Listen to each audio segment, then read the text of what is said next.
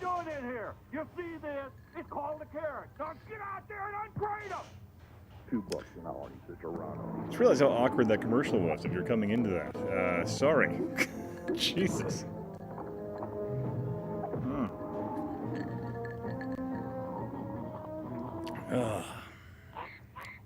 Dracula from Sony Image Star. Sure, it's just a That is a very strange commercial. All right.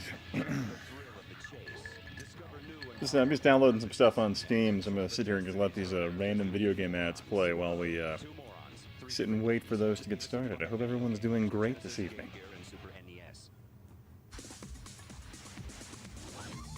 Oh, cool spot. Just killed that guy. Oh, Zero, Mad Action, how you doing?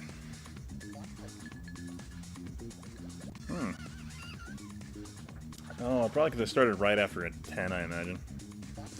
Probably not going to tell anybody about the stream this evening because I started late. Well, late on time. Who's counting? Well,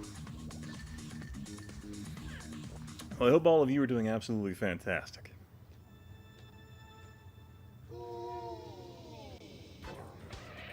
Oh man, cool world, Ralph Bakshi.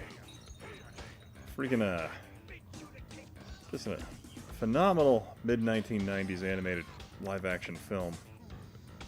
Man, I enjoyed the hell out of that. I don't know why my parents allowed me to watch that.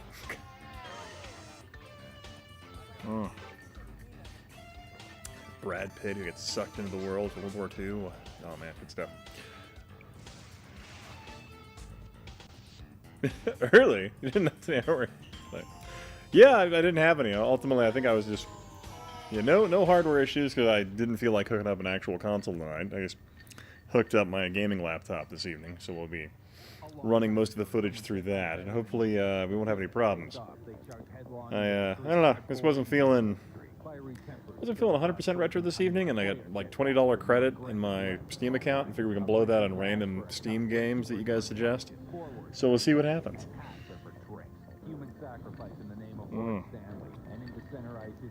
Delightful rum and coke.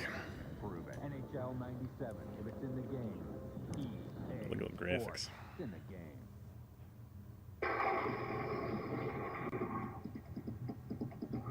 Flashback. Now available on Super Nintendo. I don't think I ever actually saw a flashback when it came You want out. to get out of this place alive? Hey, Gabber, what's up, man? Camouflage clothing of 2 Modern games, unsubscribe. Radio and some bug repellent. But you're not getting none of that. All you're getting is bananas and underwear. Huh. God, one thing I missed about 90s game commercials, it was like they were almost afraid to show you the game footage, so they would just cut in something else entirely. I loved that. Game Gear, Game Boy, NES, and Super NES systems. Actually had that one. But Gab, how are you doing, man? Could this game be any more real? I don't think so. Could this game be any faster? I gotta love those. Could this game be any more fun? I don't think so. Could Ken Griffey Jr. win the series? I don't think so. Ken Griffey Jr. presents Major League Baseball, only on Super Nintendo. Oh, we're in the sleep lab tonight. Okay. So no drinking for you then. All right. So you just gonna be lulled into staying awake by my voice as you watch others sleep. I'm assuming by the end of this evening you'll be incredibly jealous of them, not me. Not sure where this joke's going, but I had a long day. I worked only meant to work 10 hours. No, only meant to work 8 hours today. I ended up working like 10 and a half because got stupid stuff dropped on my desk before the end of the day. Like a big marshmallow. You know what it is? He made me and my friend play this game Avalanche, and he dumped all man. the blobs on me. And the only way that I God, could rum and survive coke is just if I delightful. buried my buddy in boulders. Oh, look, he's a cutie. He's just a guy.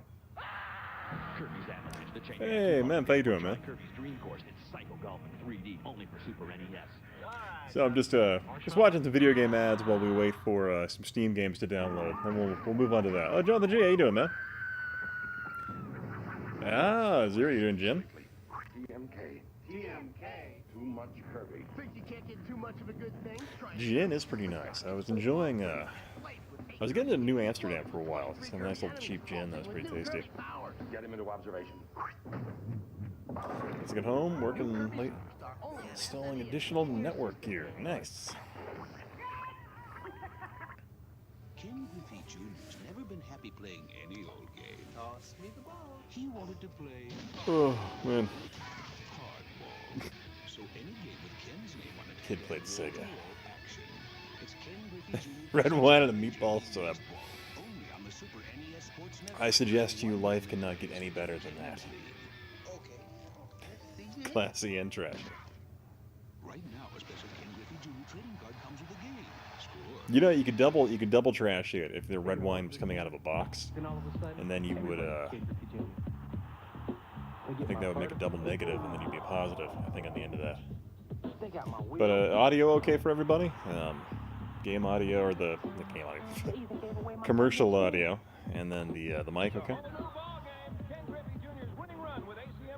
I think I got the mic dialed in pretty good for the most part, unless I'm like laughing too hard, and then I peak it. But I think even then, it's not too bad. Play it loud. It was quiet, except for the cat. That was the Nintendo ad. When a rock fell from the sky, so I sat on it.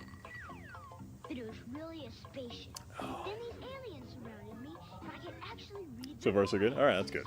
That's good to hear. I think I finally have a rough estimation. It's kind of funny, like my capture card doesn't do the thing anymore where it loses audio for some reason now anymore. It's weird. I feel like that was probably an issue. Well, yeah, it was like I could see it going, but then it wouldn't. I don't know. This Mortal Kombat, the Mortal Kombat one? Panic.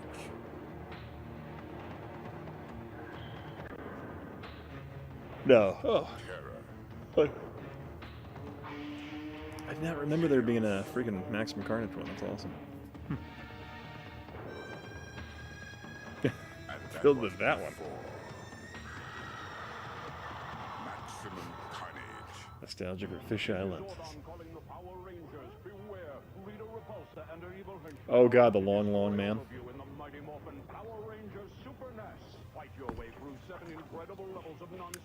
Thanks, Steam. Let's see where we're at here. How's that going? Almost there. Almost. I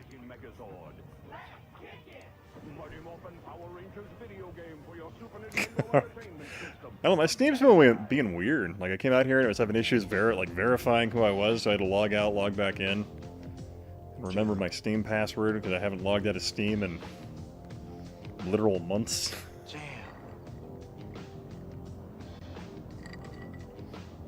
I am happy to say my Steam account, I've had it for since the very beginning, basically since Steam launched, when they forced everyone who played Counter-Strike to switch over to the Steam browser. I've had that since the very beginning, and my Steam account has never once been hacked. My Origin account, on the other hand, through EA, has been hacked 2 or 3 times. And every time I dealt with their customer service, they blamed me for it getting hacked. So I'm like, no, there's nothing I'm doing. The only place I enter this is in your stupid little Origin browser thing. Origin's trash. I should feel bad. Put that out there. Having a weird internet issue as well today. Okay. Yeah, so far no internet issues. Just my Steam being weird. NBA Showdown 94 for Sega Genesis and Super NES. If it's in the game, EA Sports. It's in the Oh, man, sorry. I'm tired today. I apologize for the yawning. Panel of experts how it feels to play NCAA basketball. Chris, how you doing, man? Here's what they said. I haven't seen you in a while. Got that faux 3D, 2D sprite thing. I always kind of enjoyed that style. The experts agree. It's just so weird. It's more like their game is NCAA basketball, part of the growing sports lineup for the Super Nintendo Entertainment System. Now you're playing with power. Oh man, NBA 2K online. Hi. That sounds like a lot of fun, actually. I think it'd be really fun to play like Blitz or or 2K football online on the Dreamcast would be fun as hell. I bought my wife Nigel Mansell's World Championship game from You say it was what, only $100 for that Dream Pie bundle? Man, God, that seems almost worth it. Just like the real thing, and my wife loves it. Right, darling? Hi, it's very realistic, Nigel. My little girls love it too. Let's shoot our commercial in front of a bright window and not adjust our ISO. Right, bang. Woof. So, there you have it. That's what I'd do. It's a wonderful game, and if your family's anything like mine, they'll love it too, right, girls? Staying busy, you look tired, yeah. I had a long ass day. Well, I had a long, like, 2 weeks for the most part, but yeah. Check the 2008, nice. I'm trying to remember when I had to create my Steam account. I feel like it was like 2004. Like, it was a long time ago. Because I played Counter-Strike and DoD, like, religiously. And so, like, Steam was pushing out the stupid-ass Steam account thing. But I remember, like, the big thing that got everyone to sign on board for Steam was when Half-Life 2 came out, because it made you install Steam in order to play Half-Life 2. And I'm like, you tricky bastards, you tricked everyone into downloading Steam. I never actually watched that show, Phantom 2040. I saw the Phantom movie from the 90s. He is simply puzzling. Qbert 3 from NTVIC.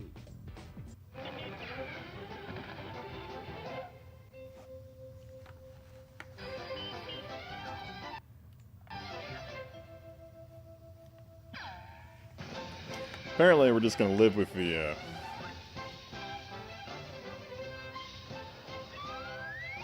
Look at Steam now.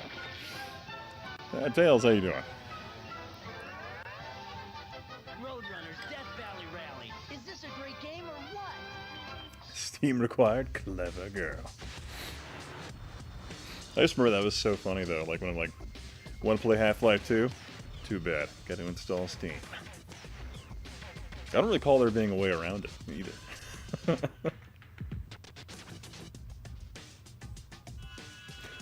Really? Same character design as Aeon Flux? Was it like same quality of animation? Because I remember watching Aeon Flux on MTV when I was younger and just being thoroughly impressed with like the smoothness of the animation. Like, it was beyond weird, but it was really trippy to watch. Jack, you know what I hope we get for Christmas? What? Super Mario All-Stars. RoboCop 2, good or bad? Video games in their heads. Sears is having a sale right now through See, RoboCop 2 was the one where they put the guy that killed Murphy into a robot body and hooked him on drugs, right? Is that the one I'm thinking of? The RoboCop 2? It's been a long time since I've watched that one. Remember RoboCop 3, the one where they kill what's-her-face? And it's like they don't bring her back until the TV show, and they make her like a digital spirit thing. But I remember that because it had like a Japanese robot ninja with a katana, and then he had a jetpack by the end. Yeah. Oh, they're really Peter Shaw. Okay, that's pretty badass.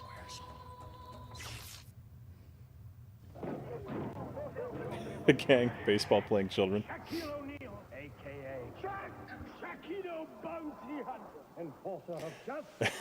Oh, yeah, the RoboCop, I remember that. Like, one of them just takes his helmet off, starts screaming, and then shooting people or something, or shoots himself or something like that. I vaguely remember that scene. Yeah, okay, he does do that, okay. Yeah, RoboCop 1 is perfect. Chief Thunderhorse, The Revenge. Tyler, how you doing, man? Introducing Super Scope 6. Remote powered and laser accurate. You know, I'm disappointed in myself for not owning a Super Scope. I own a Sega Menacer, which, by my own, I would say is like probably the just best light gun experience I've had. But I don't know, I need to check out the Super Scope. But I feel like the bazooka style of it would be a drawback for overall comfort and playability.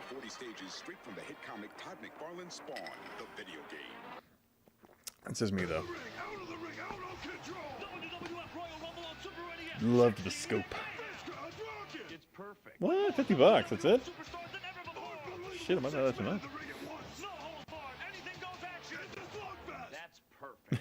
Super Scope 6 was a waste of money. The perfect plex. Yeah, the Menacer was awesome though. I love that thing. Super modular attachments to make it all dumb with the dual eyepiece. It's great. The fact the Menacer takes like just 6 AAA batteries, I'm like, Jesus, what am I made of money? When you want to use that thing?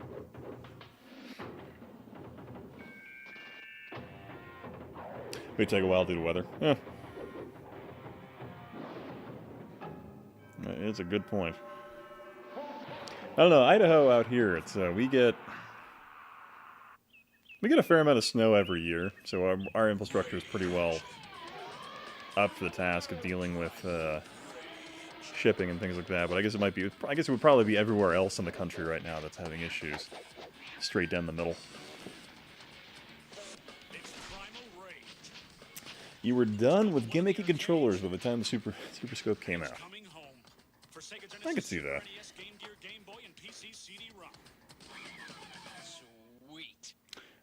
I feel like I'm never too old for gimmicky controllers. One of my favorite ones I saw was a company called Zotac was making these like FPS controllers, which it's basically like a handgun on a I guess I don't know what you call it, like almost like a tripod input, where like you wave the gun in front of the sensor and your character aims and points in different ways, but it just looks like you're waving a gun in Wheatley's face from Portal 2. Absolutely fantastic. I don't think it ever came out though. A few packages stuck in limbo. Then again, oh yeah, yeah, man. I was reading about freaking Texas. You guys were thoroughly unprepared for winter conditions.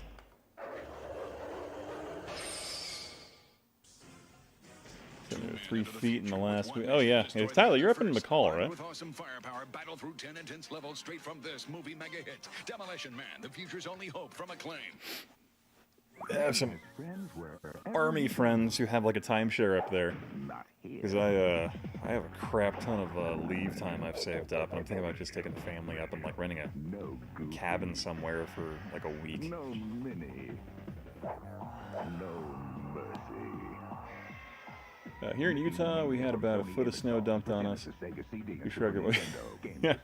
Yeah, Idaho, we got about, last weekend, we got about close to 10 inches down here in the Boise area. And really didn't slow us down much. I do not ski, Tyler. Sled, maybe. I can do, do sled. You've got rugged good looks, rippling muscles, and a beautiful girlfriend named Kimmy. Then there's the hard part. You're pitted against the evil Commander Bork, who's blasted you with his dastardly infanto ray and turned you into a little kid, kidnapped Kimmy, and is threatening to conquer the Earth. And on top of all that, your name is Dexter. Your job, rescue the girl, save the world, run the bad guy out of the solar system, and regain your manhood. Oh, you're talking about the Mortal Kombat trailer. Yeah, that was pretty cool. I was like, man, they were going for freaking Jax's backstory right off the bat. It will take you 1,000,000 light years from home.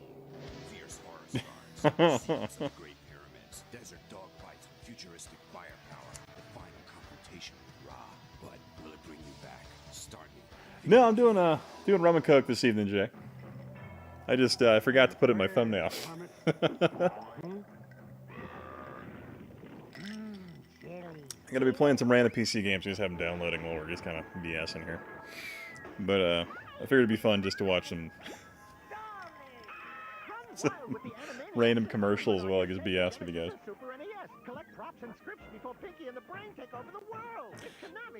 What was the last thing Jontron released? It was like I feel like it was a video on that like Fox show with the kids in the desert doing a ghost town thing. Is that the last one he did?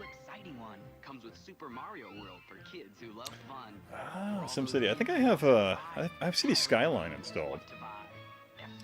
But man, I haven't. I was so thoroughly disappointed with like the latest SimCity when it came out. Just how limited it was. That made me sad. Yeah, it was. Okay, yeah, that was it. It was the interview with the kid who like quit instead of getting money or whatever. Wait, was it Steven Seagal? Was that the last one? His number may be up. Marvel Spider-Man video game from Acclaim. No, okay, I remember that one. It was like the one where he's like talking with the Belarusian dictator, and they're like, you showing Steven Seagal carrots and beets and shit, right? Is that what I'm thinking of? Let's see. You were doing Oh, good old Steven Seagal. Sideswipe 3 cars. I believe this bumper belongs to you. I would click the link if I wasn't sure I would get tagged by JonTron's copyright protection. You ever played the remake Turok game? I did. I remember. For some reason, I have fond memories of playing that because, like, I had just bought my first plasma TV. I was in my apartment. I had 2 roommates. I think I traded in a couple of my old 360 games, and I picked up that Turok game because I'm like, man, I freaking love Turok on the N64. Let's get that one. And like I played a ways through that game, and I think for the time I recall it being a pretty good game. I don't know. I think I went back and played it like a year ago or so now, and I'm kind of like, eh. I feel like the remake is not nearly as.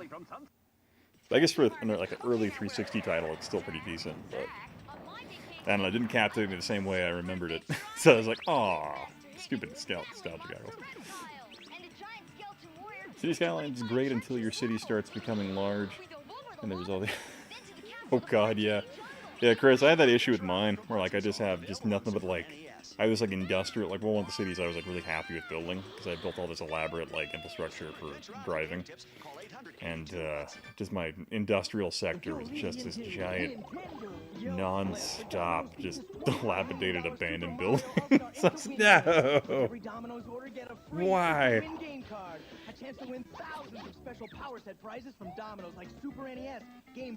But yeah, it seems like nothing happens until you like demolish abandoned buildings, so it just gets impossible to keep up with after a certain point. So, if you're into Nintendo and great pizza, call Domino's for something for nothing when you call Domino's. It's coming.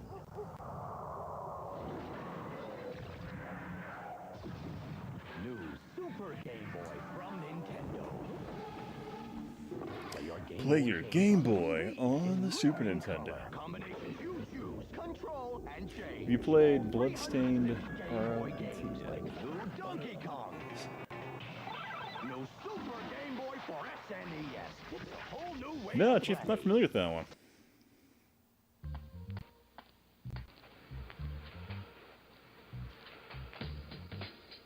And there was something new, kid. This is Super Game Boy.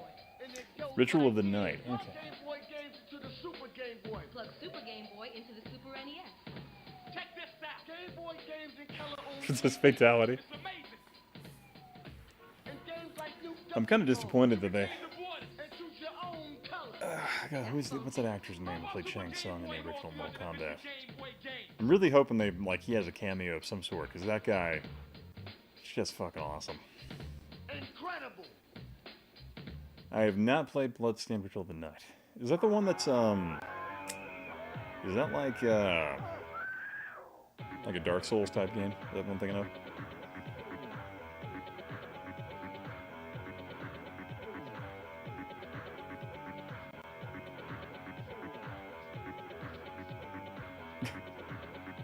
Super Ghosts and Goblins. Or Ghosts and Ghouls, or what they call them.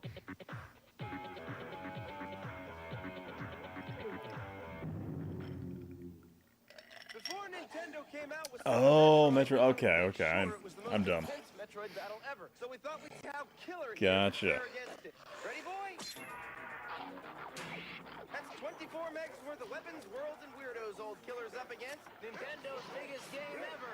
He's a big boy. He can handle it. Well, let's see how he did.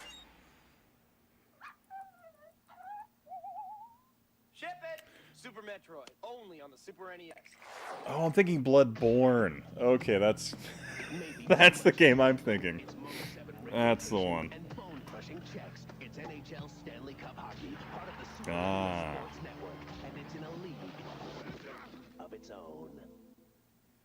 Yeah, something like, wait, what game am I thinking? I'm just thinking like the guy, it's like Victorian England styling, two giant blades standing in front of like a reddish cover.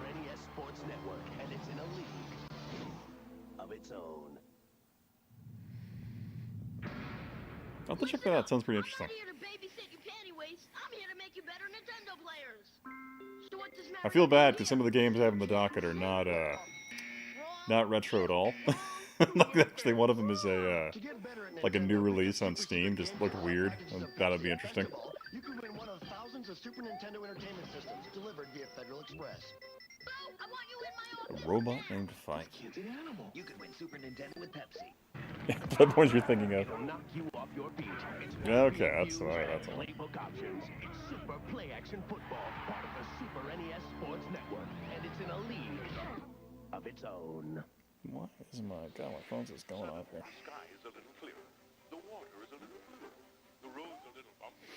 I need to go through my phone and disable a lot of my notifications because random crap is going off on my phone. It's like, hey, HBO Max, have you watched this show? And it's like, Netflix, have you watched this show? And I'm like, Netflix, if I wanted to know what you were having me suggesting, I would go in and look. Ah, okay. Glorious VGA 960p. Oh, Skies of Arcadia. That's a good one. I remember, man, my best friend, when he got his Dreamcast, he played the shit out of Skies of Arcadia, and that was just badass to watch that game. Sure you don't have room for another little bonus level?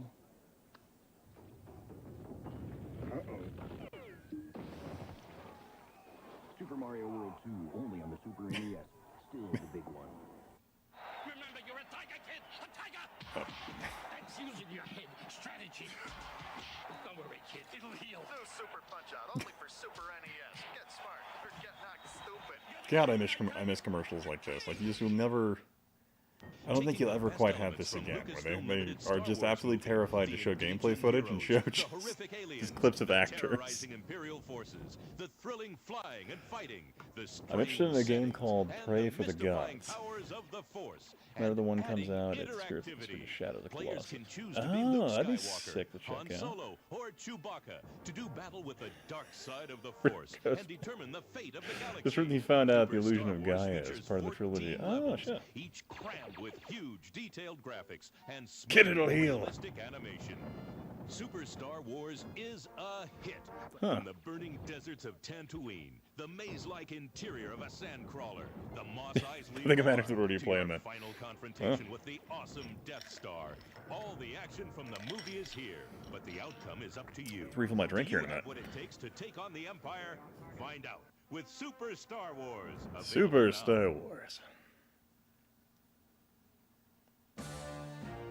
Feel the Force with Super Return of the Jedi. The final and greatest chapter in the Star Wars trilogy. For the Super Nintendo Entertainment System.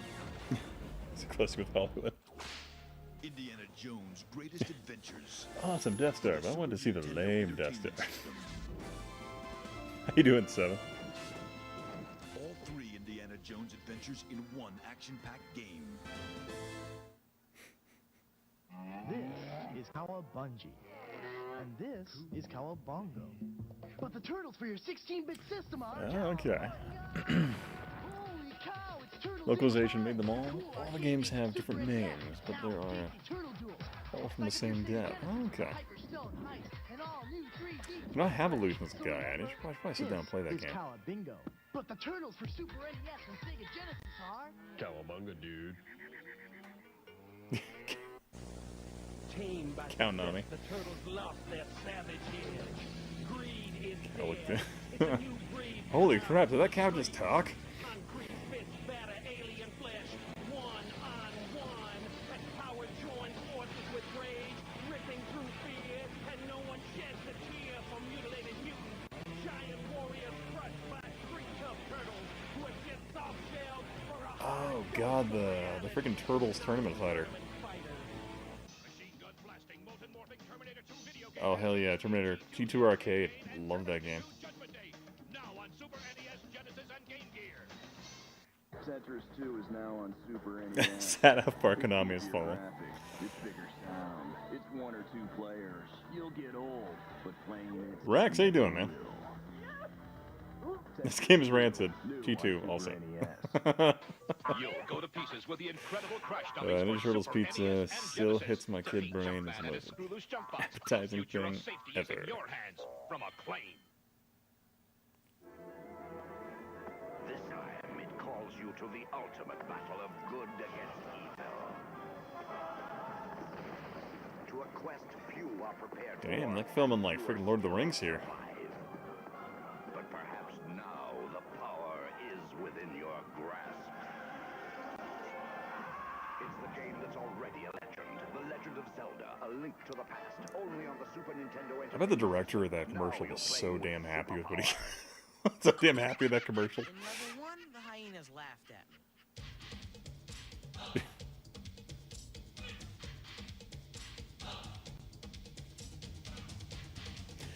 How do you explain to your kids how crash test mannequins / dummies or models used to be a whole thing? Oh, that hasn't really come up with my daughter yet, but she's only about 3, well, like 3.5. The Lion King for Sega Genesis and Super NES systems. Game and system sold separately.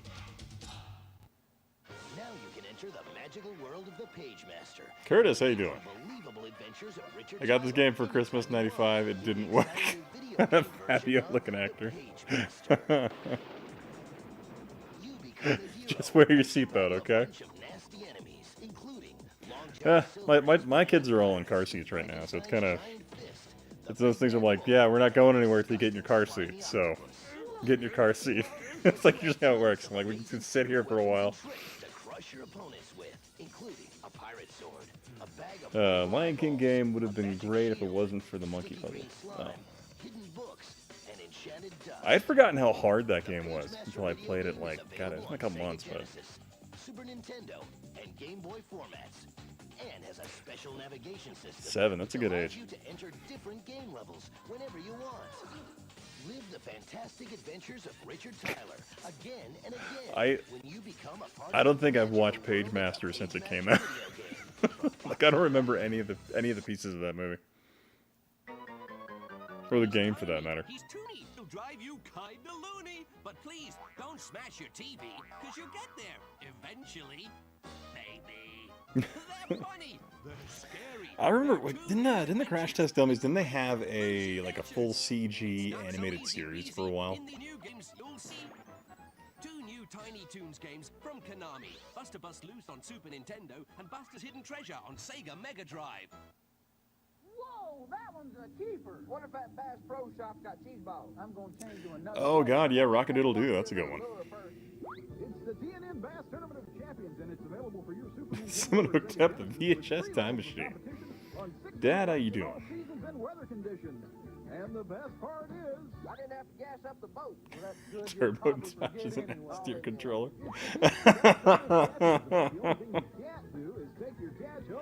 1032, I remember the Crash Test Dummies. They started out as a PSA, and they had a cartoon, and I think the game was based on that.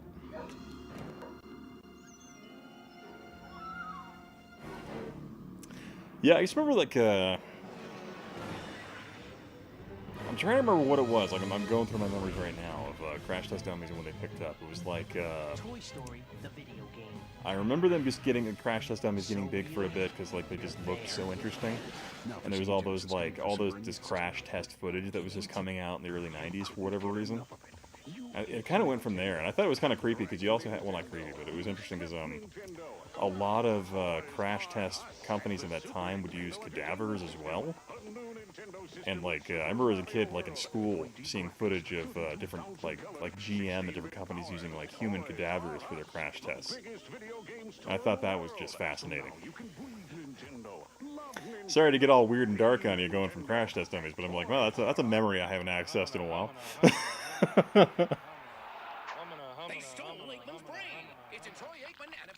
I still remember. I remember Mr. Bill as well. Yeah, I remember Crash Test Dummies. I remember they had the toy line and they had the it was like the plush dolls with the Velcro points, so like their arms and stuff would come off. I remember that. Have we really been watching this for almost an hour? Sorry, everybody. Or I must have skipped ahead. Okay. Ah, AV Chan one. Okay, okay. It's like single-wheel boarding. Down the track, double roll, fly. How did you find the two-player action? My wife and I, with our daughter, we were watching a Supermarket Sweep, and we just hook up the rabbit ears to the TV. Hey, Smoke, what's up, man? How you doing? Next week, doing triple flips without tossing your... Let me know if you want to jump on. But yeah, we're watching Supermarket Sweep, but on before Supermarket Sweep was America's Funniest Videos, hosted by Carlton from The Fresh Prince of Bel-Air. I can't remember his actual name. He's a jerk. But I was watching that, I'm like, oh shit, it's like pre-YouTube. Forgot about that. Sussex. But how do you say your name? Sussex? Suxai? But welcome to the stream. Hope you're having a great day. Yeah, let me tell you what. You guys enjoyed this for a little bit. I'm gonna go refill my drink, and then I'll grab Smoke and Adam. Hang on. Because I would always love more rum. One second. There are 6 stones. You must possess them all to win. Warlock, available only from Trimark Interactive. Warlock, the video game. Look for it soon.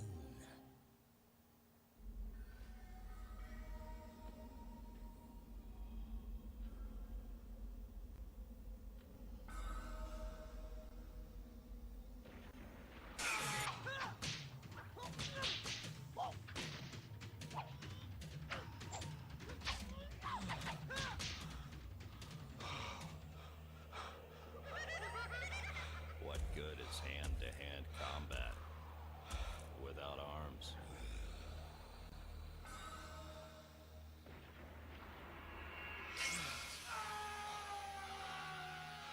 Weapon Lord. Combat with a cutting edge.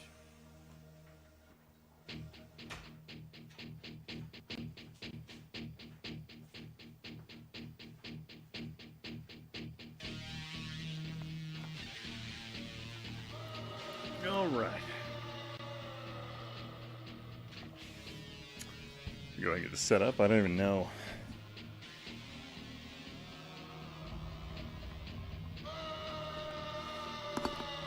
What's this even for? Hey, Vanessa, how you doing?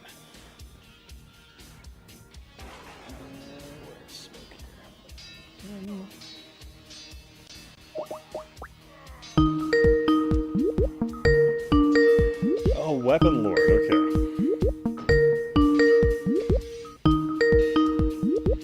With the X-Band. Hey. How are you? Can you hear me? Yes, sorry, I was had the wrong audio on. Okay. Oh, outstanding. Good to see you back here. Yeah, yeah. I missed a stream of yours. I think I streamed for a bit last weekend, but man, I was freaking tired. Yeah. Are you transitioned back to regular life now? Or for the most part, I guess I had a psychotically busy last couple of weeks, just because we had a Blackhawk go down and we lost 3 pilots, and so I was doing a shit ton of funeral support, like all on base. Yeah, well, not on base, but it was in the vicinity. So essentially, I had a shit ton of support I was doing for funerals and families and stuff like that. So that was just. Oh, sorry to hear that. Yeah, it's incredibly unfortunate, but I was just working my ass off trying to get everything possible to the families, just to just to help them out. That's why I was just very much dead to the world the last couple of weeks. Well, that's sad. Sorry to hear that. Yeah. Glad you're on top of it, though. I'm sure they're glad to have you helping. Yeah, as tragic as it was, I think everything kind of worked out well. We could put together some really beautiful services for the guys, and the stuff we got going was good. But yeah, sorry, I'll take it back out of that, and we can go back to talking. Oh shit, this is an X-Band commercial. Oh, there was. Nice. Yeah. But oh, sorry, keep on. I was gonna say, what are you drinking? Rum and Coke.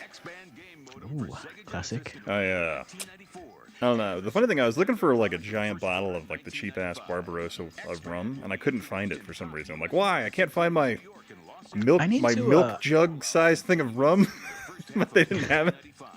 I've been wanting to try rum like for forever. I like cachaça a lot in Brazil, which is exactly the same process as making rum, except that with rum they toast the sugarcane. With cachaça they just juice it and then they ferment that. So I know that I would like rum. I just don't know what to like try. I had one from Trader Joe's like 10 years ago and I didn't like it, but I think it was like for cooking. Yeah. I would suggest if you can find like Barbarossa, it's a very light rum. Very cheap as well. Comes in like literally a milk jug for like $13. I like that one because it's pretty light, mixes really well with pretty much any soda. And then I find Captain Morgan's a really nice fallback. Oh, maybe I have had Captain Morgan. That's a rum, isn't it? Like way back in the day, yeah. Yeah, Captain Morgan's a little heavier spice than Barbarossa, but Let's see here. Look at the chat here. We had Crash Assembly started in the mid-'80s. Oh, okay, yeah. So it was a public service. Apocalypse inspired CTs and a lot of toys. Okay, yeah, because I remember the PSAs and I remember the cartoon, but I think I missed the video game. Oh yeah, they had a cartoon, didn't they? They had video games. Yeah, that's right. Yeah, they were a thing. Let's see. Dad says, which is coldest right now, the garage studio or anywhere in Texas? So for me right now, it is currently 37 degrees. No, sorry, just dropped 36. 36 degrees. So I think Texas probably has it a little harder than I do. You need like a space heater. You know, treat yourself. I believe all art is suffering, so I have to suffer for the audience. And any form of comfort would be disingenuous to all of you. So I feel like that's not the right thing to do. But no, I guess don't like how space heaters sound. So I would just much rather be like a little cold. That's like kill your electric bill. Yeah, they can seriously add a lot, but. They're coming to your neighborhood. I'm drinking cheap port here. Oh. Fonseca Ruby Port. Seca, huh? It's like Coca-Cola almost. That's what it like strikes me. It tastes like Coca-Cola. Like if you drank just syrup of Coca-Cola or something. I should have angled my camera down a little bit and you can see my chocolate lab here. I see him. See, there's electric radiators that work. I have one works. Is that like the ones like they have like the? I think I know what you're talking about. Now, my wife keeps trying to tell me she wants me to, because I have a double bay garage, and my wife wants me to like build a wall between this bay and the other bay, so that way I can turn this into like an insulated area. And I'm like, nah, that's work. Yeah, building a wall. Oh, that's way outside of my skill range. You could probably do it. I just saw 2x4s and just put a Tetris Attack commercial. Oh. Love that game. Penalty pawn. Yeah, I had some fun last week because my dryer died, and I'm like, eh. And I was sitting there looking at buying a new dryer because I didn't want to bother trying to fix it. And then I'm like, $500. So I ordered like a part kit for like $40 and just put it and just replaced a bunch of pieces and got it working. And I was like, fine. But I just had to crack it open. Nice. I assumed like new dryers look like complicated. They're really not. Like literally all dryers is like a wire assembly for the buttons, and then it goes down to either a heating element and then 2 fuses and then the drum roller, and that's literally all dryers are. like 90% of them. Like there might be like the fancier advanced ones, but yeah. That's reassuring. Yeah, then even them like the like most dryers, like what tends to break is like with mine was like 11 years old, so the heating element disintegrated. So it's literally just swapping that out and changing out the two fuses associated with it. Probably works a lot better now then. Yeah, it is spitting out this super heat in there. I'm like, nice. There you go. Let's see here. I've never owned a dryer. What? Apartment life. You just like do like clothesline thing? No, I just put quarters in the machine to dry stuff. Oh man, whenever I had an apartment, I was always like, I had one rule. I had to have a washer and dryer. Otherwise, I just felt like I was camping. Mm-hmm. That's just how I always was. Welcome to my life. In Brazil, at least, we lived across the street from my mother-in-law, who had a washer and dryer, so we'd take our stuff over there. I dried most of it. We did have a line there that I could hang stuff on too. Okay. Like towels. Yeah, I never really had to deal with that. Just always had a washer and dryer. Yep. For whatever reason, like I'm dishwasherless again now too, since like 2015. I wouldn't mind having one of those. Tell you what. There's a. I'm like a 1950s like TV housewife with gadgets, like drilling over a dishwasher, fixing my life. Oh god, just a washer and dryer. 1 hour of Okay, we're going to the Japanese Super Fan. The funny thing is that the stream was going to be PC games, but I'm like, I guess let's have the commercials go because I'm having a lot more fun. Oh, Kid Shuriken. It's his channel. Nice. So the PC games at they'll happen eventually, Dad. I promise. I had them like originally. My strategy here was that I would play that series of commercials while the other ones downloaded. And they've been downloaded for a bit, but I've just been enjoying these commercials so much that I haven't gone to the PC game yet. But that's we'll certainly get to that. I have a really weird Steam game I've never played before that I'll probably punish all of you with. Let's see here. Let's see, Jonathan G, remember TRL? Oh yeah, freaking Total Request Live. That was a thing with what was his name? Carson Daly? Something? Oh yeah. Yeah. That's where everybody got this shout-outs thing from, right? Mm-hmm. I just remember, like, for some reason I really liked the Backstreet Boys Larger Than Life music video because it had, like, space battles and shit in it. And I'm like, yes! Play that one! It's so cute! I was appreciating that Super Mario World claymation commercial that was just on here. Oh, yeah. Like, I want a game of that. This is 2021. We can have claymation games, right? Claymation stuff like that. See, Chris has asked, Ian, did they ever update that weird Chinese Arma game? As far as I know, they have not updated it yet. So there hasn't been any substantial changes to it yet. But as soon as there are, I'll let you know. There's like 5 billion people playing that game right now. Oh, Arma? No, that Chinese government. Oh yeah, the DF-42 simulator thing I found. Yeah. Yeah, that was but it's as far as I know, they haven't done much with it. There's no multiplayer or expansion building right now. They added, you can fly the helicopter and. The name actually translates to Happy Fun Doomsday Weapon Time game. Happy fun rocket time.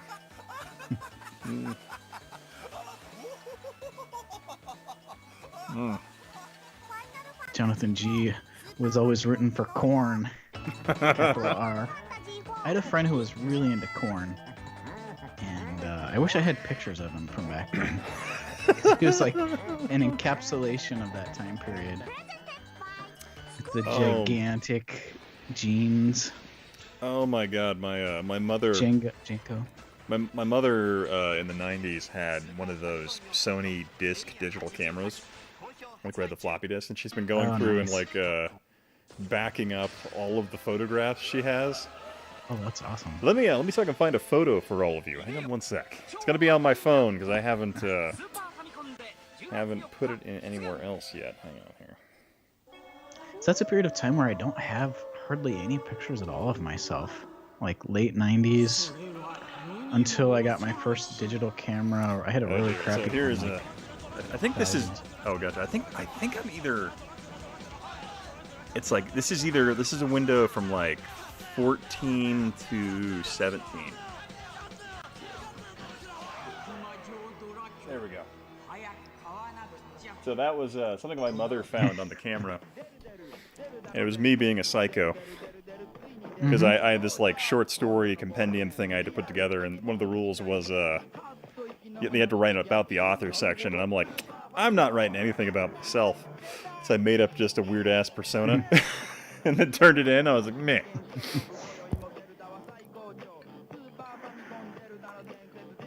Just like awesome. that, like that bastard. Did you like hair. paint on the mustache? Yeah, it was all completely painted on. It was just the dumbest thing I could have done. Was that a real mustache? No, it was not a real. Ironically, though, that's the same color as my actual mustache, though, when I grow it out. Oh man, you need a mustache then. I look like I look like an English explorer when I have a banana mustache. blonde. No, it's like more of a red. Nice. It is it's very like I remember I was doing a month-long training in the desert. I was just like everyone I was with were like, oh fuck it, let's all grow mustaches. I'm like, all right. So I grew. Everyone else like gave up, and I'm like, fuck you guys, I'm growing my stupid one out. And so I grew out my ridiculous red mustache. That's awesome. And I remember I got in a really weird argument with like this sergeant first class, and we were arguing just about some bullshit, and I won the argument, and I was like, how did I win that? I should not have won that. And I'm like, it's got to be the mustache. Because it gives you a certain air of credibility. Yeah, it's just it's kind of ridiculous little credibility. Especially if you like twist it while you're explaining. I was like, no, Sergeant, this is not what we're doing. Let's see here. Let's see. If we gathered contemporary Japanese Konami commercials, they'd all be for pachinko machines. Oh, Konami. Tyler Bowling asks if you have Scottish lineage. No, as far as I know, I'm like Irish, German, Norwegian, as far as I know. And my father would claim we had Native American, but I don't quite believe it. Got to get one of those DNA test things. Yeah, I should do that. That's what everybody said. I should do that too, but I'm not gonna. Yeah. I'm curious. Yeah. My father always claimed we were like Hidatsa or something like that. And I'm like, I don't buy it. Might be. Yeah, maybe. There's a lot of mixing going on. Yeah. In Brazil, like, my wife is like part Guarani, but it's like she had some paper where it's like over 70% of people are like part Guarani, so it's not really surprising. Yeah, it makes sense, like Mesoamerica and that movement, because you had a much larger native population. Yeah, just lots of mixing early on, finding its way into the stock through time.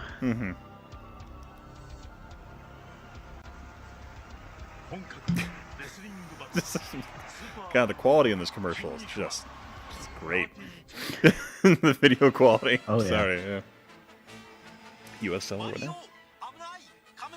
My buddy, a couple of days ago, he texted me an ad that he found on Craigslist for let's see, what was this? Somebody was selling a tape, like a VHS tape that they recorded with. Let's see. I don't know why you would sell this. Okay, it's just a VHS tape labeled Bulls win NBA champs 1997 final game, 3 to 4 hours. $20. $20. Yeah. That's funny.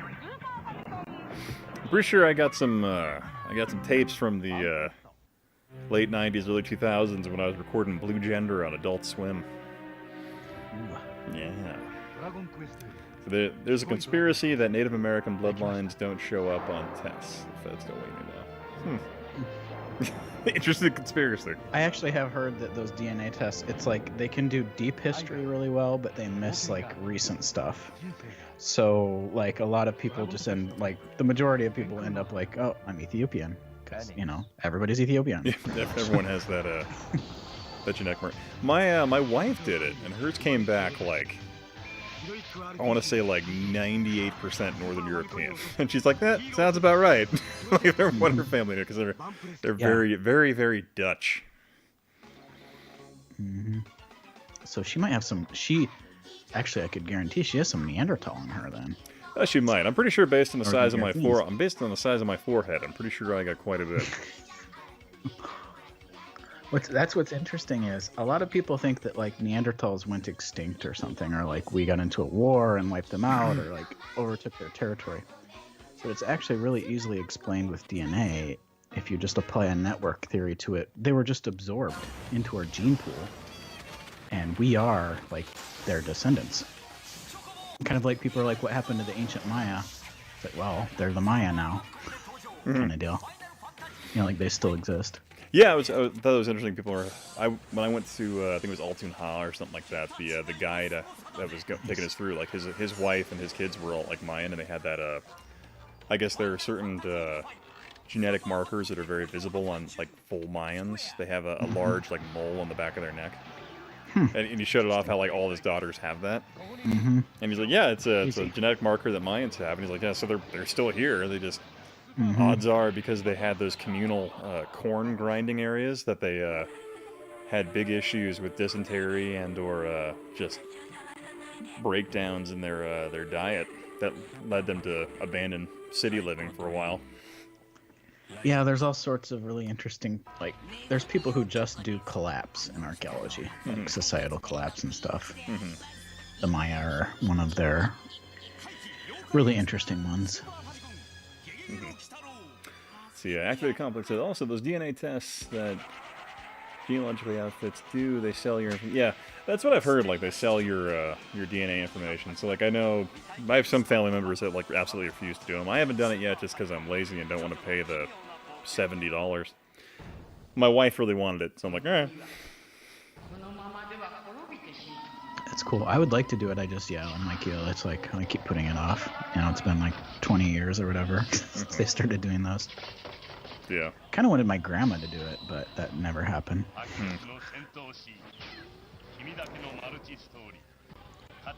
Yeah, I guess there's a lot of genetic information that's carried on the Y chromosome, so you can get. I guess you can get a lot out of that as well.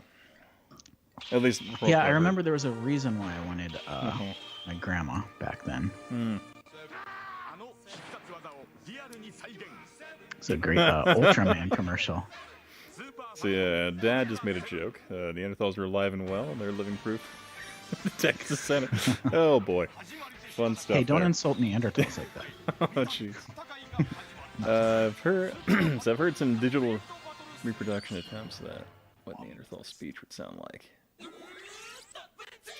Yeah, I've heard that they're missing the FOXP9 gene or whatever, which is what allows us to, you know, have our fancy speech. But that doesn't mean that we didn't bang them, because we've got proof that there was some banging going on. Oh yeah, most likely. Let's hear how casually you dismiss PS1 FF games. I'm insulted. I'm insulted, sir. Let's see. There's a. I will say, for the time, I was thoroughly impressed by the Final Fantasy games on PlayStation 1. I mean, later on, I really, I don't feel like the genre grew on me too well over time, but I think for the time, it was pretty impressive. I lose all credibility if I talk about Final Fantasies, because I've never played one. Oh, yeah? Yeah, which is weirdly enough, you know. I feel like I should, and people have told me which game to jump into. I think I want to play the Super Nintendo one. Eventually, whichever ones are on it. Ooh, Bomberman. God, that's a really good high quality Bomberman freaking commercial. I haven't seen it look that good before. Wish I'd had that when I was doing my TG16 freaking video. Yeah. Quite nice. Huh. See, I'm always partial to the Bombermans with 2-player story mode. So I like Turbo Bomberman, it's great, but it's just 1 player for the story mode, unfortunately. And I know most people are into it for the multiplayer versus, but like I like to play with my wife. I like to go through and try to get 100%. Yeah, your husbands and wives that bond together stay together. Oh yeah. So still just not even. I remember my first exposure really to Bomberman was because I didn't really. Well, I played Bomberman 64, but I hadn't really played it much before that. But I think in like the early 2000s, my buddy picked up a TurboGrafx and we played 5-man Bomberman on that. I thought that was pretty damn impressive. I found it really late, like not until I got my first Saturn, you know, because that's one of the games that people talk about, and it's like. I mean, that's a fantastic one. And then eventually I found the Super Bombermans, and those and Saturn Bomberman are my games. Like, I love those. I think that the Super Bomberman series is like drastically underappreciated by people. Just for how huge they are and how arcade-like they are. and the story modes are just incredible on those. They're really like high production games, it feels like to me. It's a Mario Brothers commercial. Was that Mario from the TV show? Or yeah, it was a movie. Mario, yeah. Okay. I remember watching the Mario Brothers movie when I was a kid and thinking it was just amazing.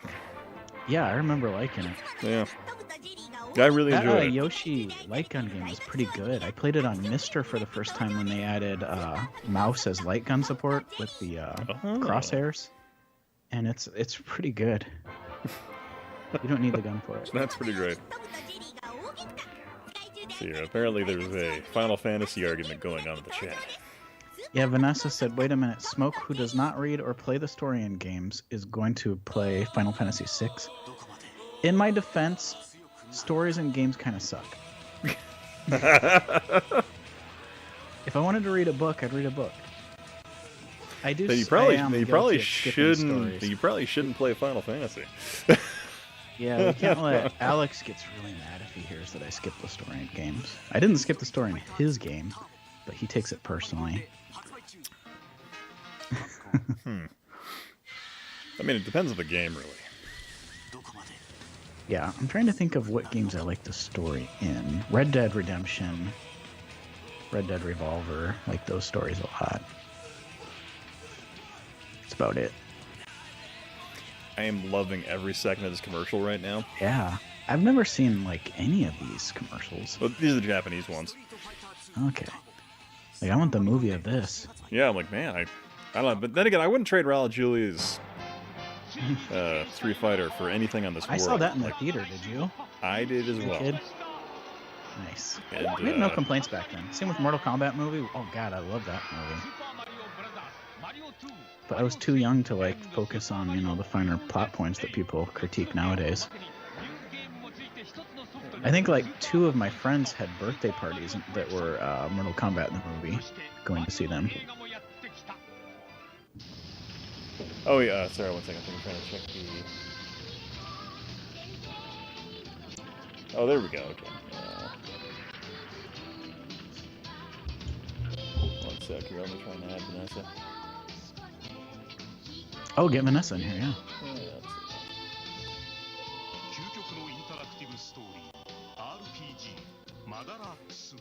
She's just gonna chew me out.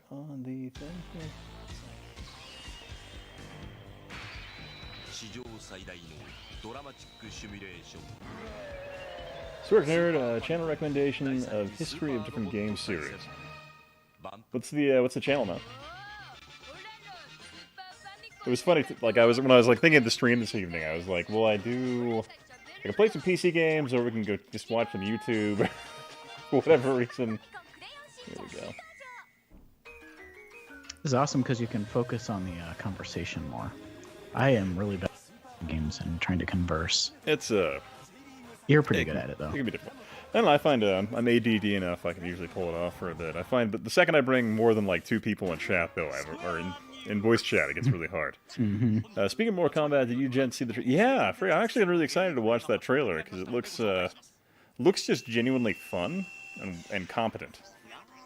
But yeah. I think people's #1 complaint apparently is that it doesn't look campy enough and might take itself too seriously.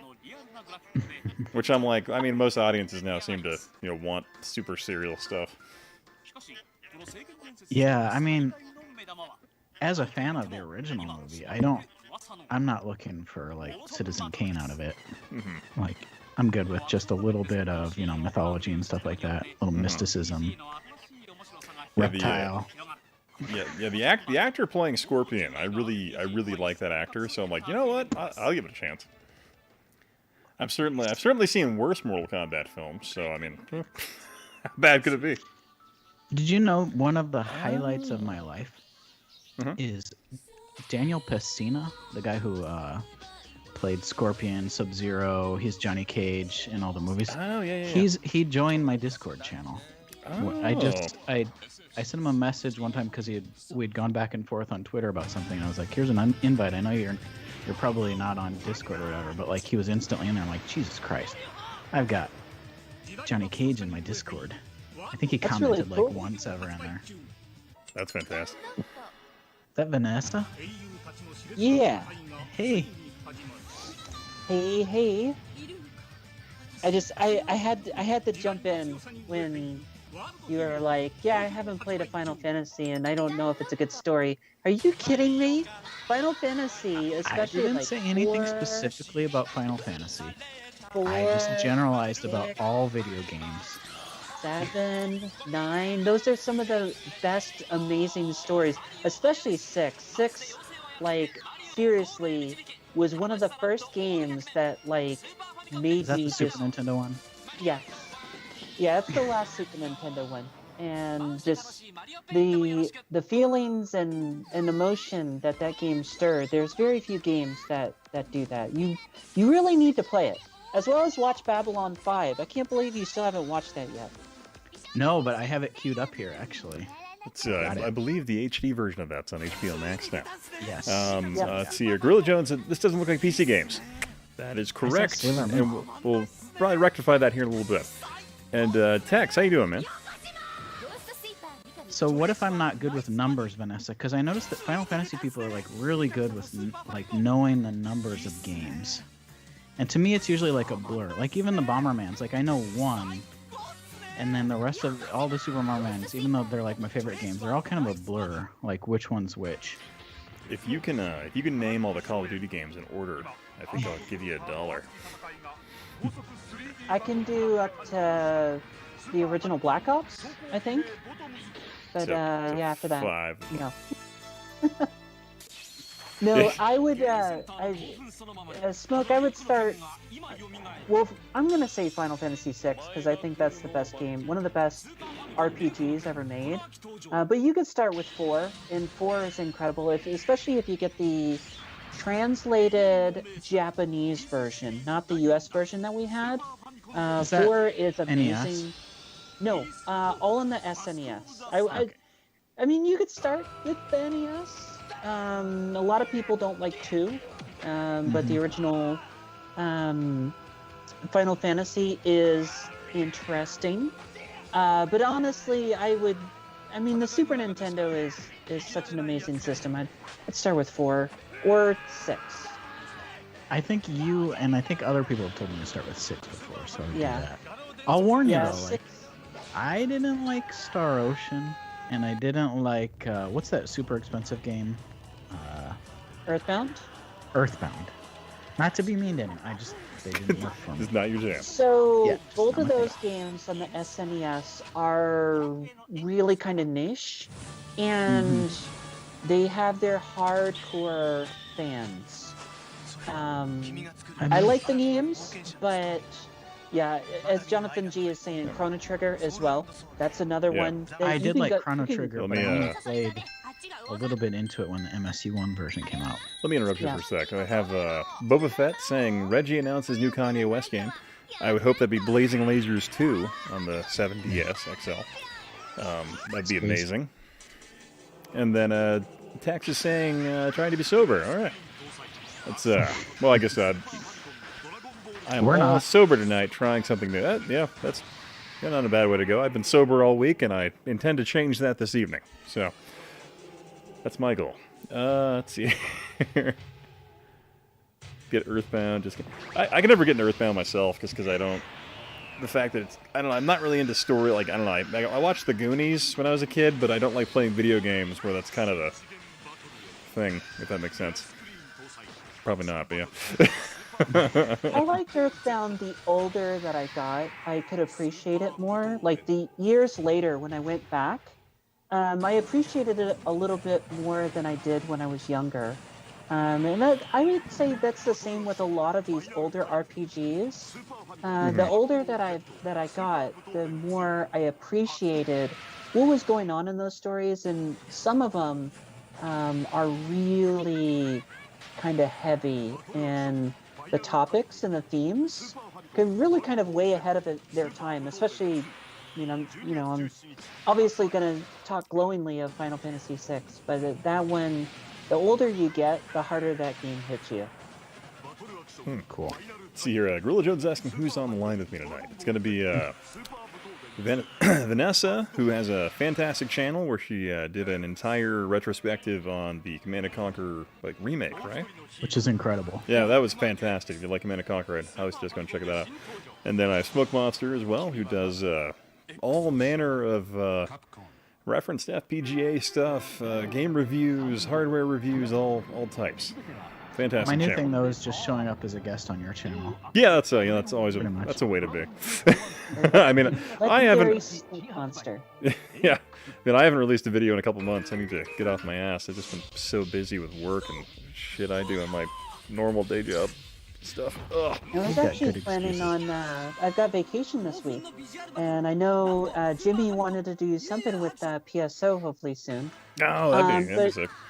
I recently just got the Super Famicom version. Speaking of Jimmy, I'm surprised he's not here to talk about what's this series called? The Mystical Ninja? Oh, yeah. Goemon. Goemon, yeah. Gunboy Goemon. Goemon. No, I just got the Super Famicom version of A Link to the Past. And I've been trying to do every weekend the combo randomizer, which is Super Metroid in A Link to the Past, and they combined them into one game. And I thought maybe I should do a video on taking the Retro 2 and dumping the ROMs and combining everything together to do a Q&A, or not a Q&A, but a PSA video. I'm like, hey, you want to do this legitimately, and here's how you do it. It would be good That'd be cool. because people there is no great videos on how to dump ROMs really from, for either from the Super NT or the NT Mini. I don't know if you have either one of those, but yeah. I just used the SD to SNES Pro. Let's see. Dad said I saw your TurboGrafx 16 retro. Oh, thanks, man. I spent way too much time putting that one together. But I was really happy with how the end result came out. I especially really want to thank Jonathan G, who did some of the soundtrack for that for me. It was awesome. But then Gorilla Jones says your set needs more orange shag carpet, and the funny thing was I was at a furniture store, and I literally almost dropped $500 on an orange bowl chair. And my wife was like, we really don't need that in our lives. And I'm like, are you sure?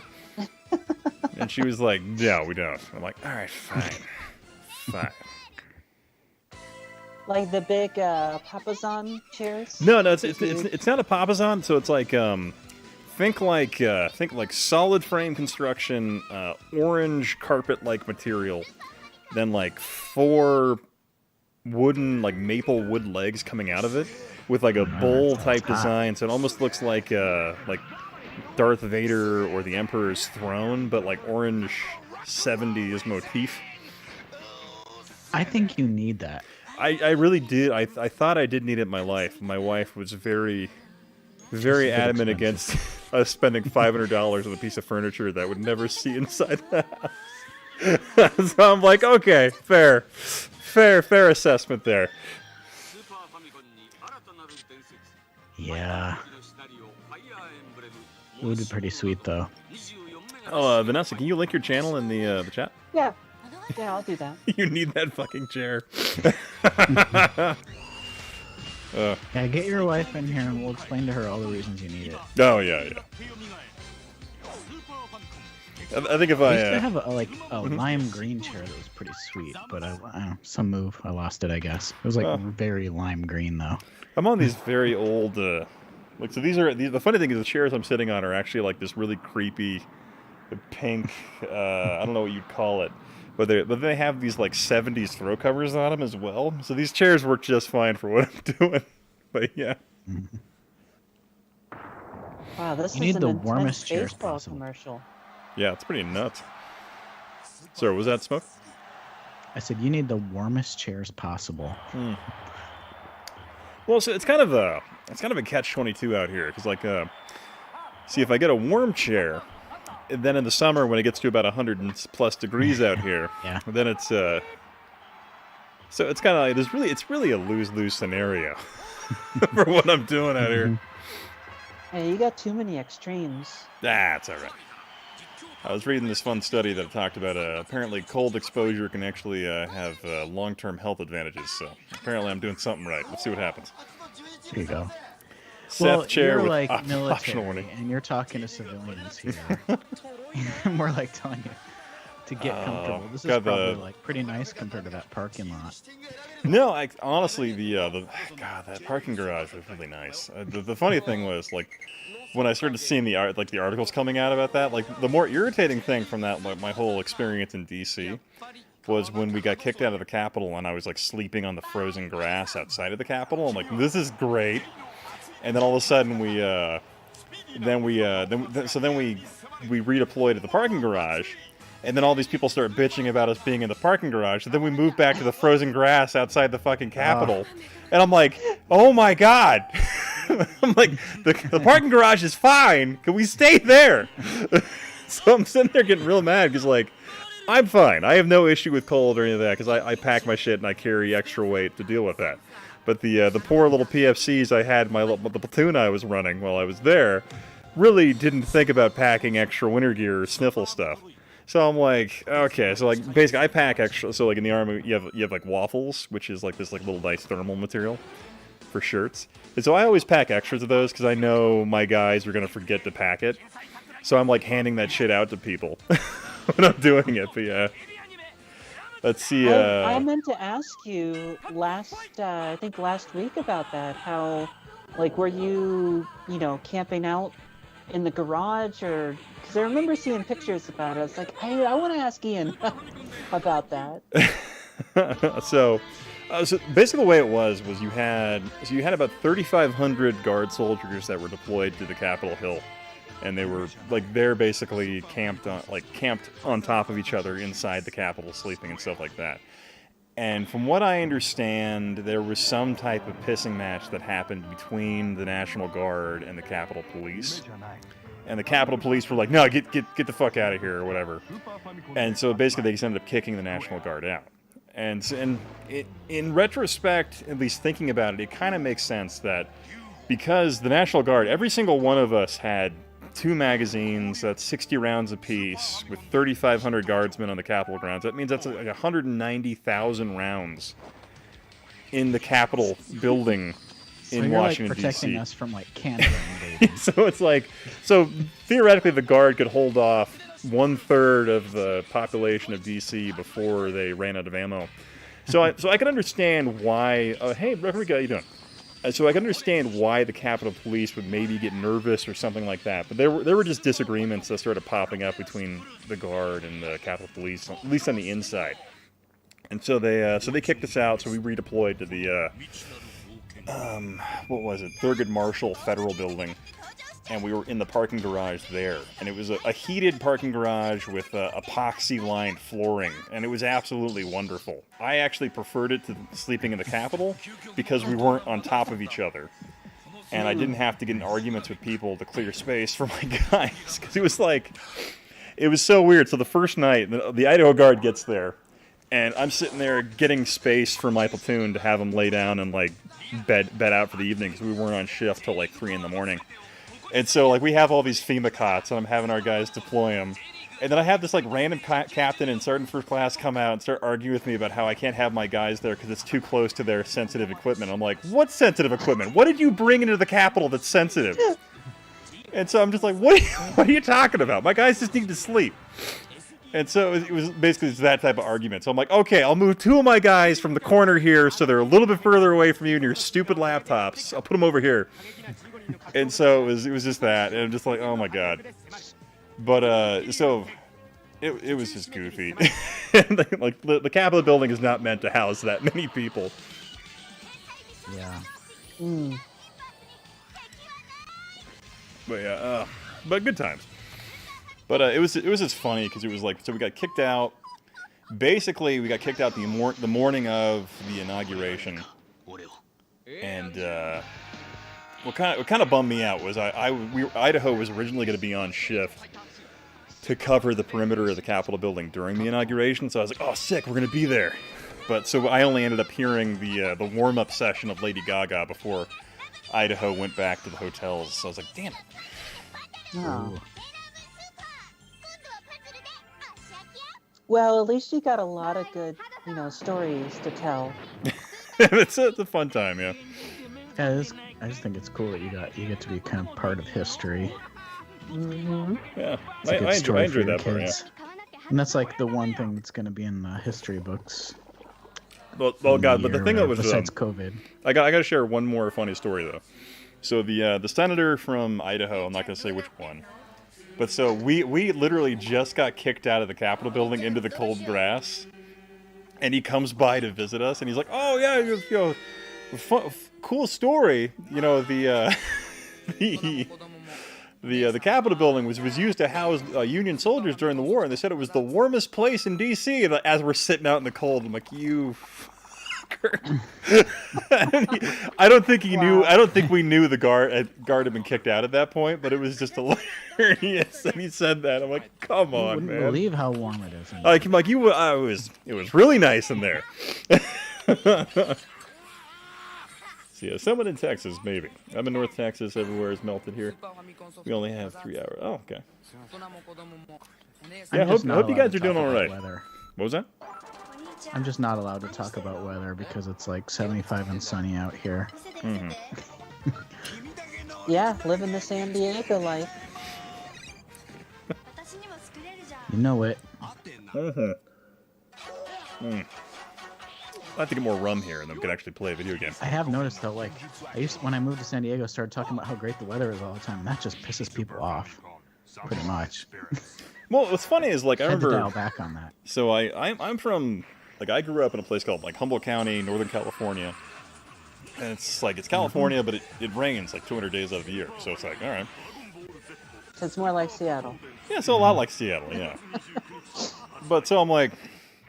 They're like, oh, you're from California, you saw that sunny weather. I'm like, no, not really. I mean, like, I'm used to the rain.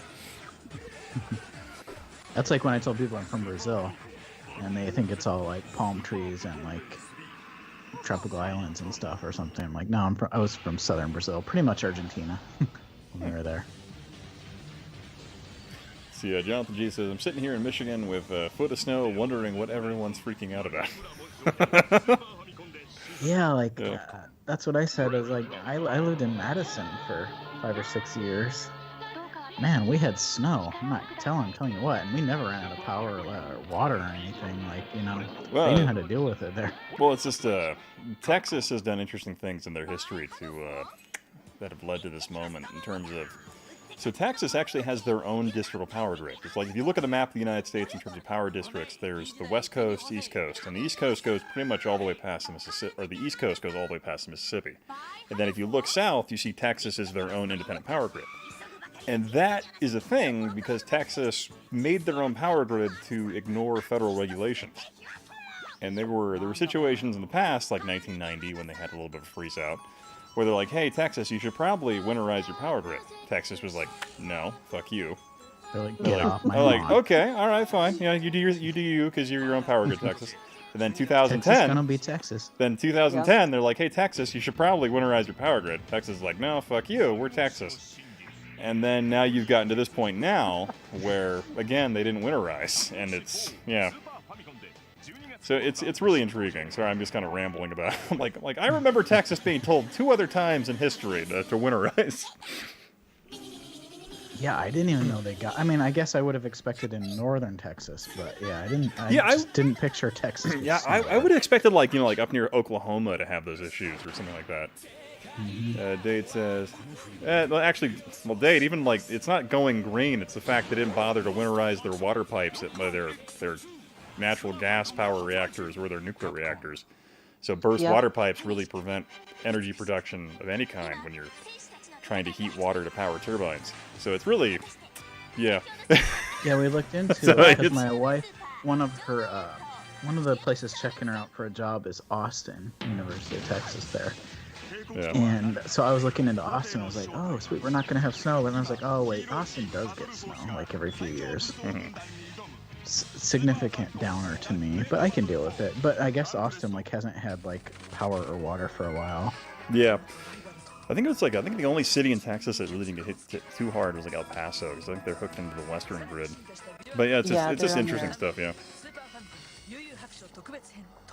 That was the other half of it. Yeah, but I think ultimately the moral of the story here is, even though you live in a relatively, temperate tropical climate, winterize.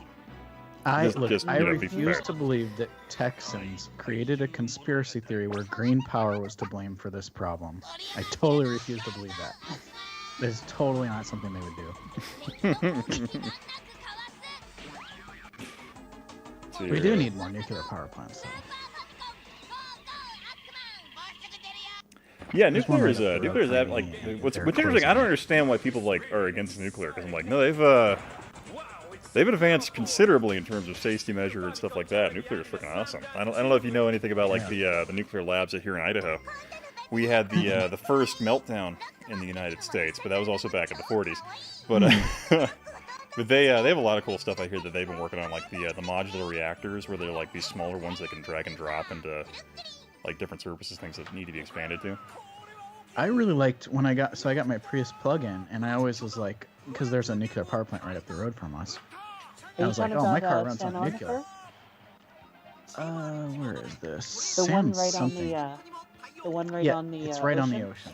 ocean. Yeah. It says nuclear power would be the solution to most. Yeah, and so I used to brag to people that my car ran on nuclear power, but they're closing it down apparently. So back to coal or whatever. After Fukushima, that was one of the ones that they looked at and was like, we probably shouldn't have this one running anymore. That power plant, not to be crude here, but it looks like breasts. And you can't not see it. I'm going to get more rum. I'll be right back. It's like, it's cold out. Yeah, but I guess they're phasing that one out, like you said, since Fukushima or something. Yeah. So I don't know what my car is going to run on after that. Been by it 2 times, and we stopped there once. By it, but it's all like been there'd be awesome deactivated. views right there. Now, I got some pictures a while back. It's not too far. Pendleton is not too far from there as well. Yeah, I pass it, like on my trips to LA, I'll pass it. Mm-hmm. And that's just a cool area in general. That whole stretch where there's not much infrastructure there, not many towns and stuff. But there's all those huge views.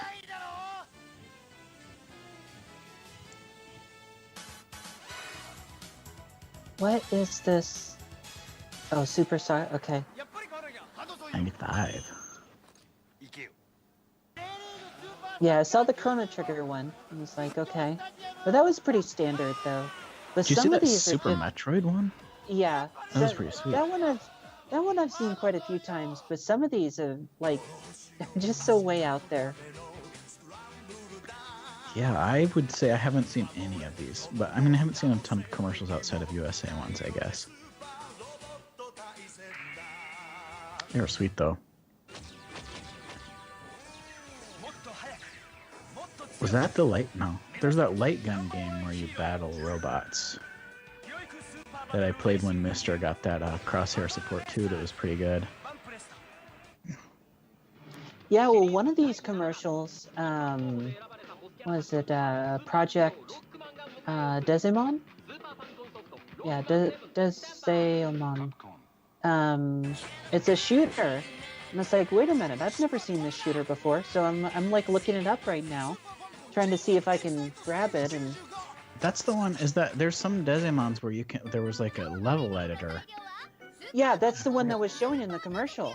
And it's like, Yeah. wait a minute, you can make your own like shooter. So Yeah, I'm like and looking into that. There was a project a while ago of someone trying to compile a big pack of all of those shooters. I haven't checked in on that though. I should, because I mean, like people got really into that back in the day, I guess, and they're sort of like standalone games. Hold on, is it this? I'm gonna link it in the chat. Is that what you were referring to? Let me see.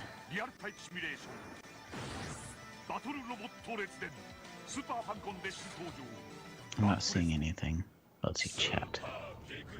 Yeah, in the YouTube chat. I'm sorry. Oh, okay.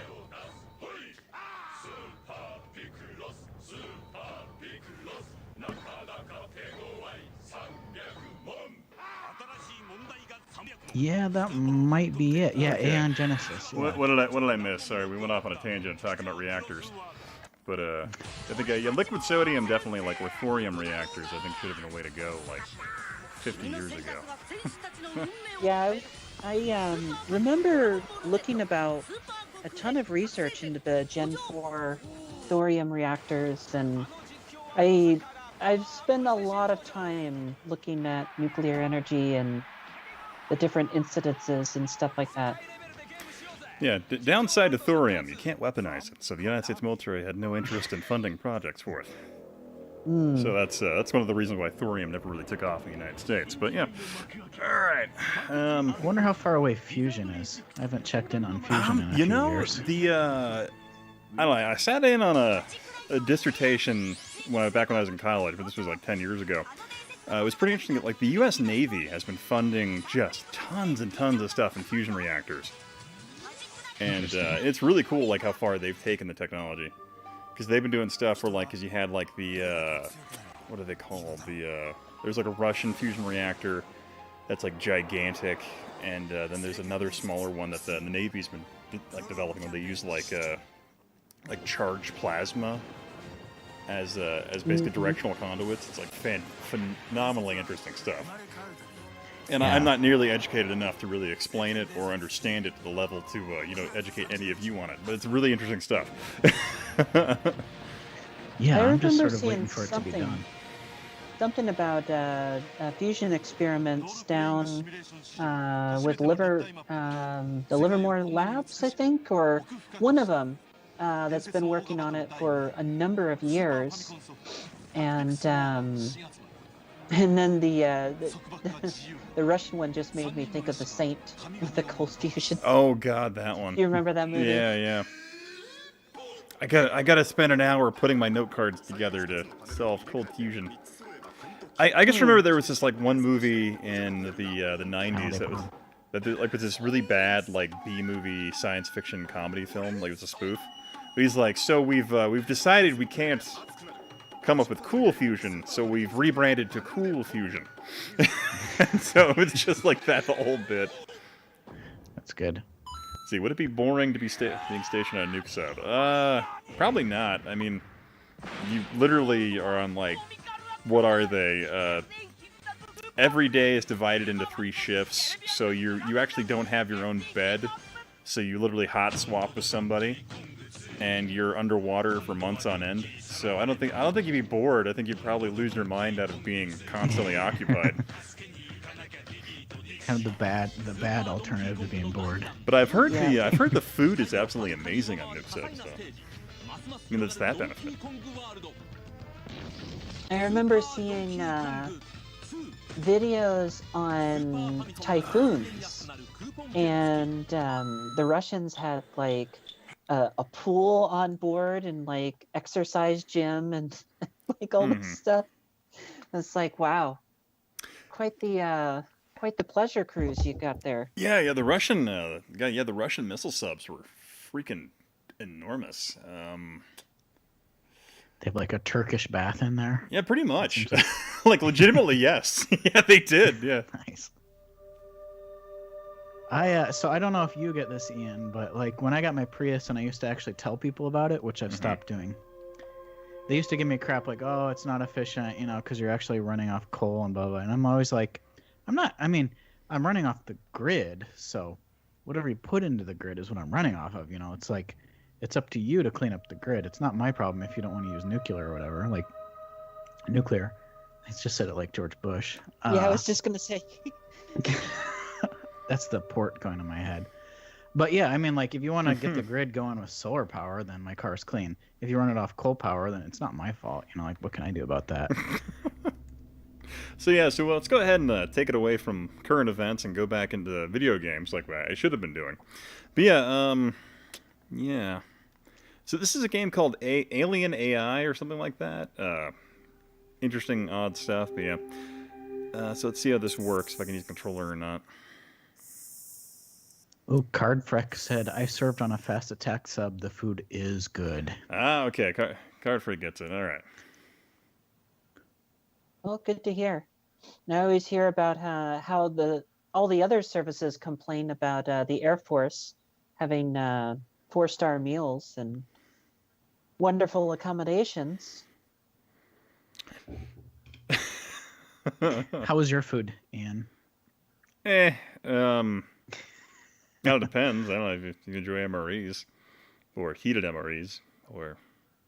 I don't, it really depends on where you are. Like it varies base by base. It varies like whether or not you're going to like a catered DFAC or not, or if it's like Army DFAC. I mean, sometimes you'll go to like an Army cafeteria and like they make everything from scratch and it's absolutely amazing. But those really aren't that common anymore. A lot of it is like catered and they do different things their own ways. I don't know. It varies. I've had really shit food. I've had good food. I've had MREs that have poisoned me. So I've had the whole gambit of where the military can supply you with food. Yeah. And Vanessa, you were like a brat, right? Yeah, I've had a lot of MREs. Yeah. So like, did you grow up with that kind of food? From time to time, yeah. Mm-hmm. Yeah, where there was a good bit of time where like we had to do all of our shopping from the PX because we were just so poor. So That like the arm on. Yeah, on base, living base. on base, and yeah. Interesting. So yeah, Daniel Day said I've seen Air Force bases that have absolutely shit food. Yeah, I could believe that. I don't know, the funny thing is my brother, he's active duty Air Force, and then I'm basically active duty guard, so it's really different there. But I don't know, it's always interesting because I like to give him shit for he'll complain about hotels and stuff. I'm like, come on, man. I'm like, come on. They get us in a Ramada.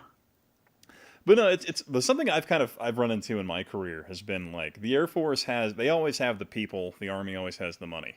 So it's kind of it's interesting. Like we're like the Air Force, they're very modularly focused. They tend to have a lot of people that come in to do that, but they tend not to have as much money for extra things like the Army does. It's really interesting. Mm-hmm. So they tend to like focus their stuff on people. I don't know. It's sorry, this is drunk rambling at this point. So what's up with your game right now? I was just going to say I think it's loading. I mean, and how did you pick this game? So it was $4 on Steam, and I thought that would be amusing. That's how I picked it. Here we go. Okay, I knew it would work. Is that a sale price or the actual price? That's the actual price. So this is apparently there's motion blur. Let me see if I can use a controller here. Hang on. That's like how I dress up to go to Whole Foods. Oh jeez. Oh yeah. Yet it's always the Air Force. I don't know. I'll tell you some stories about the Air Force, Dade. So, whenever I've had to deal with TAC-P guys and like their air support, I'm sitting there in my talk and like, okay, we got an A-10 on station. I'm like, sweet, let's use him. Send him to this grid square and just have him kill everything. They're like, oh nope, he's off station now. I'm like, fuck you, Air Force guy.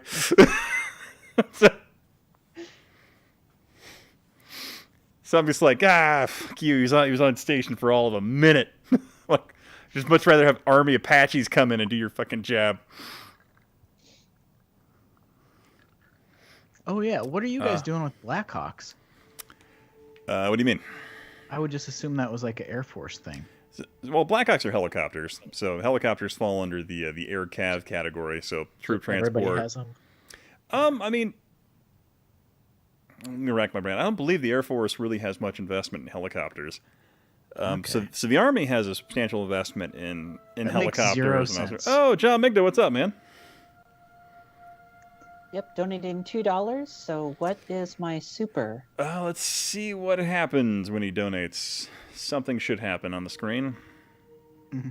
Let's see. Is it going to be Trip Hawkins eating a 3DO and vomiting money, or is it going to be a DS9 reference? We'll see. Is it happening? So apparently I got to walk 300 meters away. But yeah, I saw this game. I thought it was interesting because it was like, I could have passed up a joke like that. For a second, when I saw you, on the loading screen, I was like, "Wait, is this Red Dead Redemption? And are you going to be?" It does look like Red Dead Redemption. What Smoke was doing? Oh yeah, a couple months back. That was a like fun running stream. around in circles looking for treasure.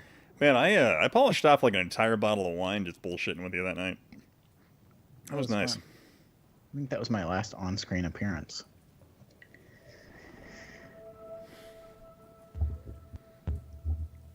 Your last on screen. Let's see.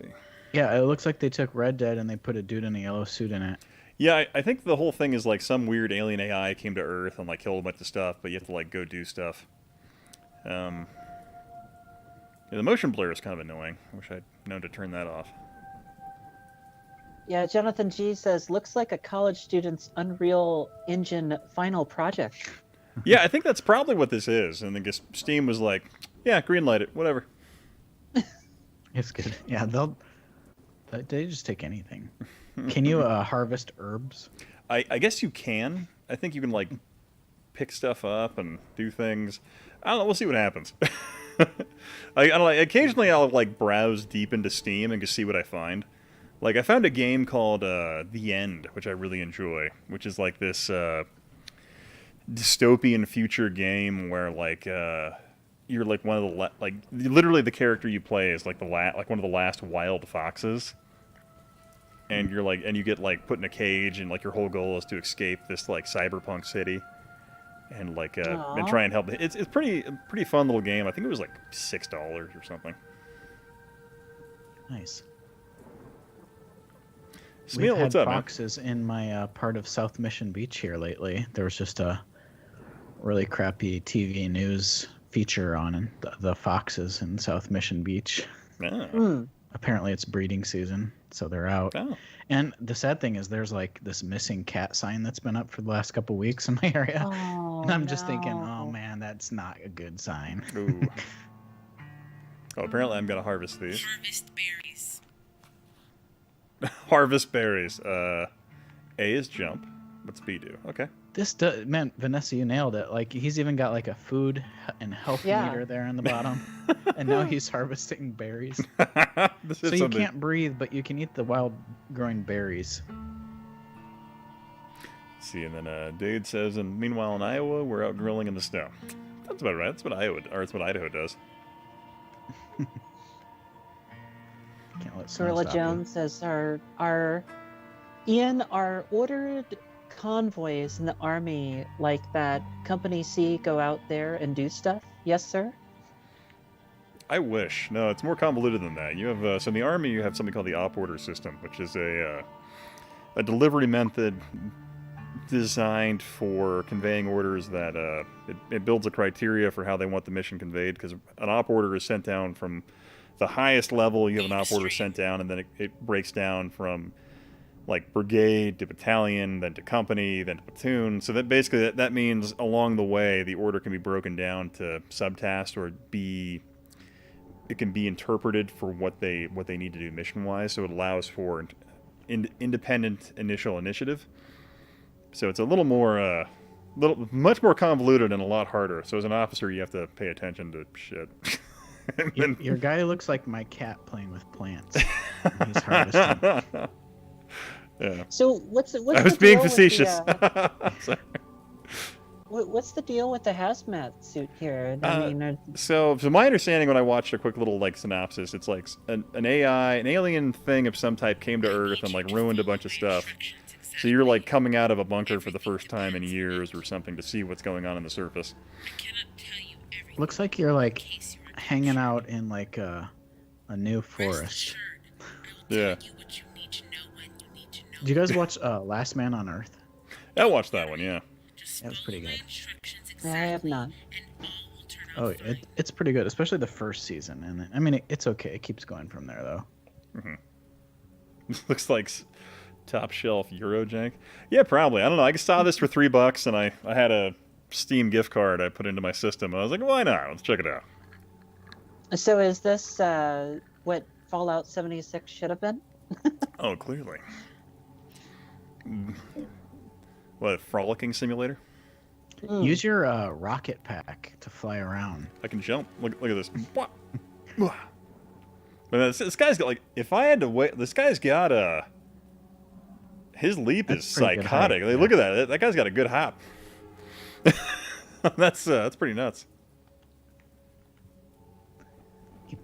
must do his jumps every day. That guy, he's doing the box. You know he's doing the box. Oh, I hated that. Death Stranding Jr. Death Stranding Jr. Oh, that's fantastic.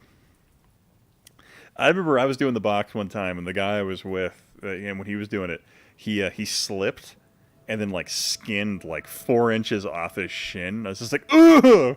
That's what you think about when you're doing them. Like, what? It's like using a cheese grater. You're like always worried that you're gonna get your knuckle. Yeah, it's just like don't get tired when you're doing the box, man.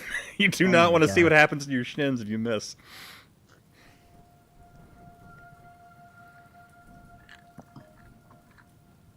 You do have a radar. I was gonna say this game needs a radar, but you've got one. Yeah, it does. Yeah.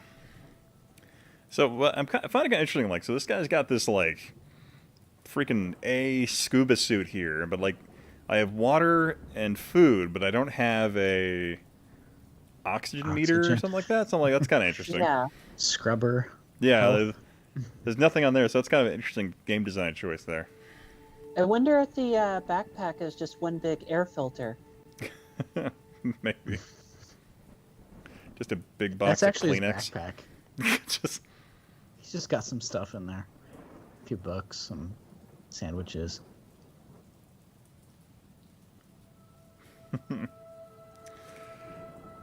They should have made this game in VR. Oh yeah. A walk in the forest. I like the look of it though. It's got a little pretty like. Clearly they used all the assets from the Unreal Engine, so they got that going for them. Oh, and is this procedurally generated, or? This is literally the first time I'm playing it, so I have no idea. So it might be. I'm looking it up to see if it has VR, because a lot of these Unreal... I think Unreal has a lot of VR stuff on it. That's where he stores all the Cheerios. Okay. Oh, that's funny, because I took a picture the last time we flew. This is like a year and a half ago. This kid had opened... We were in line, for the... for boarding, and this kid little kid opened his backpack. He's like, oh yeah, he was a Brazilian kid. That's right. It was on our flight back from Brazil. And he was headed out. He was headed to Brazil, and he had filled his whole backpack up with Rice Krispies.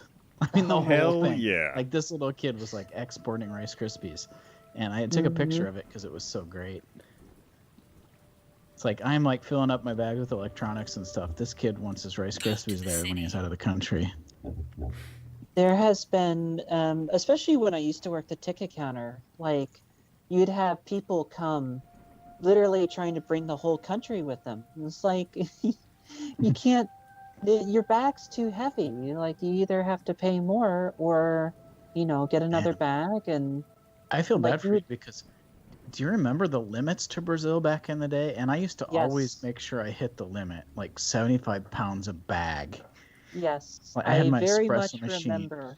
I took everything to Brazil, and then I left it all there when I moved back. Yeah, 2 free bags at 70 pounds, at least back in 2010. And yeah, that was everyone. We'd have a lot of people going to Rio and Sao Paulo, and they would always bring 2 bags. And they Brazilians would will hit that number without question. Even if it's just like they don't need any of it, they will hit that number. Well, we would give 2 pounds as grace weight, so they would get 72, where we wouldn't say anything. Yeah, so you can't let them know that. Yeah. Do you know that Chris, Classic Gaming Quarterly Chris, on his flight to a video game con, he made the mistake of helping an old woman lift her bag into the overhead, and he threw out his back because he said it was like a solid brick in her carry-on, one of those kind of deals. I told him, you can't help ladies with their bags. At work, it's like the universe at work there punishing you for doing a nice deed. When we're loading bags at work, I will always kind of the small bags, especially like the carry-ons. I'm always like, I'll grab it and not like, I'll kind of see how much it weighs. Yeah, before I start moving that thing. Throw your whole body into it. Yeah, without fail, you go to move that thing. It's like, what are there bricks in here? Like, it's crazy. Yeah, so like at a video game con, his back was just out the whole time. And I think it went on for like a week or two after that. It's like his old foot mole injury. It's no fun. Let's see, people are... hey, Jeremy, how you doing, man? People are saying where they think the game's from, either Russian, Ukrainian, or Polish. It's somewhere where they like to take walks. This just kind of keeps going. Have you encountered a game element yet? Well, I could gather berries and water. So that's the thing I could do. So it's like Minecraft. I'm actually okay with that. So when does this dude run into General Zod? None. Or so. Works too man. Works too well for a Project Red game. Oh yeah, this is my punishment for saying I don't like stories in games, Vanessa. I mean, look at how far you've ran in this suit. Like, you'd be 1, gassed, and like 2, like drenched. You'd have like your boot would be filled with sweat. Yeah, like this is like a full body leather pantsuit. I can tell you as a. See, the thing they don't really talk about is in these suits, what's really annoying is if you're breathing at all, like heavy, even if you're on a respirator, your fucking face mask will fog. So usually you have like a rag tucked into your neck, so you can pull the rag out and like wipe off the inside of your visor. It's like so fucking annoying. I've done like hours of training in these things as well, so it's annoying. Yeah, I was gonna say, because you've done all that in the army, so yeah, very, very much firsthand. So I'm glad this person is absolutely just a beast and doesn't waste oxygen or fog up their screen. And they're like running without being chased and everything. Yeah. I'd just be like a fast-paced walk. Gorilla Jones says this suit uses ShamWow technology. You'd totally be dry. Yeah, just it's a bunch of. So my question is like, what happens if you get caught? Will it just murder you? So I have to like go through here. Oh yeah, there's something up there in the air. Is that what you're talking about? Yeah, so they're like AI drones or whatever that are like patrolling around the city apparently. Well, it's red, so. That's one thing. That's one of my critiques of sci-fi movies. Wait, God. Is that in the. Sorry. Curtis says I have to wear one of these for work, and my coworkers still insist on turning the lab. What an asshole, Curtis! You go and slap that person in the face. Because I'll tell you, like, so the military we use absorption systems for our MOP systems. So it's like you have a full respirator kit with your M50 mask, and then you have a charcoal-based absorption suit that goes over you. The worst part about that is it becomes like your temperature around you increases by like 10 to 20 degrees almost immediately being in that suit. And like I've done that shit in the desert and just wanted to die. I've heard the desert stories. Yeah, I wanted to die. Yeah. I remember like just the next morning I'm like I feel like death. I'm glad the medics are offering IV bag practice today, so I'm going to go grab 2 of those from them and feel better. You said though at the end of the day when you took your stuff off, it just felt like totally awesome. Oh yeah, like when you're in the suit and you get out and like it's like 110 degrees outside and you take your MOP gear off and you're literally you sweat through your uniform, so it's just wet on you, and it just feels great. Like it's just that immediate release. It's fantastic. it's all soggy and moist, but you feel great because it's makes cool. That whole shift worth it. Yeah, it's sure. It's good stuff. One of my critiques of sci-fi movies is that like they'll go way into the far future and there's like AI drones and stuff, and it's like, man, when that day comes, we're just doomed because they're gonna have like lightning fast, like way faster than you can think, and there's gonna be like swarms, like nano drones. We're just so much more screwed than they depict in sci-fi movies. You know what I'm saying? Yeah. I think one of the things they underestimate is just like in the future how effective targeting is going to be. Yeah, like from like a mile away or something, like with a laser. Oh god, well, yeah, even more than that. But yeah, they don't from space. Well, the funny thing is like the U.S. military now is discussing how the like one of the new weapon systems the Chinese are rolling out are these mass drone bomb kits where like basically they fire off like 1,000 drones, and each one has like the equivalent of a hand grenade strapped to them, and they go out and just individually target stuff. And like they're talking, the U.S. military is like, how do we counter that? And I'm like, I don't know, fucking EMP. Because I mean the thing's this big, so I mean like basically you can't shield it, otherwise it won't fly. Yeah. So it's one of those things where you just gotta. It's gonna be an interesting battlefield in the next 50 years.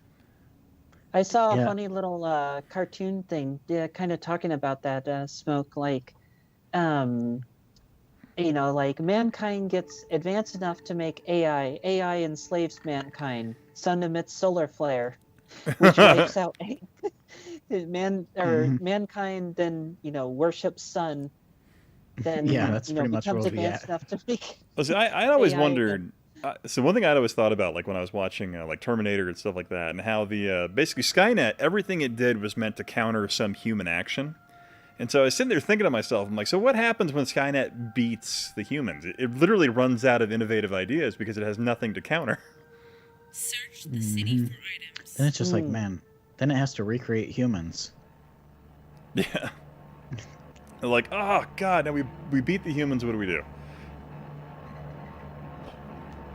Excuse me. Let's see here. So you found a town. So I found a city here, which... Look out! I can see you. This is pretty cool, actually, right now. I like the idea of just running around an abandoned city. Oh god. Oh, it sees me. Oh, it sees me. How do I hide? Look out! I can see you. How do I hide? Attention! Can you drive the vehicles? Doesn't look drivable? like it. But yeah, oh my god, I'm like a child. Look at this. How tiny am I compared to this truck? Oh no. It's a Ford F550. It's a Eldorado. It's the Canyonero. Oh, that's it. Canyonero, 2 lanes wide, American Pride. That's right. Canyonero. Let's say I'm a positive while I drink more. All right.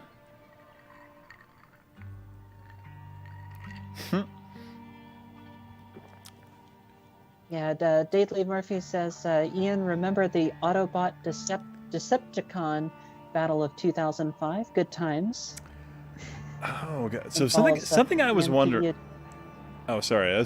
This is a random tangent when I think about the Transformers movie. So I just remember like when the Allspark cube was going off and it was like making things turn, like they would come alive but they'd automatically be evil. And I was sitting there thinking about that. I'm like, is that a deep statement on the fact that everything in human technology at that point in the story was based off of oh my god, I can't remember the main bad guy's Decepticon's name right now. Megatron? Yeah, because human technology, all their microchips and everything was based off Megatron. Would that mean everything that the humans had developed, if it came alive from the Allspark, would be evil? It was like, were they that deep, or was it just them being funny? I'm gonna go with them being funny. It was just something I thought about. Oh, I thought it was actually. I enjoyed it. It's one of the few. It's one of. Wait, which movie? The first Transformers movie. Oh no, Spotify. Game over. Oh, okay. Womp womp. What if it goes away? If I let it. Okay, it just sits up there. Damn. Is it like beaming you up? Oh, I can save. Ah, crap. Continue. So this is like European extreme Metal Gear here. This is Death Stranding drone style. All sporks KFC. And my wife went to KFC the other day, and they totally messed up her order, and they gave her like nothing she ordered except for like the one potato bowl she wanted. So I'm like, I didn't even know KFC served fish and chips. I said, that's interesting. All right, let's play this one more time, and then we'll switch games. A lot of running. Yeah, so a lot of running.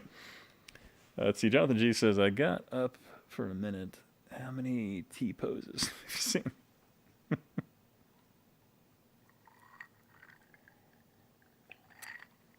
Oh man, the freaking 1986 Transformers movie, man, that was traumatizing for children.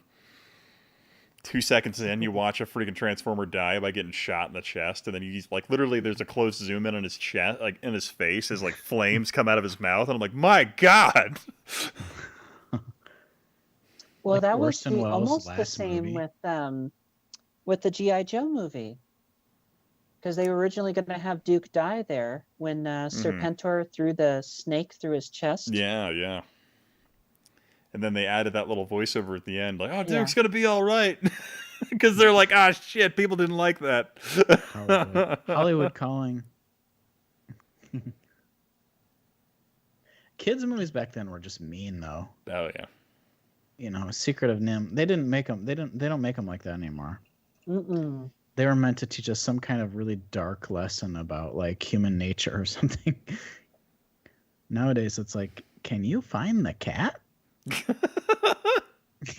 Can you find the cat? I'm lost. I need to find my mommy. Like back then, it was like, yeah, like revealing truths about ourselves that we don't want to acknowledge. So Curtis brings up a funny statement here. He's like, in the 80s, they needed to harden kids for the violent climax of the Cold War. You know, one thing I thought was really amusing. So, like, in the 80s, you had G.I. Joe, and you had the pinnacle of American enemies being, you know, the Soviet Union. But yet they chose an ominous terrorist organization to be their primary adversary. I always thought that was really fascinating. In some episodes, they actually worked with the Soviets. Yeah. There were some There's a episodes like, yeah, there was a few other like work with the Soviet Union. You're like, weird. What did they know that we didn't? Jonathan G. Bringing up something that I was just about to bring up as well. Imagine being 6 years old and seeing RoboCop. Yeah, I remember watching RoboCop, like not the edited, like the full on. And it's like, should I really be watching this at this age?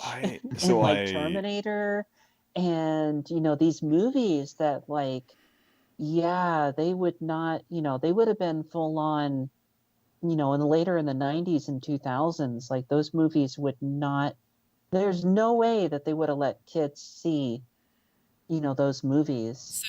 Especially like RoboCop, like when Murphy is like literally getting, you know, dismembered and shotgunned in the beginning, and then, you know, there's just that it was incredibly violent.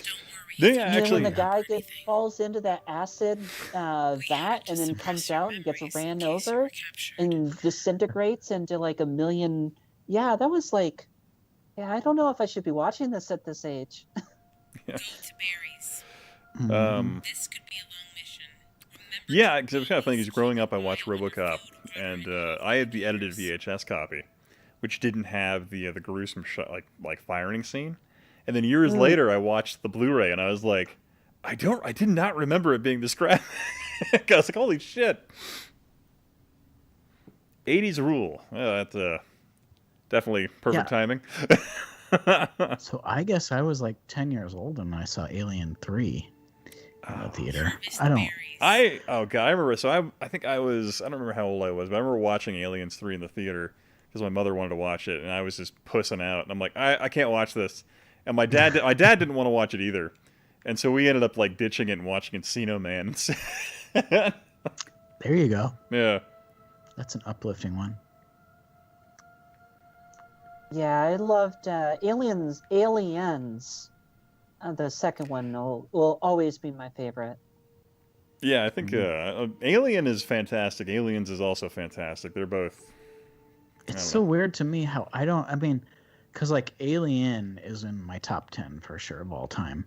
Aliens, I love it, but it's almost like in my head, it's almost like they have no connection, even though it's the sequel to the movie. It's just they're so different. I love them both. I mean, I have the arcade game of Aliens. Oh yeah. Well, he did drive into the toxic waste, didn't he? Yep. He's massaging. God, he is massaging. Look, he's just like doing a spell on these tomatoes. Like, oh yeah, that's the stuff. He Darth Vader chucks up Luke's hand. Good times. I had a lot of fun. Like I watched. I got my daughter to sit through the majority of the original series, and she really enjoyed Empire. Mostly because Yoda's a fun character, and kids really bond to him. We watched. So when I saw my sister, I guess 2 years ago now. The first time her kids saw because they were into the new Star Wars movies. Oh God! Which unfortunately is like a family tradition now for me. Every Christmas is going to see the Star Wars movies with them. But I took the Harmy's despecialized version. That was the first time they saw it, and I was like, "Yeah, I'm like raising these kids right." Mm-hmm. Like the original, no CGI versions of them. Yeah, that was the first ones they saw, and they liked it. See, I've been looking for the Laserdiscs. I haven't found them because I used to have the VHS tapes with none of the modifications to them. Nowadays, you have some good options nowadays, like the Star Wars 77 or whatever it is, and the silver screen version and Harmy's. Yeah. Despecialized. Oh man, that's actually one of the major driving forces for why I wanted Laserdisc. Actually, my dad had a Laserdisc, and we had all manner of stuff on it, but Star Wars was like the reason that I wanted a Laserdisc. I will always associate Laserdiscs with like sharper image, or like the mall AV shop in the back where they had like the back room where you could go and sit on a couch, and they had like a big screen TV playing like Jurassic Park and like a 5-minute loop with surround sound. Like that's Laserdisc to me. So it was always like, it's almost like Sega CD. It's like something way out of my reach, but like kind of like godlike technology. 7 Beetle of Doom, 80s, all the best R-rated movies had toys, video games. You had Friday the 13th, Total Recall, Platoon, had NES games. Funny thing, my partner and I had been watching a couple, old movies that she hadn't seen. She hadn't seen Predator 2, which Predator 2, unedited, is definitely graphic. And she had never seen Total Recall. And it's like, I drop all of these Total Recall references all the time and just, my normal everyday mannerisms. And she had never seen it. So we watched Total Recall. And it's actually a 1990 movie. But I consider anything in 1990 to still be 80s. So, what's the director's name? Yeah, that is interesting. What is the director's name of Total Recall? Because he did RoboCop, and he also did Total Recall, and then he went and did Starship Troopers later. Verhoeven. Yeah. Was it the same guy who did? Yeah. So that guy is like the pinnacle of 80s directors. Mm-hmm. And but yeah, so it's pretty much anything he does truly has that 80s touch to it. Yeah, I would agree with that. 7 Beetle. I guess I never realized that Total Recall was 92. Verhoeven. I need to probably rewatch that. Oh, it's such a good movie. That's I have so many quotes from that movie. It's just I refuse to see the latest Total Recall because they didn't go to Mars. Well, it's like, so if you read the short story, We Remember It Wholesale, they don't really go to Mars in that one. So it's kind of like the remake goes a different direction. But I will say, like, the funny thing is, like, even though I'm a cynical asshole and we usually rip shit apart, like, I didn't actually hate the remake.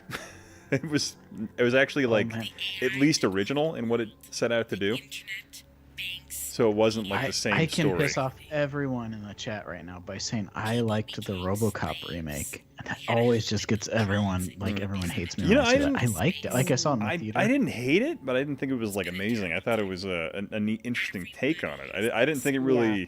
It didn't really need to exist. It didn't really need to exist, and I think they certainly should have taken it a darker direction, but they really didn't. Yeah, and I had seen that. I probably hadn't seen the original in at least 10 years before that, but I liked it, and that's just really. Some people really, really don't like that movie. I've learned through time. Yeah, I agree with Seth. I'm kind of indifferent on the RoboCop remake. Yeah. I don't like hate it or love it. It is what it is. See, I got to shield the movie Moon. Oh yeah, fuck, Moon's amazing. I love that movie.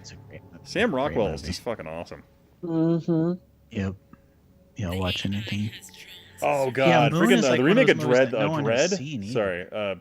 Sorry. Snowichi brings up Dread.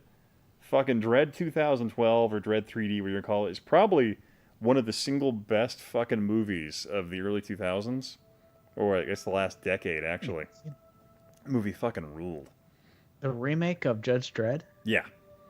Oh, I should see that. Have you not seen that? Yeah, I haven't seen that either. Posters for it and everything. Holy shit. Yeah, okay, so you really need to sit down and watch that because it's absolutely fucking outstanding. I will, actually. I'm like out of stuff to watch right now completely. Sorry, Dade brings up I Am Legend and Omega Man. So I don't know if you guys are big Charlton Heston guys, but Omega Man was fantastic, but it was just ridiculous. But I Am Legend is certainly a good book. I'm a big Planet of the Apes guy, but oh yeah, Heston in general. Yeah, I mean, if you like, it was funny because my buddies and I, we back before I got married, we planned this amazing little like trip, and we got drunk in the woods, but then it got snowed out, so we came back to his apartment, and we ended up renting a shit ton of Charlton Heston movies, and just had a big thing like Soylent Green, Omega Man, and we just quoted all that shit. So you're like, you're one damn fine piece of furniture.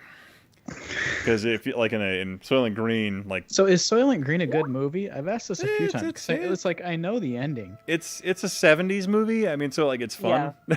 It's the only way I can describe it. I wouldn't say it's like a great movie, but yeah. Yeah, I've seen parts of it, and yeah, it's a good movie. I mean, it's certainly you won't ever get like that. I feel like the one thing like Soylent Green has for it is it has that 70s dystopian take that you really won't ever get again in terms of like cinema. So like you like with like Rollerball from the 70s as well. That's another freaking great movie. Or is that 68? It might be 68 or 72. Sorry, my numbers are running together. But we really won't get that. Oh God, Zardos. Oh Jesus, let's not bring that one up. Fuck. I don't know if you guys have seen Zardos. Penis bad, gun good. That movie's fucked up. That sounds interesting. You might. Let me paint a scene for you from Zardos.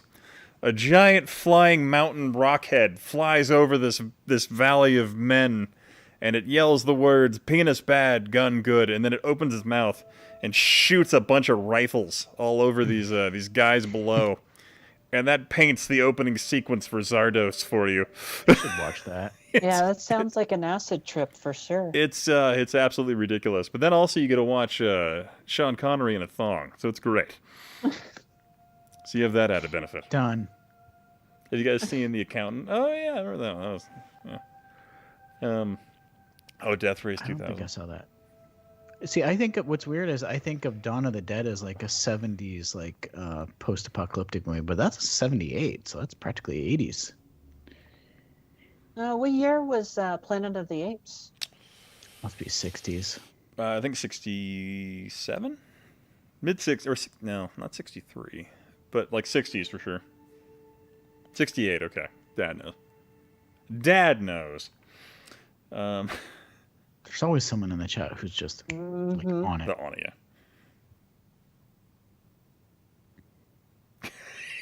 Zadna's director written the film because he couldn't do Lord of the Rings. Oh, thank God they didn't let him do it. After watching Zadnos, Jesus. So is Zardos one of those movies? Like I used to catch my mother-in-law watching in Brazil these like 70s sci-fi movies and shows, and I was like, "What the fuck is this?" And she just watched them like in the living room, like it's on TV. I was like, "How have I never seen these?" Is that what Zardos is? Yeah, it's a fucking real either weird. That or a cop show she was watching. You know, like everyone has a mustache type cop, detective type show. Yeah, I can't really.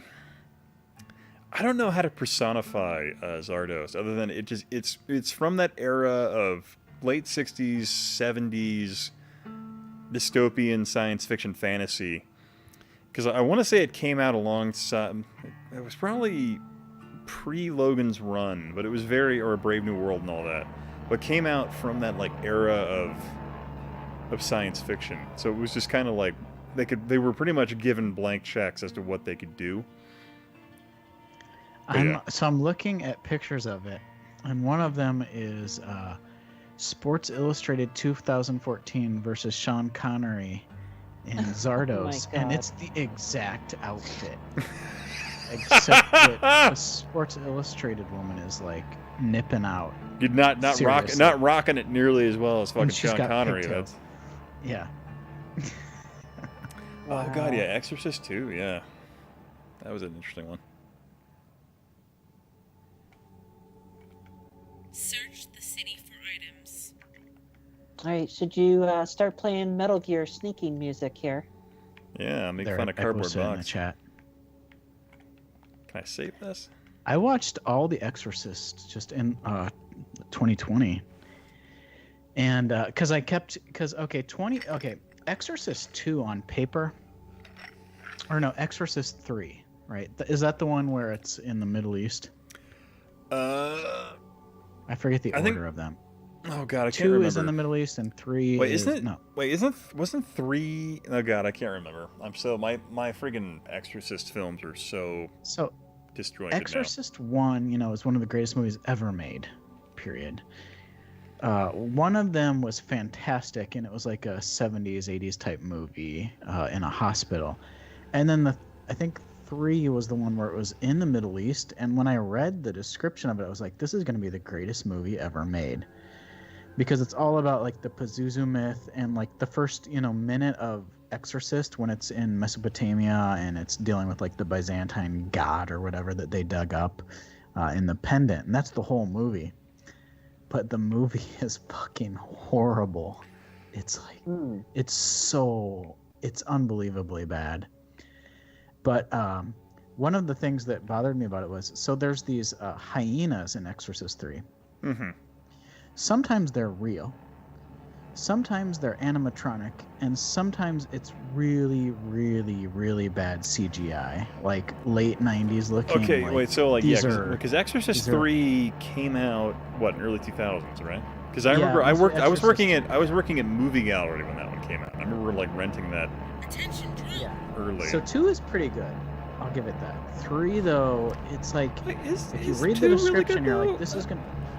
2 is pretty good. It's not like Exorcist. 2 is kind of ridiculous, but yeah. But I guess, what do you really do from like, you have like one of the greatest, horror films? Mm-hmm. But I yeah, think they only 3, if you remember read the seeing the description, you're first like, one. man. The first one, so if you haven't seen it as an adult, you gotta go back and watch it because it's probably, like when I was growing up, I saw it and I was like, I mean, it was scary as a kid, but I don't remember it sticking out much. But seeing it way later in my life, I'm like, wow, this is such a great movie. And 2 was okay. 3 was just, it's everything I wanted in an Exorcist movie, but I didn't know what I wanted until I saw it. I was like, I don't want this. Oh, Exorcist 3 is 1990s, and Exorcist the Beginning is 2003. I think you're thinking Exorcist the Beginning, so I guess that's technically Exorcist 4? Yeah, also, so it had 2 names. It was Dominion and the Beginning. I watched the one that was considered the better of the 2, according to the internet, but there's nothing you could do to save that movie. I remember the ground clipping in this game is quite incredible. Yeah, really, I'm looking for stuff here.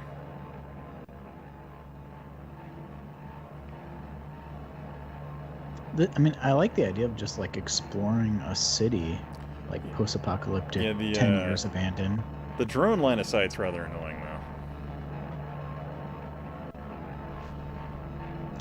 Oh wow, yeah, there's a lot of drones out there too on your radar. Yeah, I was like, oh, okay. Or I think, oh wait, no, those actually might be items I could pick up. The drones are... Yeah, I think those are items. Okay, that makes it much easier to track stuff down. Oh, no, drone spotted me. I'm gonna go grab another drink. Yeah, you do that. Maybe you get back. I think I'll probably grab some more. Let's see here. Let me catch up in the chat here. No woman can out-rocket Sean Connery's Pocket Rocket Zetos. Yeah, that was certainly a strange film. I remember I think you had from that period, I guess now that I think about it, you had Westworld, and then you had Future World, which all kind of came out around that window of time, which are freaking great little self-encapsulated films. Oh, Red Glass, how you doing, man? I missed your comment. Back in the day, man, just watch whatever was on channel or 2 channels.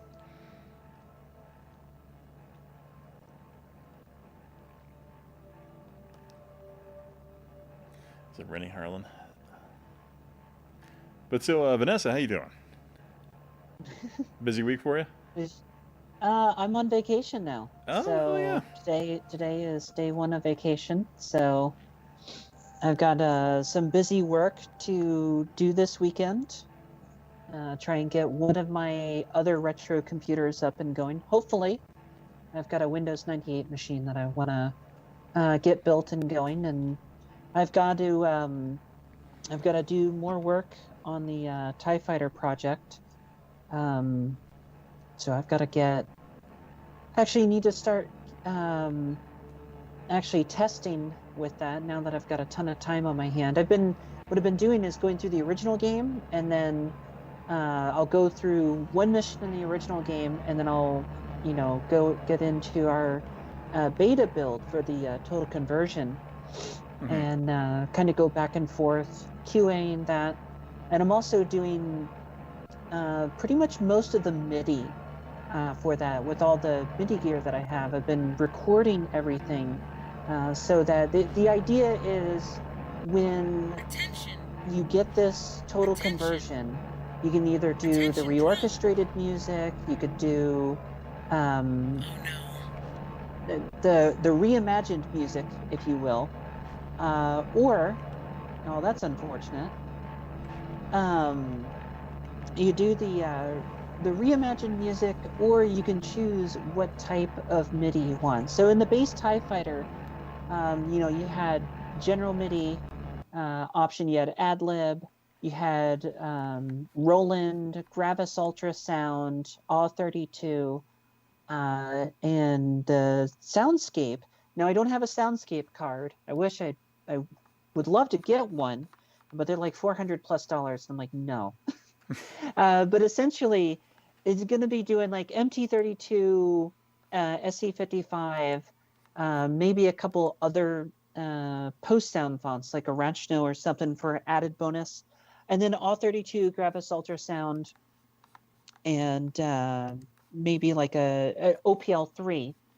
And so all of these options will be able to choose. So when you get in the game, you choose, do you want to play classic mode? Do you want to play the reimagined mode? And do you want, reimagined music? Do you want MIDI music? Of MIDI, what type of MIDI music do you want? So it's a very interesting project. It's basically taking X-Wing Alliance and just completely overhauling X-Wing Alliance with TIE Fighter.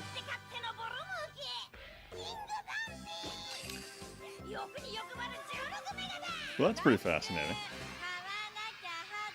I'm trying to think of the last time I played the TIE Fighter game aside from like the latest new one. Like it's been a long time since I touched any of those.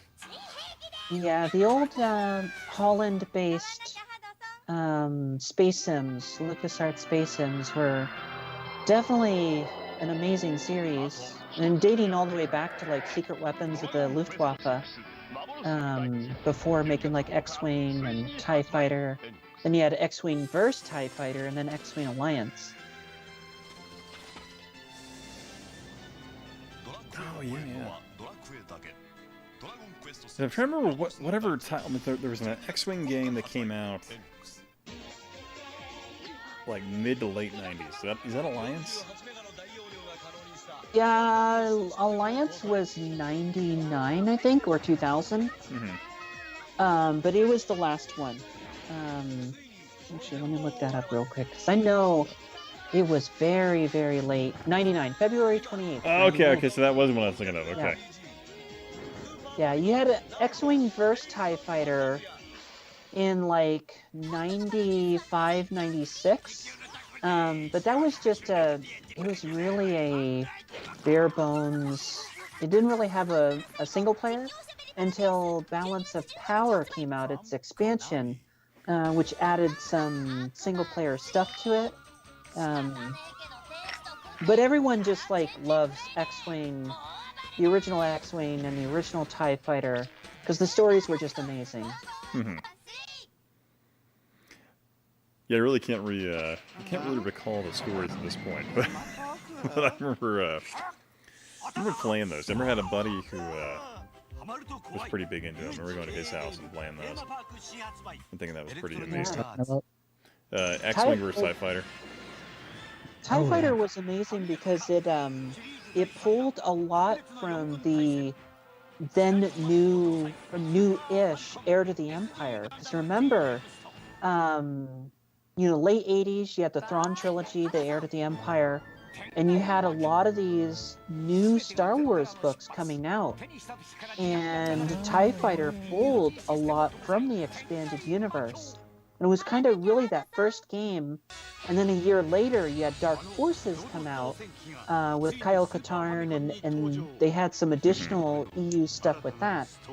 And then eventually you got like Jedi Knight. Yeah. Which, that's so good. And then you had Shadows of the Empire, and that both game and book, which I love the book. That's still one of my favorite Star Wars books, is Shadows of the Empire. I remember playing TIE Fighter and X-Wing at my buddy's house who had a nice computer. And it was like a big event to go there and play that. Like Rilla Jones said, I'd say after some deliberation, this game is not worth $3. I think it's, I enjoyed the idea enough. I'm like, $3 made it worth it.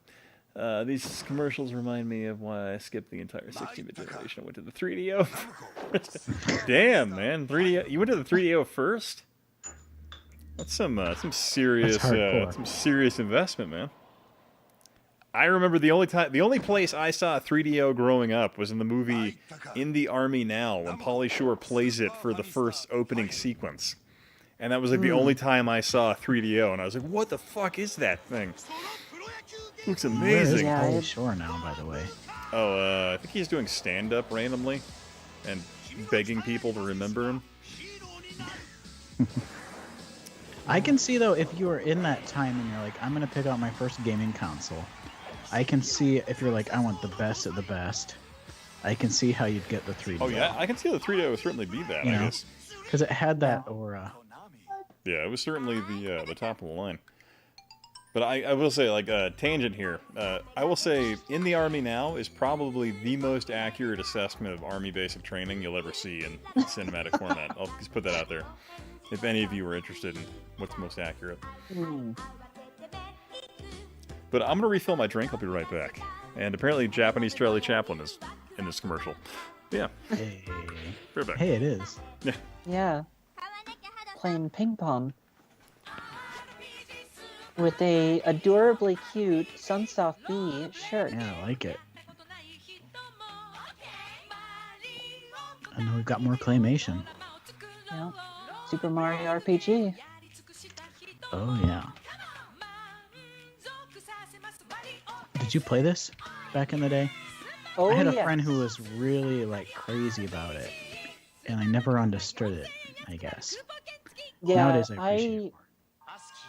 I mean, the Super Nintendo really was kind of the last big console before I really moved over to PC gaming, because I got, in '94, we got our first, like, big computer, and from that point on, I was, like, pretty hardcore into PC gaming, but I still played the Super Nintendo a bunch.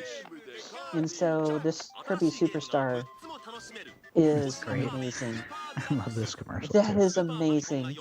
But no, even well into the PlayStation and N64 era, the only console that I really played was the Super Nintendo, because, I mean, Super Metroid, Final Fantasy VI, Super Mario RPG, Kirby Superstar Saga, like, there were just so many really good games. A Link to the Past, Donkey Kong Country, all the Mega Man X's. I mean, they were just brilliant games that I still really enjoyed playing on the Super Nintendo, even well after, like, I was hardcore into playing PC games, and it was just like the vast majority of my time. Oh, Fire Emblem. The vast majority of my time was spent playing TIE Fighter and Command and Conquer and Descent, MechWarrior 2, like all these brilliant PC games. And if I did want to, get on my console, it was always the Super Nintendo, even like well into. I remember, I think it was like, I think it was 90s. Whenever like GoldenEye came out, and then like that Christmas, I got a 64. Didn't even ask for it. Didn't even ask for it. Didn't even want it, and like just got a 64 gifted to me, and I played a couple games. Turmo here. Mm-hmm. Yeah, for me, I have the exact same thing, except it was a little bit later. So like N64 was the last console I got, and by that time I was like, I had a few, like maybe 3 or 4 N64 games, but I was so into PC by that point that it was a really long. It was Xbox when I finally got back into gaming, outside of like Dreamcast at my dorm. Yeah. So it was a really long period where I was outside of the console kind of system. Yeah, it's funny you But bring I was that such up. a traitor back then. When I got my N64, I got rid of the Super Nintendo. When I got my Super Nintendo, I got rid of my Nintendo. So it was like I was always, not thinking in the long term. Yeah. Yeah, I did PC gaming and still did PC gaming. Well, even to this day, I've always been PC gaming, but I didn't really go back to consoles until the 6th gen. When the Dreamcast came out, that was like, wow.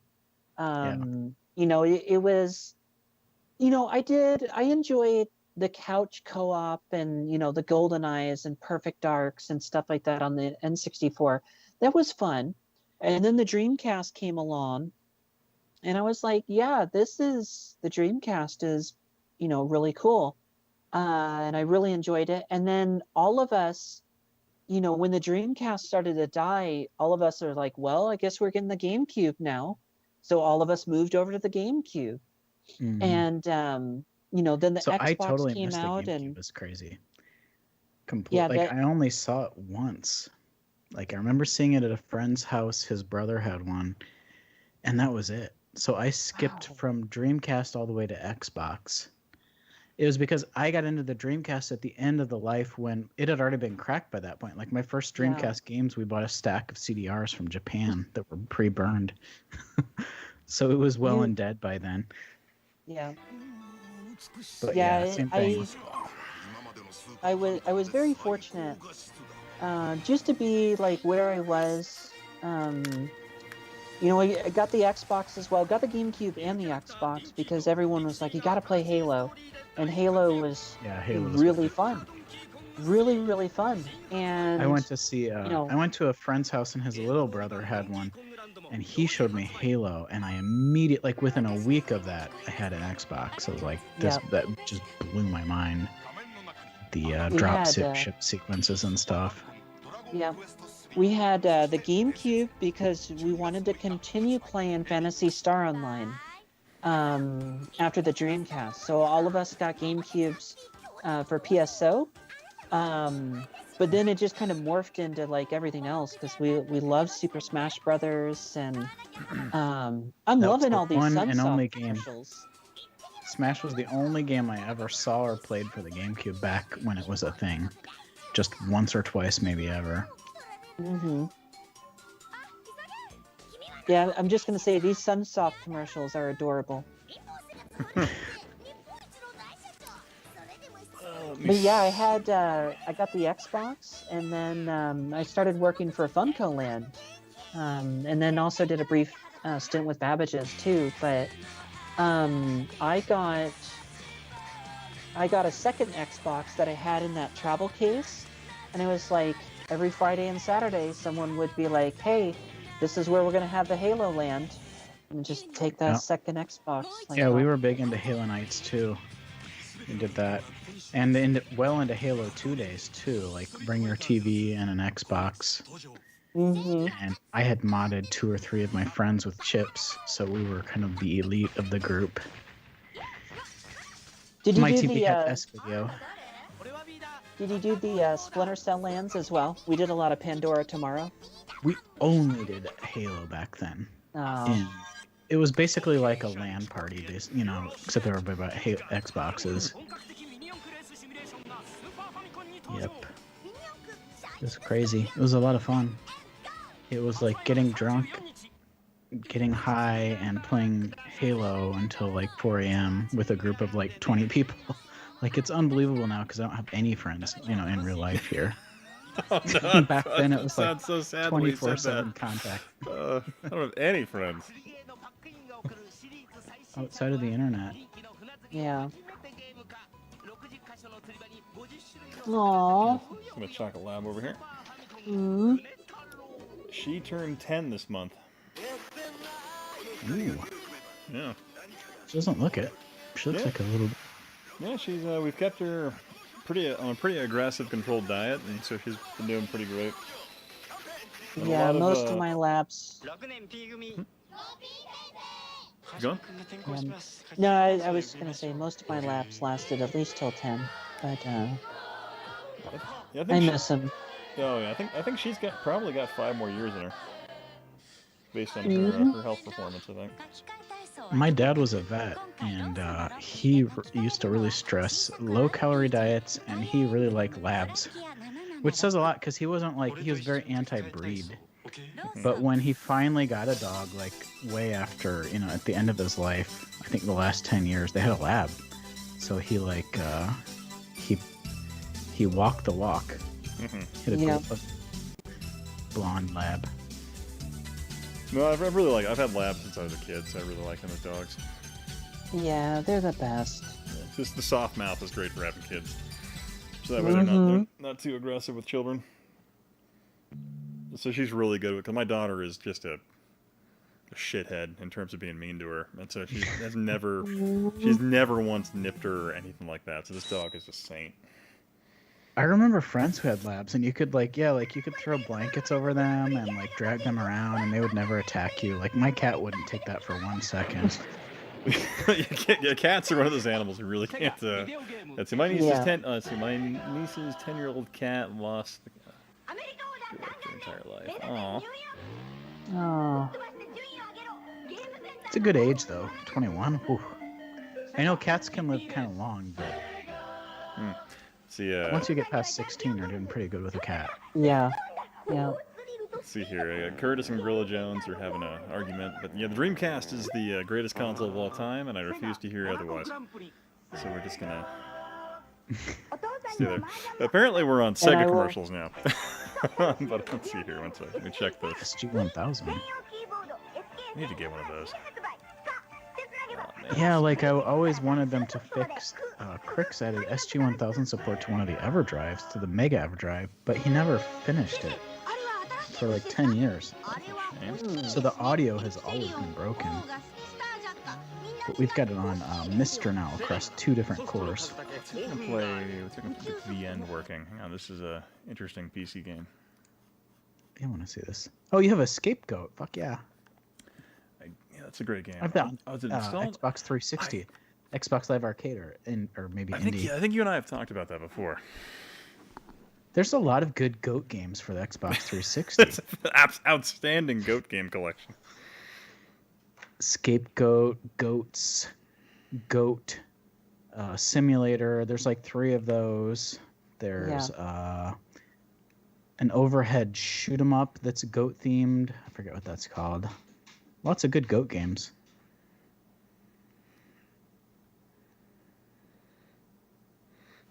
Yeah, so that's all I got. Lots of good Goat games. I remember Goat Simulator coming out. That was fun stuff. Yeah, let's see if the end runs okay on the laptop. We'll see. Another Unreal 4 engine game.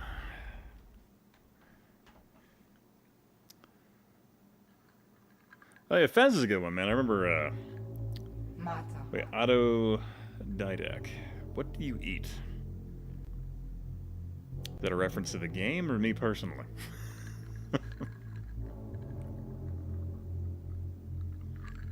What game is this that you're? This game is called The End.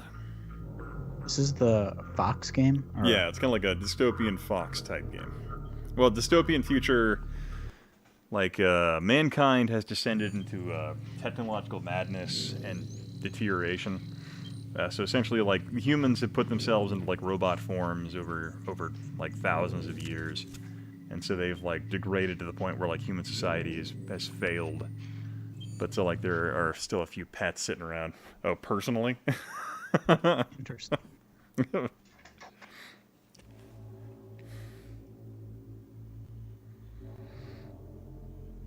A steady diet of fast food, KFC, Jack, blah blah blah. I don't know. Mostly garbage, I assure you. The Go collection coming. Let's see here. Jonathan G said I did some sound for a game called Miegakure. They're similar to Fez. No, that's cool. Interesting. Yeah, this game's pretty interesting because it's just like you play a fox and your goal is to kind of outfox people. Well, kind of like it's kind of you go over here and you can like talk to like spirits from the past and stuff like that. So your goal is to kind of like save humanity. This Miegakure game looks pretty cool. Actually, I'm looking at pictures of it. I'm super hungry, and I was thinking you have to have a suggestion. Oh, that's funny. Oh, I can't skip from the trailer. Alex Mejia chiming in. Hi all. Yeah. I just watched Fast and the Furious Tokyo Drift. It was a LOL-tastic, but I need to get to bed right now. Ah. Let's see. Hey, Alex. Yeah, good night, Alex. Sorry to hear about the Fast and Furious movie, but I'm glad you enjoyed it. See, I have to say, in terms of like late night food, man, friggin' the cheap tacos from Jack in the Box, always wonderful. At least if you've been drinking, they're great for that. It's annoying that I can't skip this.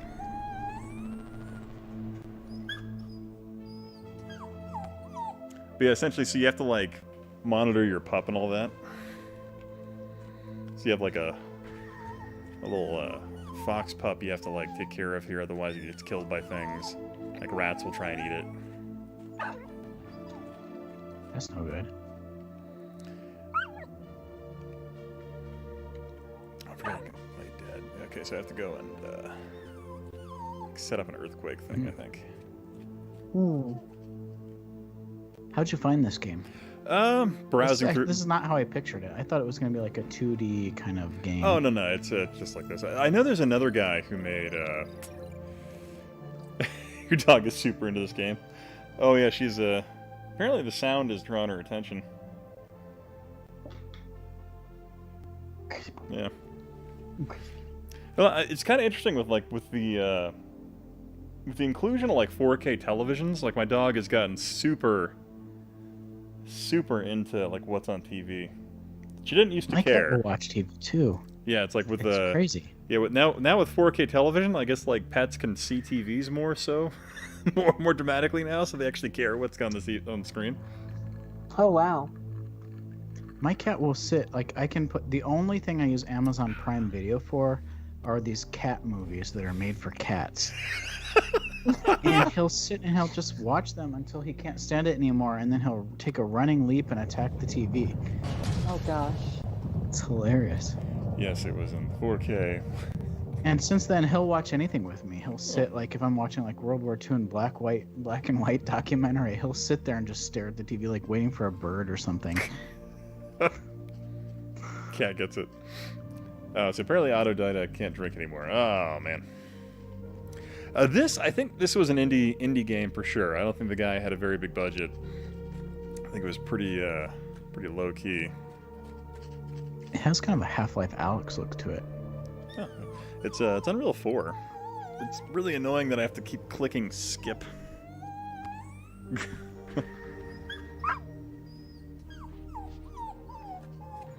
You have to like pick them up. Let's see here. Oh wait, no. Remember I play this with mouse and keyboard. No, I didn't do it. I do it. There we go. Okay, so you can pick them up. There we go. Let's go. You have to like put your earthquake going on.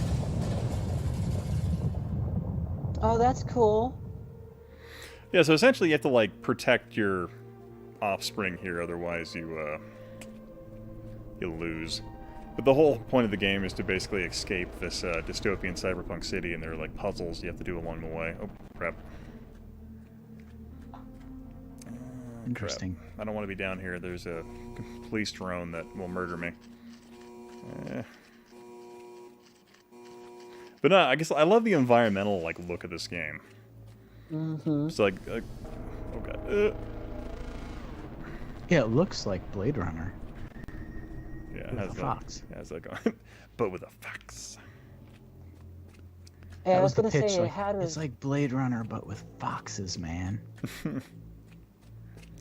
Yeah, so it's like you have to do stuff where like you have to wake up these like disintegrating humans and bait them to like hit switches for you, stuff like that. It's kind of interesting. So it falls in line with like also like Japanese folklore, where like foxes are more intelligent or whatever. They're sly. Less glitchy than Cyberpunk. But I don't know. I find like the whole world they build around this is fascinating. So you have like humans have long since abandoned their bodies and they've moved into these like computerized robot forms and all that. But yet they're still like homeless and all that. But because their society is just degrading, it's really an interesting like take on that. I don't know. I thought it was fun. Interesting. Yeah. Let's see here. Have you guys played Cyberpunk? I have not. I've heard mixed things about it. Like I have buddies who've played it that absolutely just enjoy it, and they're like, as long as you're not expecting like a really good open world experience, you won't be that disappointed. But I was really close to buying it when it was on sale. Yeah. Yeah, I bought it. I pre-ordered it like the day before launch, and I have not downloaded it. I didn't want a refund or anything. Like I understand, like the game is going to be improved, so I'm just going to sit on it, and maybe closer towards the end of the year after a couple major patches, then I'll really take to it. But in the meantime, like I have well over 1,000 games in my backlog, so it isn't like critical that I need to play it right now, because yeah, there's always something to play. Yeah.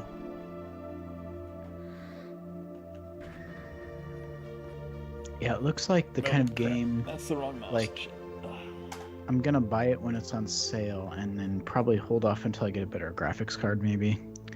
Because I'm on a sort of older graphics card here, 1070. I think the 1070 should run it just fine, from what I understand. As long as you're not trying to do 4K or anything. Nice. Yeah, I usually don't just turn the settings down, and it seems like it can do a lot of stuff pretty well. It's like, if I can't play 4K, I don't want to play it at all. It's trash to me. I'm a damn connoisseur. It's Smoke Monster in 4K, goddammit. Not Smoke Monster in 1080p. I do stream in 4K. I'm pretty proud of that. Yeah. Autodidact says that the technology you're getting for like $60 is wicked if you look at it that way. So you start getting me looking at games that way, and I'll buy them just no matter what, even if I'm not going to play them at all. I just can't wait for fucking 10 gigs of video RAM for editing. I just can't wait for that. I'm like, it's gonna be fucking sexy. Because I have like, I think my system upstairs I have like 6 gigs, and I'm like, man, I would love more. It would be amazing. Yeah. I've got my Quest for sale right now, and when that sells, I'm going to get the HP Reverb G2, which is going to be like mind-blowing power for VR. But it also means that my graphics card is like drastically underprepared for it. So I know it's going to set off like a chain reaction. You're like, damn it, I got to upgrade everything. Ugh. Yeah, the Reverb G2 is like massively, massively better than where I am right now. And I think I only get to run it at like 1/3 resolution or something with the 1070. God, I feel bad being the guy that just is genuinely unimpressed by VR at the moment. I feel bad by being that guy. I haven't touched, well, I mean, I was really into VR, and I haven't touched mine for probably 6 months outside of just trying stuff like Starship Commander and stuff like that comes up. But yeah, like Alex was it for me for a little bit, and then I haven't really done much since then. Didn't you enjoy Squadrons in VR? Oh yeah, Squadrons is awesome. I mean, I was ready to ditch like $1,000 into like joysticks when I first got into it, and then I pulled myself back. Yeah, I remember Squadrons we were talking about HOTAS sticks for you. I've stuck with the one I got, and I had a pre-order for a really expensive throttle. I canceled that, and I'm just like, I'll get by. Yeah. But right now I'm gearing up for the Reverb G2, which is gonna be pretty, for Squadrons especially. It's gonna be pretty awesome once I get a new graphics card. But it's almost like I have my Quest overpriced just so I don't have to sell it and deal with all that. See, Dad's, I cannot wait for LG to drop the price on the CX OLED. I hear a lot of people talking about that. Yeah, that'll be fun. I have an LG 75-inch, but it's from 2018. So it's nothing fancy, it's just big. And I figure, like, my theory is when I go into Costco and places where there's new TVs, I just don't look at them. Yeah. If I don't look at the new technology, I won't be tempted by it. And that's worked so far. Yeah, we got I think it was 2 years ago, we got a 65-inch Vizio, which it's nice. But yeah, after seeing the CX, it's like, I guess we could wait longer. Yeah, I like God. Just stomp my ass to death. We're a few seconds behind. Oh yeah, you did get stomped. Yeah, you gotta... Who stomps a dog? What kind of dick is that? A mentally incapacitated cyborg human. I figure I can never go smaller than 75 inches now, though, so I'm kind of screwed. Oh. It's like, basically I have a whole wall here that's just black. It's just one big TV. Let's see here. I think there's a really great scenic shot. Let me see if I can get up to it.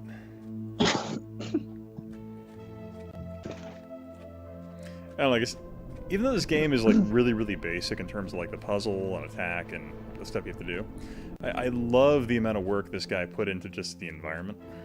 Yeah, it's pretty incredible. I think this game's only like $6 or something.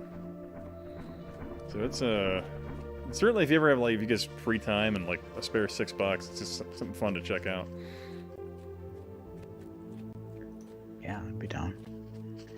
Yeah, so where did I see that comment? Oh God. Yes. Murdered my ass. Oh, so Alex said the VR audience attracted a huge toxic audience that lusts for huge graphics and wants to pay $1 per hour experience. So devs are hopping out real fast, I think. Yeah, VR, because the thing is, when you get into VR, you immediately think, I want more. That's the thing, like maybe these, like I'm kind of thinking like an HP Reverb G2 with a modern graphics card for me will be like fine.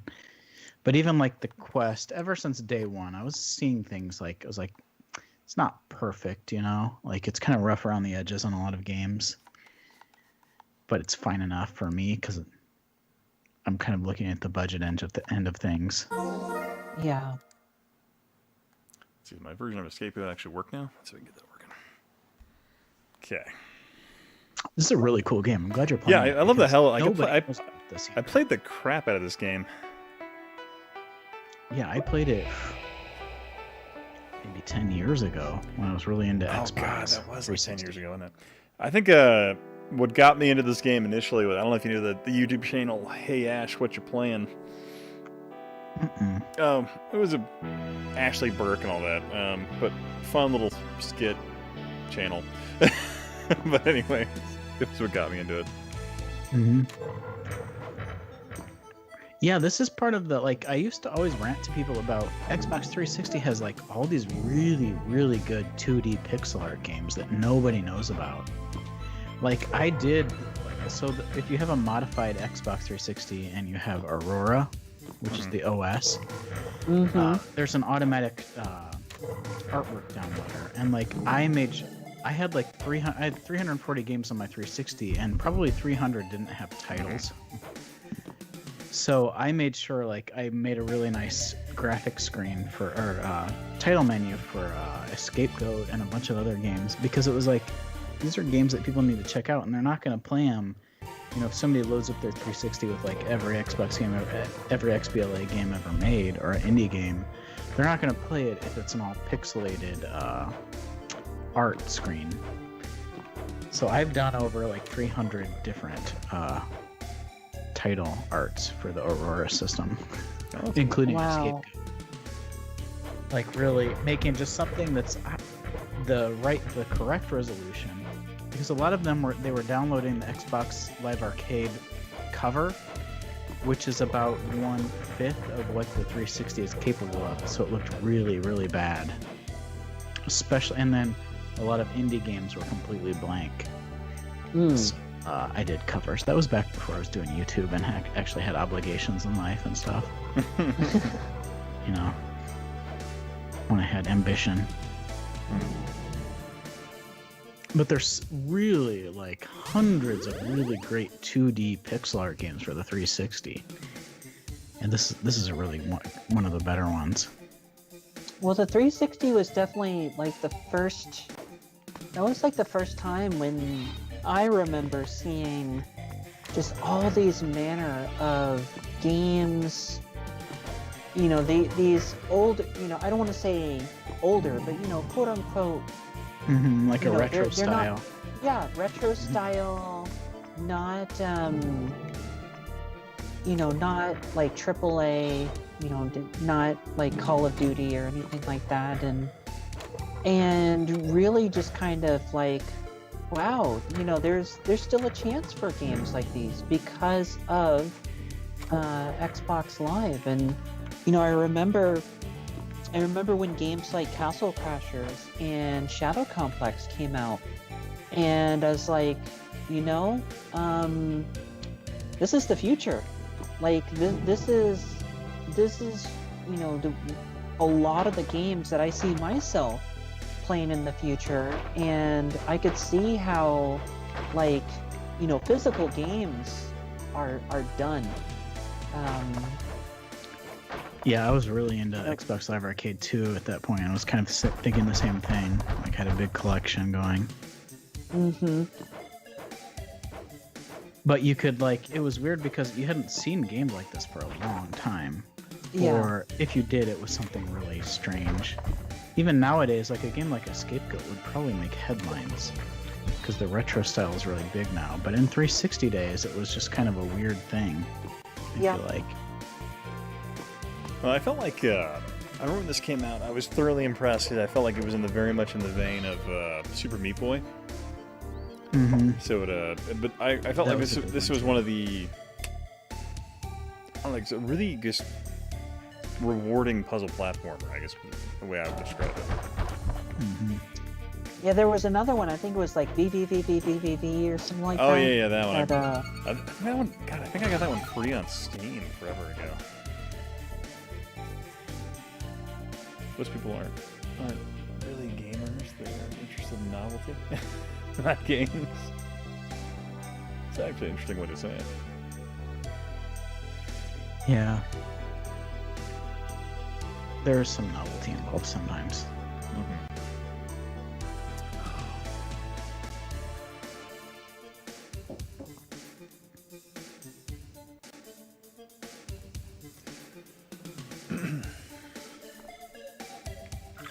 Okay.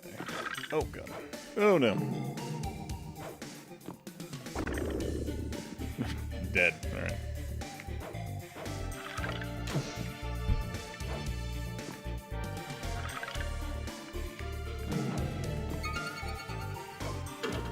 Oh, I did that wrong. Okay, I see what I did. Yeah, there was a time when I was gonna actually join Team Executor. Kind of glad I didn't now. What is Team Executor? I'm not familiar. After all of their, well, they're famous right now for having like gotten sued into like the Stone Age by Nintendo for Switch stuff. And some of their members got arrested. Yeah, oh yeah, they're recently totally screwed. Yeah. Because I mean, they're like modifying modern systems. It's not smart, you know. And well, they're charging money to do it. That's the thing. Like they're offering services and like, you know. Yeah, no, you can't do that. You got to be at least like a generation or two behind if you're going to be doing that kind of stuff. Yeah.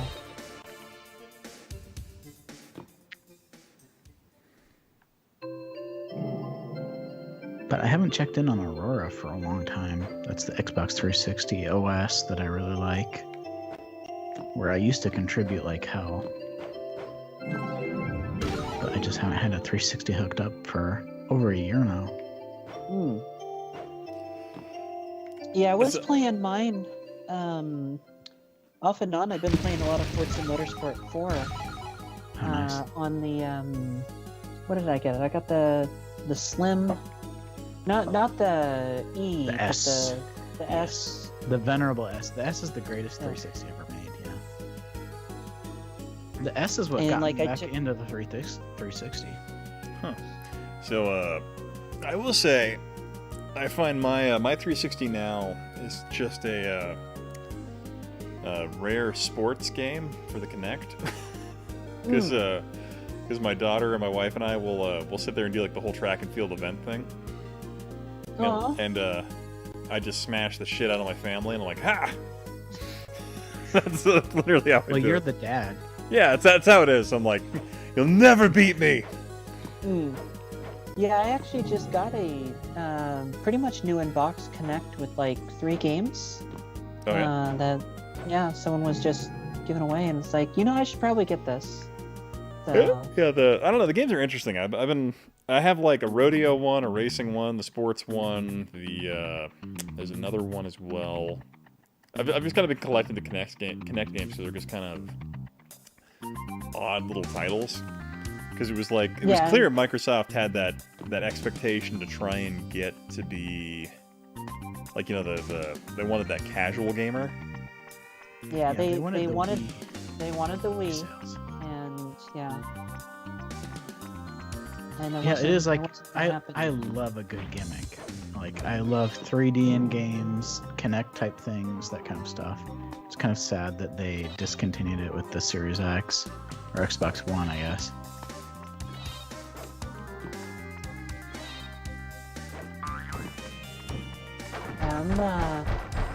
I'm looking to get, Wii U Sports Plus?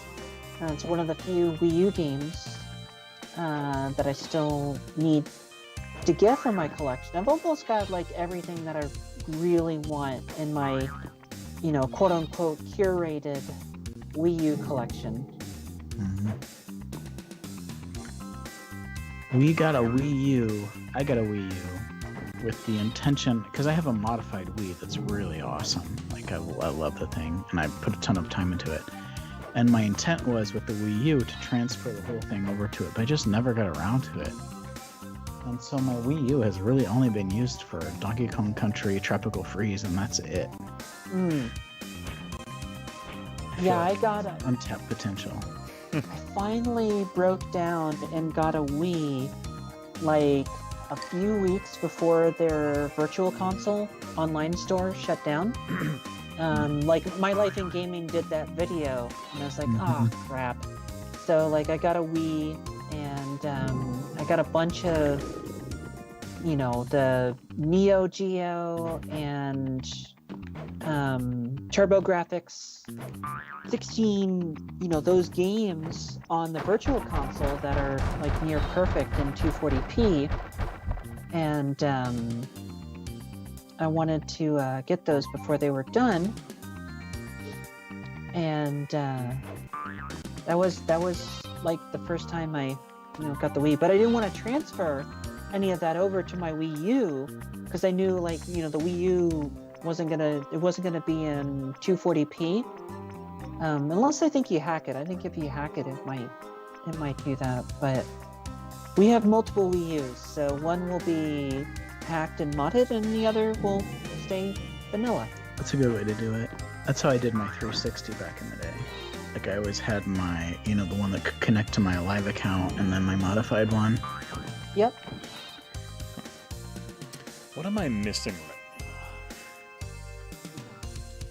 I don't know. I feel like you gotta somehow get the death on do the thing bottom with the thing. to throw fireballs.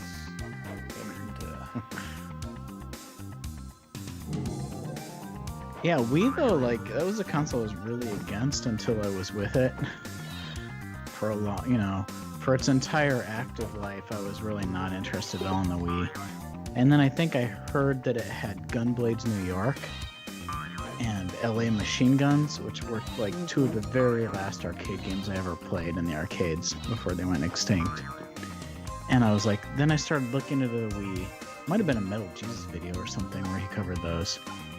And I was like, wow, there's actually quite a few really good games. If you get around all of like the gimmicky stuff and the stuff made for like nursing homes, like the Wii has a pretty good library.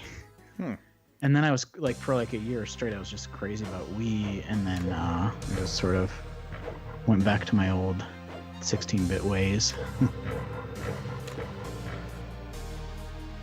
Yeah, I definitely went back to 16-bit, like hardcore, once I got the BVM. It was kind of, I could see it was that. kind of like rediscovering, like, wow, this looks so amazing. Yeah. Did you ever get that really expensive one you wanted? Which one? I kept remembering you wanted the one that would show up occasionally that was like thousands of dollars. And you were on the verge of getting it once. I forget which one that was. The one that I'm The one still looking for. Oh, the one Digital Foundry. The FW900? VGA, yeah. Yeah, that one, I might still be able to get, but we'll see. We'll see what happens. I like the audio VFX says, new phone, who dis? Not sure. I just got a new phone, and it's so similar to my old phone that the other day I was sitting for 2 hours on my phone. I was like, why can't I get a fucking cell reception? And then at the end of the night when I was going to bed, I was like, oh yeah, this is my old phone. I already put my SIM card in the new phone, and my new phone was charging. I didn't realize I was fucking around on my old phone.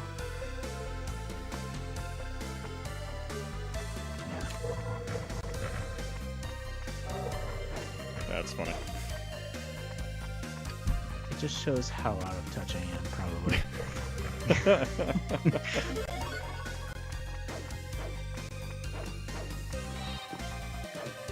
It's a great game to watch you play. Updated.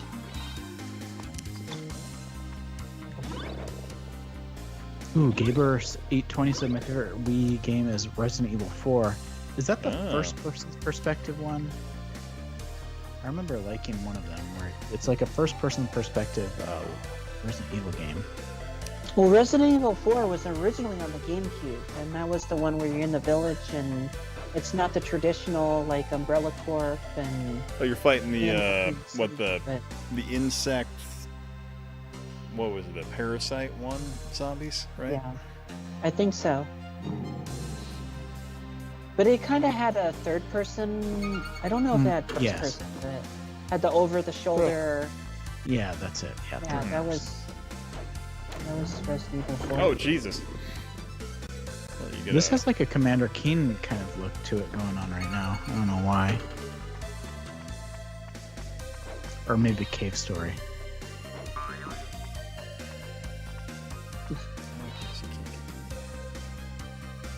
Not from up there.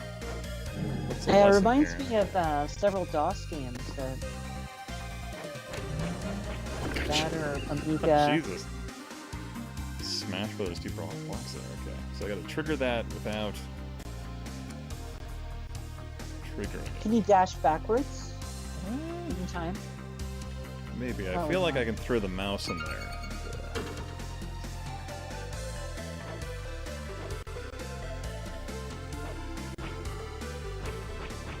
Oh, I get it. You can duck under it by dashing. Okay. Oh, son of a bitch.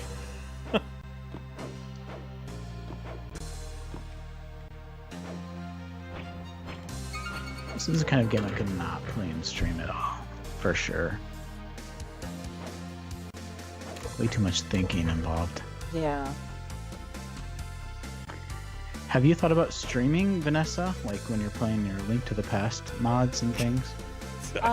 So, yeah, I used to stream off and on for wargaming, and it's always been hard for me to like follow along with the chat and play at the same time. It's like I'm like dead focused in the game. So yeah. I'd need like you two like in the background just chatting away. We'd do it. But I do need to do I want to do a video showing like, you know, this is what you need to do to get, you know, the ROMs together. And you take them to the website and you make the combo ROM, you pick your sprites and how you actually play. Because I remember I told Bob, I was like, you know, come on, these are two of your favorite games of all time and it's mashed into one game. Surely you would love it. And like Bob just wasn't having any of it. I'm like, I kind of feel like I might need to play through it and explain it and like show why it is so cool. Do it. You can hit the nice ones.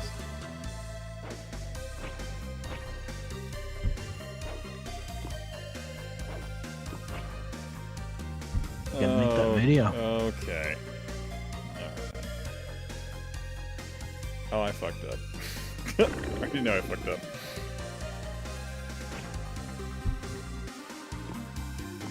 Yeah, Bob is really into A Link to the Past and Super Metroid, right? Those are like his two #1 games. And I'm really into Dr. Mario, and when I see these Dr. Mario hacks, I'm like, wow, those look awesome. But I haven't really played all of them yet.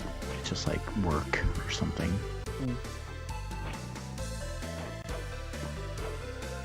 Oh my. Yeah, I know. Oh shit. I get it. Yeah. I went to college. Okay, that's okay. Yeah, I remember we were doing what was it? Our writers, an RGB writers live stream thing. I did that wrong. Let's see here. Let's look here.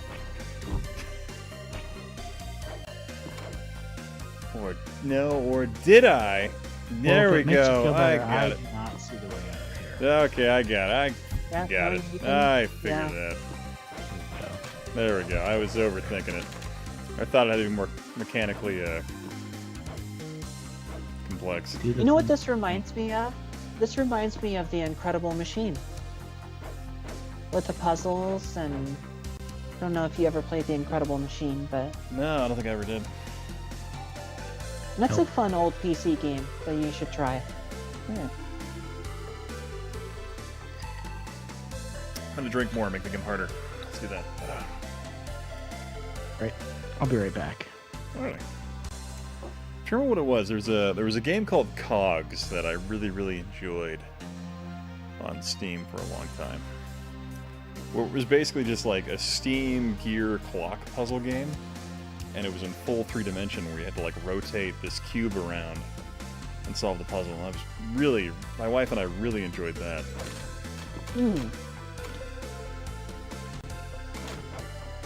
Yeah, that reminds me of there is a Sonic fan-made game where like the world is a cube, and like I think it was a Saturn fan hack, or maybe it's just on the PC, but like you rotate the world and like move Sonic through, and it's really cool. I think it was on a Sega Lord X video, and I need to try and see if I can find it again. But it looked really, really cool, and it's like, wow, that's a cool concept. God, that sounds like the there was a... Is it a fan one? I thought there was an actual one. I guess I thought there was like a Sonic Worlds one where like literally you can rotate the world function. I don't know. I'm trying to remember this. I'm probably making this up in my head, or that's a combination of alcohol and other things.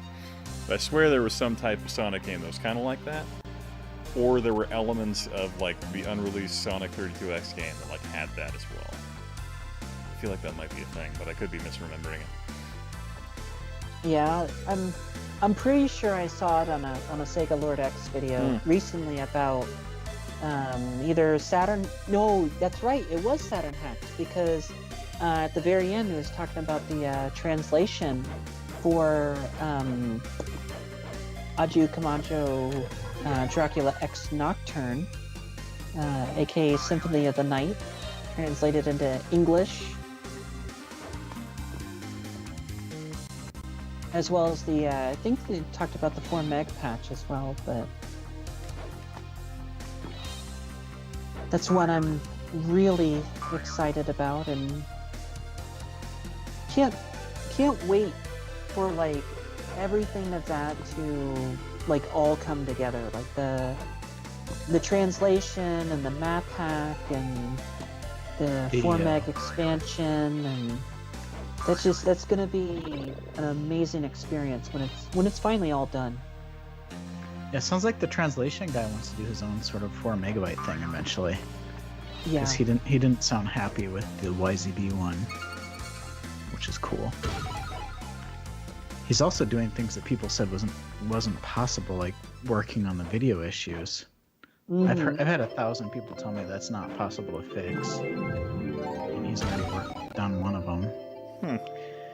So choose your own adventure. Should I drink? I drank half a bottle of $12 port and one Belgian Pilsner.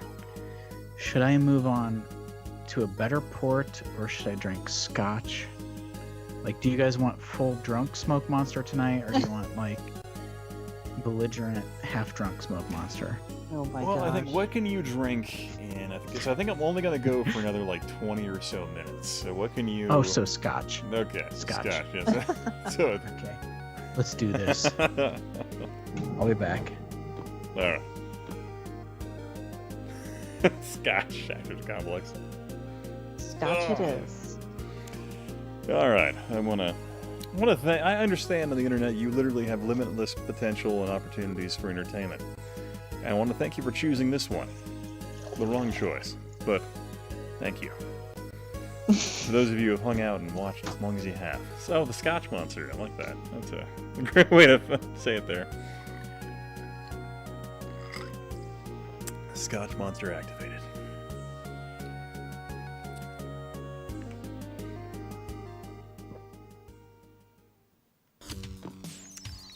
Okay.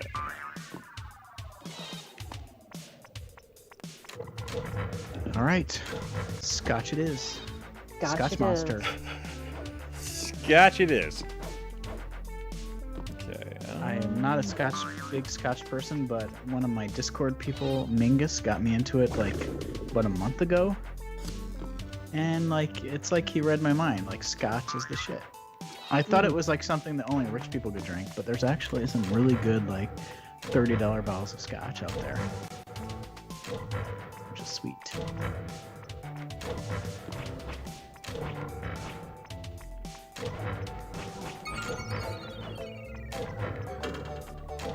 Jonathan G, who's Tim Rogers? Isn't Tim Rogers the... Wait, no, who am I thinking? The motivational speaker who looks weird and is tall.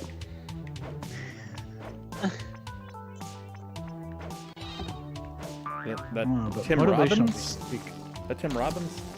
Motivational speakers freak me out. We had one come in when I worked at a restaurant, and like we've talked about that. The people who worked there for years after that, it was so bizarre. I like how the game slows down so you can like think about like, wait, did I jump? Shit. Did I jump right? Did I? Okay, that was me being drunk there. Okay.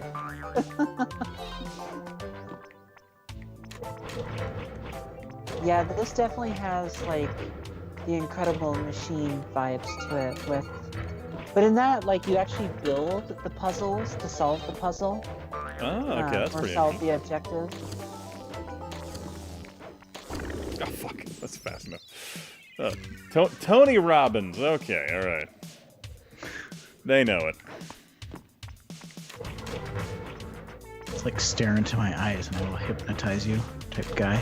I'm Tony Robbins. I'm gonna... Or in my teeth.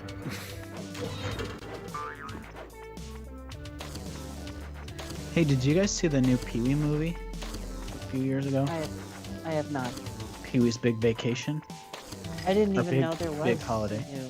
Let's see. Jonathan G said his YouTube channel is Action Button. He's been around for a while. Did a lot of videos for Kotaku. Okay. Oh wow, 6 hours of Tokimeki Memorial. And all I played is like the shoot 'em up from Tokimeki Memorial that they pulled out of it. Oh, the only Tokimeki game I remember is Tokimeki Check-In, which is like a romance novel hentai game. It's the only one I know. Let's see here. Remember cancel the live action? What? There was gonna be a live action Tetris movie? I thought that was a joke. For like the Pixel movie. I thought it was like that guy who did that before. But Mayo Rice, how you doing, man? Is like live action Tetris movie like moving? I always thought it would just be like the making of Tetris, where it shows the slow mental decline of the other guy who made Tetris with the one guy, and then he, murders his family. There are some good Tetris documentaries. Did you see From Russia with Love? It was really good. All about Tetris. And there was another one too. We should look that up. What was that? Oh, Tetris Masters, about the NES Tetris people, which is that's my jam. Like if I'm gonna play Tetris, it's the NES version. It's about like the superstar NES Tetris people. Shit. Okay, but the recent Pee-wee movie, Vanessa, is fucking fantastic. Like I couldn't believe how great it was. Like Pee-wee Herman? Really? Pee-wee Herman had a movie, might have been like 2018 or 2016. It was a while ago. Pee-wee's Big Holiday. You got to see it. It's oh my gosh. A 10 out of 10. Maybe 11. I didn't even think he still did stuff anymore. I know. I didn't either. I guess so. He had a renaissance because he had a Broadway show like a few years before that turned out to be a hit. And so that's when Pee-wee stopped being like a shameful thing and he came back into being like our childhood hero. Like, he was my hero growing up.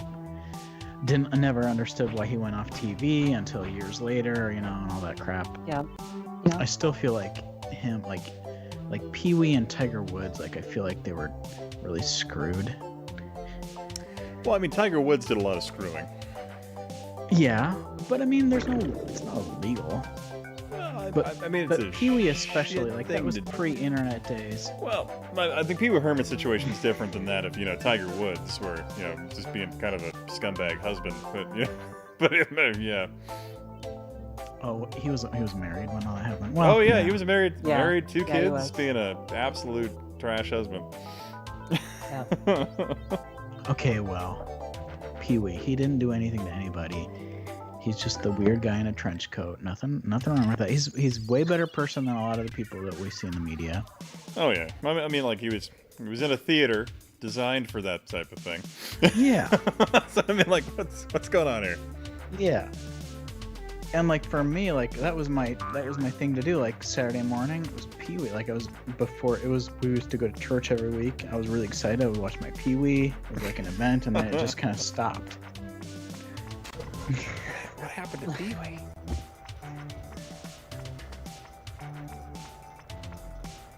I used to record him to VHS tapes.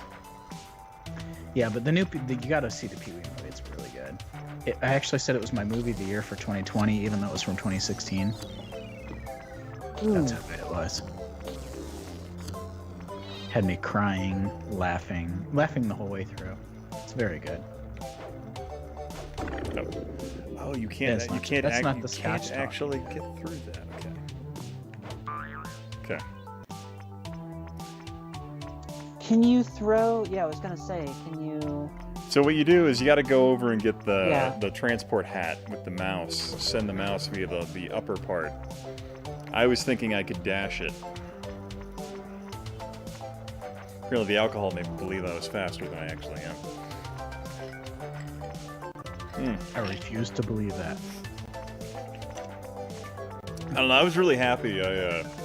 So the Army's been rolling out this new PT test, where it like involves this like deadlift, and there's this thing where it's like this big event where you have a so essentially it's a 25-meter sprint followed by a 80-pound weight carry followed by a See, I'm done before they even announced the competition. then a 90-pound sled drag, and then like a sideways thing, and then a sprint. And I was really enjoying it because I'm about 34, so I'm a bit older than a lot of the younger guys. And I was out there doing it, and I just trashed the shit out of all the kids. And I was like, fuck you guys. Nice. It's like, take it. Yeah, you're like add the tree throwing competition to it, or whatever they do on the Superman, Ultraman. If you want to be on my team, you gotta throw the log as far as me. Yep. So, Tokimeki Memorial had... I'm looking in Project Peacock, which is my project to document every shoot-'em-up game across the PC Engine platforms. It had Twin Bee Returns was in it. It was a mini-game, and Force Gear. So it has 2 shoot-'em-ups in it, which they pulled out that like they did ROM hacks, and they turned them into their own games. But they were like hidden mini-games within the game, which is kind of cool. And so this Tokimeki game, it's not a hentai game. I never actually played the game itself. I only played Force Gear and Twin Bee Returns. I think it's like, is it like RPG or like a mixed game or something like that? I have no idea. But I don't Jonathan think it's hentai, or I would remember that. Saying that, the Tokimeki Memorial review was basically that Metal Gear Solid would not have happened without it. So that's kind of intriguing.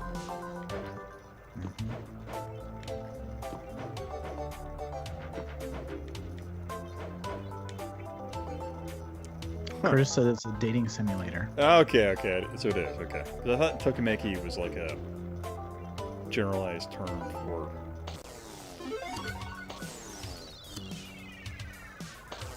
I didn't realize... So I'm a big CPS2 guy, and I make the pack for that Darksoft pack for it and everything. And I didn't realize there was a dating simulator on the CPS2. And so that's the next game that Jotego is going to release for his CPS2 core. Oh god. But the poster for it looks awesome. And I made a joke the other day. I was like, I want to ask the gun girl out on a date, but I'm afraid to, because she's kind of like Mad Max looking to her thing going for her. But it looks like a game, like a hidden gem type game. But it is a dating simulator, and that is the Scotch talking, by the way.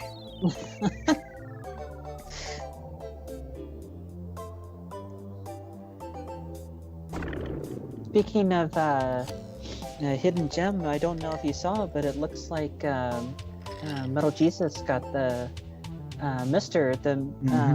Mr. Adams sent him a fully aluminium cased Mr. and all. So hoping second time is the charm. Yeah, I was in contact with him for that was I felt like I was talking to a celebrity, but I was walking him through Mr. for a few weeks, but unfortunately he had spent a month before that on his own. Which, you know, like jumping into Mister on your own, it's complex. Like, I'm not gonna lie. And I think he was burned out. That was like at least a year ago now. So I'm glad to hear that he's back into it. Because like he came to me at the very end and I was like, I could have given you. I told him a method. I'm like, man, I could have set this up for you in 5 minutes. And you spent a month on it. Not because he's like, I mean, it's very complex if you don't have a pack or something. Well, remember, like, it took me, 7-8 hours to get mine going because I didn't realize that there was another SD card slot on the thing, and I had it in the other. I did that myself, too, when I got my IO or add-on. I couldn't figure out for hours and hours why I couldn't get my SD card working. Yeah. And everyone was, like, scratching their heads, and then finally when I put the video up on your Discord. I'm like, look, here's the Mister. Like, everything's like, no, you got the SD card in the wrong slot. It's got to go in the other one. So wait, there's another one? Yeah, I really wish. And you're not the only person. There's hundreds of people who've done that, I bet. Yeah. And really, it's like, 3-year-old cores now are the only ones that even use that. Like X68000, the broken version of it. But yeah, I have a method like that I can describe to people. I copy and paste this where I can describe setting up Mister in like a 10-minute, setting it up for every single core. It's dozens of cores now, 100% setups in 10 minutes. And I described that to Metal Jesus like a year ago, and I think by that point he was already just done with it for the time. Yeah. I'm really glad to hear that he's getting back into it, and I hope that Porkchop gave him an SD card to set up. I think he did. I'll be talking to him Sunday. Oh yeah, are you on pod still? Yeah. On his server? Yep, we're gonna be doing a voice thing on Sunday night. So I'll be moderating that. I remember the first time I joined his Discord, I was like, oh yeah, of course Vanessa is a mod.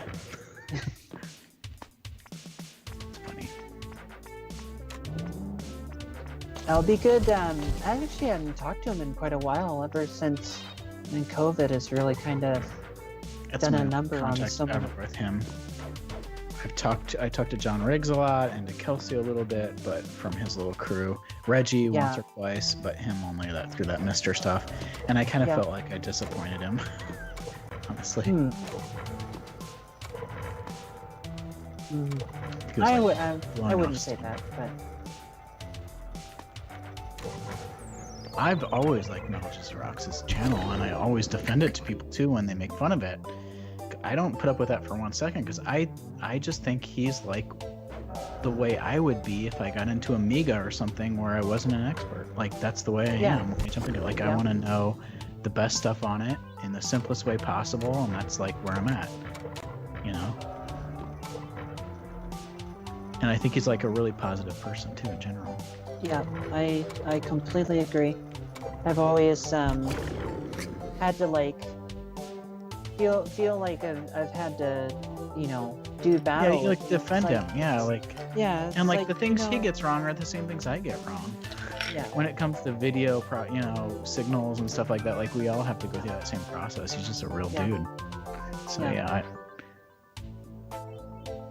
it's probably why. And I'm just happy that I was over the moon elated when he and Bob started working together on the Warrior 64. It's like, yes, finally, like, the community can maybe start working together and get over childish, like, silly stuff. And yeah, I just like to see good things happen for Bob because he's like a hidden gem.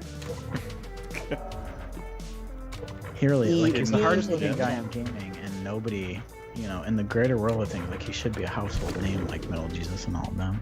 And it will happen eventually, I'm sure. But yeah, I'm kind of shocked Bob isn't, to be honest with you. Yeah. Well, you know what?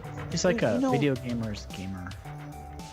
What's sad is I've been watching this guy called the Antenna Man, who talks exclusively about antennas for your TV and cutting the cable, getting rid of cable and satellite and stuff like that. And it's like he's got like almost 130,000 subscribers, and like this guy is like Bob for antennas on TVs. Why doesn't Bob have like 150K people as well? It just. I've been getting into, because I have a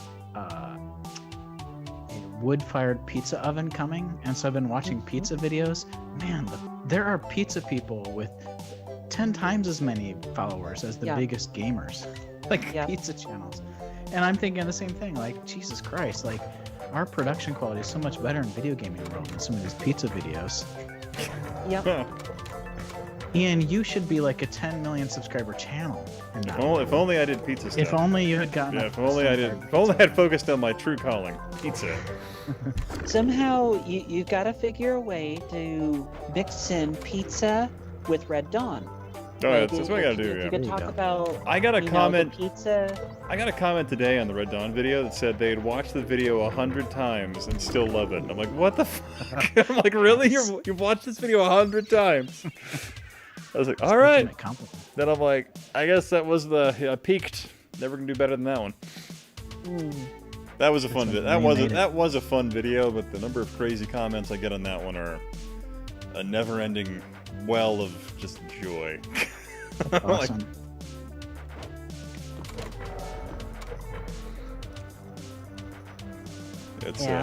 I'm just always happy and humble that people are even remotely interested, and we can have this community and be able to talk and hang out and. I'm always surprised that just like I feel like there should be more interest in this stuff than there is. You ever feel that way? Like, how is Retron selling systems in Walmarts and things when our channels are going so unappreciated or whatever? Oh, Jimmy's here. Jimmy! There he is. We were talking about him earlier. Where? Bob doesn't have that following because he's starting to dabble in the CDI. It's disgusting, disheartening, disturbing, and distasteful. Jimmy bringing out the 5D. That's a mic drop right there. Here. Okay, if we can get Jimmy in here, I'll pour into the drink and we'll go for until I finish. Get Jimmy in here then. Jimmy, jump in. Let's go one more.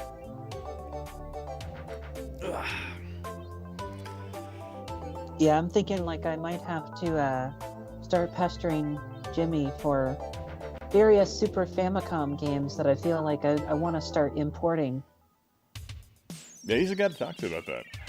The only Super Famicom games I have were when it was like the Super Nintendo version was really expensive and the Super Famicom version was like $3, like Yoshi's Island. Oh, what the? So I have a whole bunch of Super Famicom games, but they're all really common US games.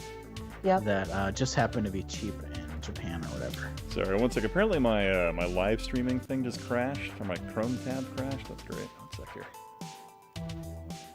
It happens. Yeah. Vanessa, we were talking about Star Ocean earlier. I had a Star Ocean really, really old English translation cartridge. And I had made the mistake of opening it one time. And it was fucking insane. Like hundreds of wires, like a lunatic wired it. I sent it to Voltar.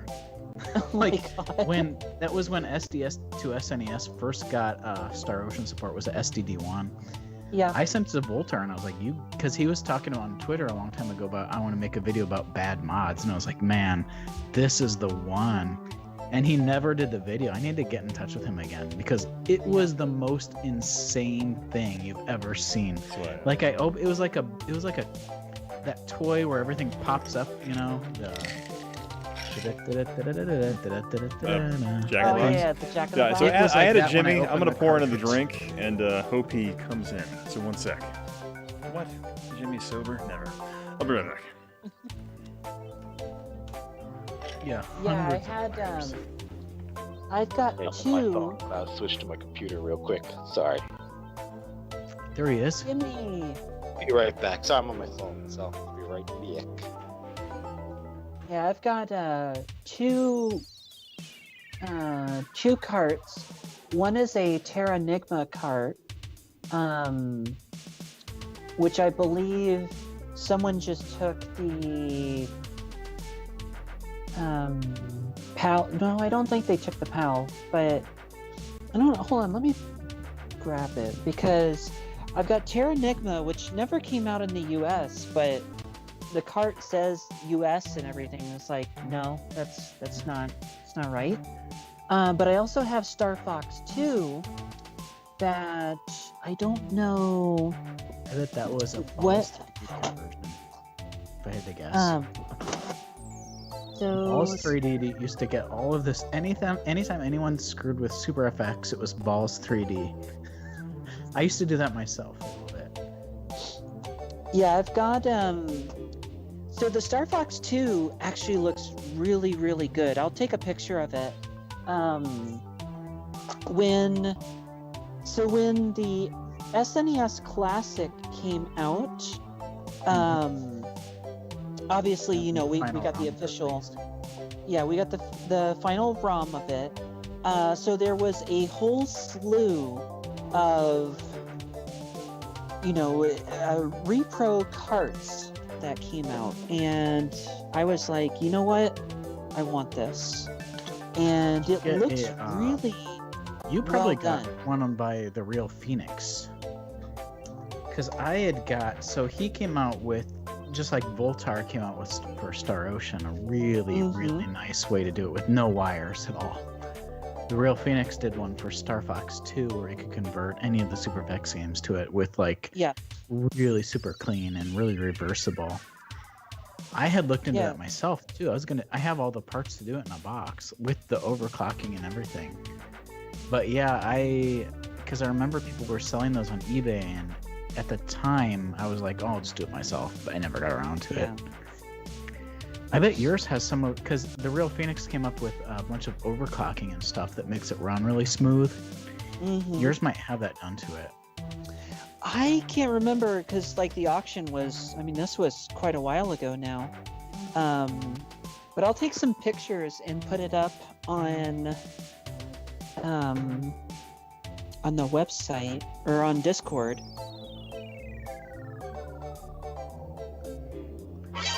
Yeah, that's one where I should have bought the game, but I was, you know, I was like trying to save $30 or whatever at the time, so I was like, I'll do it myself. So I have the EEPROM, the PCB, the donor cartridge, and the artwork, but I just haven't like done it yet. And I probably won't now because shortly after that, then SD2 SNES got support for it, and now Mr. can do Star Fox 2. It's like just pointless. Yeah. I got that a Super Nintendo Mini. Yeah, I got that Far East of Eden cart too to do the same thing, and I never converted it either with the English translation for the same reason. Just like it was on my list of things to do, and then SD2 SNES got it, and I was like, screw this.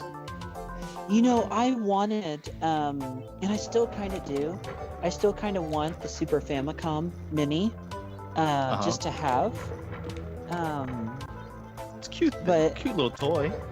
Yeah, it is. It is. They're cute. the good minis. Of all the minis, like the Nintendo ones were the good ones. They seem to be the highest quality of them anyway. And now that Jimmy gives it his approval, like I want it more. Oh, I can't give a fair. You'd have to talk to those My Life and Gaming boys, but they're also M2 simps. So anything M2 does. Mr. Hori drove them from the headquarters to the station. After all, the CEO. Wow. How you doing, Ian? Oh, excellent. How you doing, Jimmy? That explains it. Good. Yeah, I thought you were going to be their luggage boy, Jimmy.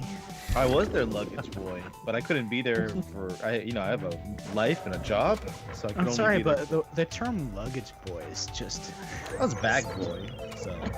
He was their Framemeister peasant for the weekend. I was, yeah. Yeah. Filthy The pay. way you describe yourself as wanting to be their bag boy. I know. I hold their bags, they hold mine. Bags for a living. You scratch your back, I scratch yours.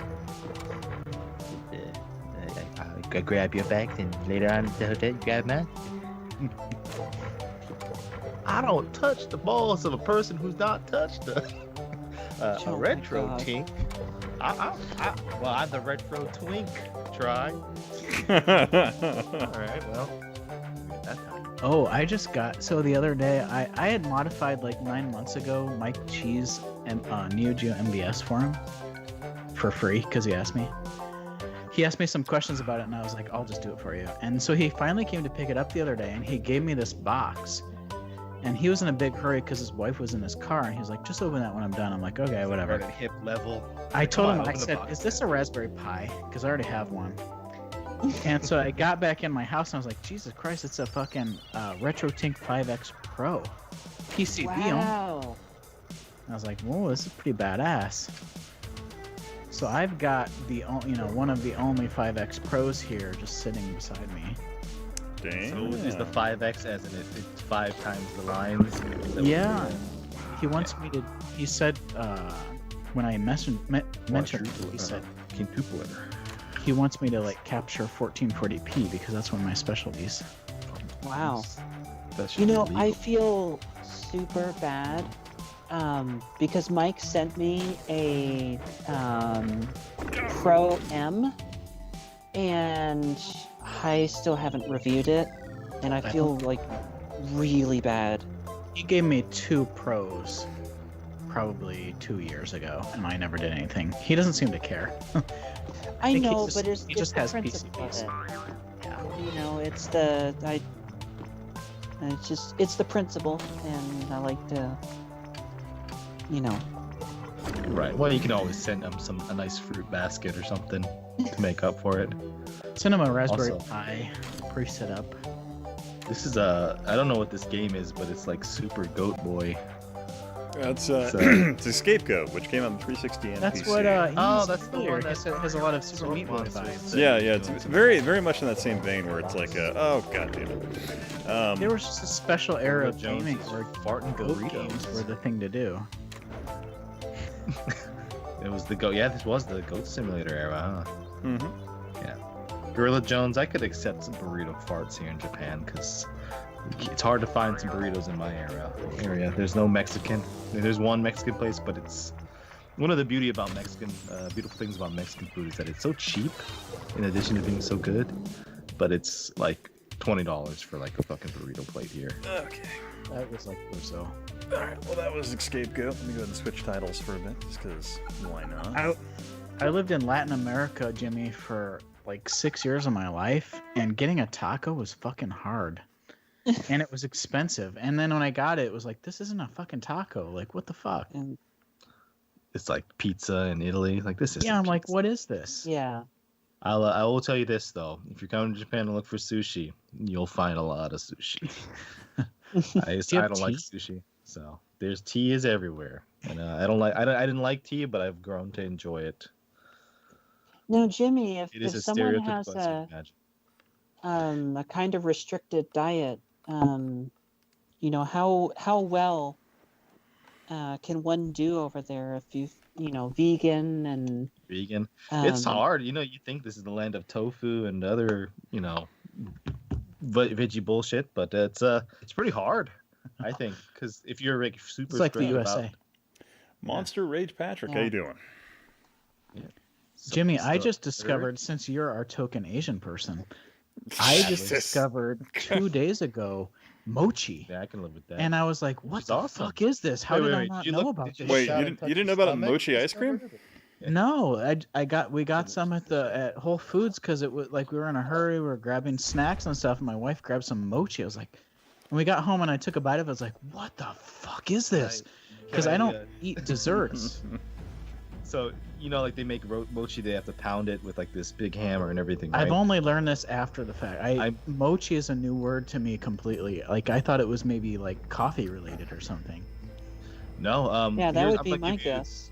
I'm gonna give you one of my ideas, the classless ideas that if I had no morals, I'd be doing this. But a Japanese chubby chaser porn series called Mochi Pounders. Oh, bro, think about it. Girls with a lot of mochi getting that. I saw Jay Leno's review of the was it 240Z car, or 270Z, 240ZX? Which one is it? 270Z. And the Japanese guy who had modified his 270Z to the hell, he said it's like if you take a hot Japanese chick and you like feed her KFC for a year, that's what he wanted to go for in this car. And it kind of blew Jay Leno's mind, but I was like, I know what you're talking about. You know, like, I'm down with that. Sorry. Girl. It's scotch. So, I guess... So, in Idaho, we've had, like, a mochi brand of ice cream for a while, where it, it used to be like you had to buy it individually, and you, like, could make your own, like, mix-and-match mochi packs. And they had, like, all these flavors. And now, and it was kind of interesting because of, like, COVID and all that, they tried to do this, like, group pack thing, and now they're, like, basically every mochi thing here is, like, individual packed little ice cream things. Yeah, that's how this was. It was Yeah. $6 for 6 of them, and that was my only critique. Was like, damn, that's expensive. I thought it was a whole box full of mochi. Well, I mean, like, you drop $12 on 12 things of mochi, and they last a while. It's I don't know, I use it because I have children. It's a fun way, easy way to spoil them, or bribe them, you know. Bribe them, yeah, Yeah. that's the right word. Yeah, that's the way to, like, that's the way you do it. I've learned in 24 hours. I've learned so much about mochi. It's not even funny. Like you put it, you guys put it on pizza, Jimmy. I wish I could go back to a time where I could rediscover mochi. Yeah. Yeah, like I know some people might put it Retro on. But told me I can make it in a Vitamix. I was like, I have a Vitamix right here. I can make my own. What the? It's just a sticky rice. What do you call it? Cakes. You can use it with a lot of stuff. I guess there's. Wait till you find out. The Japanese government posts videos, or they have a website dedicated to like how to deal with if you're choking on mochi, like the elder have a problem eating it. After that, I try to get my The whole Wikipedia article. Living up, really living up to the 16-9 stretch. He's a unabashed 16-9er. I am, and I would say like there's no greater Mario to love other than Thick Mario, and anyone who would deprive themselves of such a thick... Ron Jeremy as Super Mario. Ooh, I'm only interested in fat consoles. If they're not fat, like you lost me. It's just like so. Is this stretching it beyond what it needs to be at right now, or is this? It looks like it is stretched. That guy had a fat head. Yeah, I'd guess so.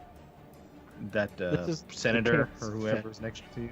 I should probably play with the settings, but you know what? Let's just keep doing it. Let's go. You know, when 16-9 just isn't enough. What are you gonna go with 21-9? Can we go 32-3 right now? 32-3. 32-1. Oh shit! This is like the witch fattened up this game, so she can eat it. Exactly. Hansel and Gretel, you're in my house. Please try this candy. Get yourself. Look at my finger. So skinny. Just put your Pokeball sword out. Smoke Monster in. Yeah. Sorry. I just linked in the lounge on Discord some pictures for you, and Ian can see it too. I was referencing South Park there. Sorry, I didn't mean for that to be such an awkward segue. Let me see. Whoa, which channel? Defeated. Oh shit! The lounge. Ass kicked. You know why? Oh yeah, nice. 89, bro. That's the real Phoenix. You have the real Just that Phoenix guy coming from the side. Yeah, John's saying like, oh, I don't understand that this game should run in 16:9 natively, but I don't know. I think Ian just takes it beyond. He's taking it not to a 16:9, but he's just taking it one step beyond. Yeah, I'm taking it to a. Is this that movie with Russell Crowe? Gladiator. Then he there's a part after this where I'm gonna go to the hotel and throw a phone at a person behind a counter. Go fighting around the world. Yeah, Vanessa, you have the real Phoenix is I think conversion version, which is what I set out to make when I was gonna edit. I was gonna build my own Star Fox 2. Yeah, I got it off.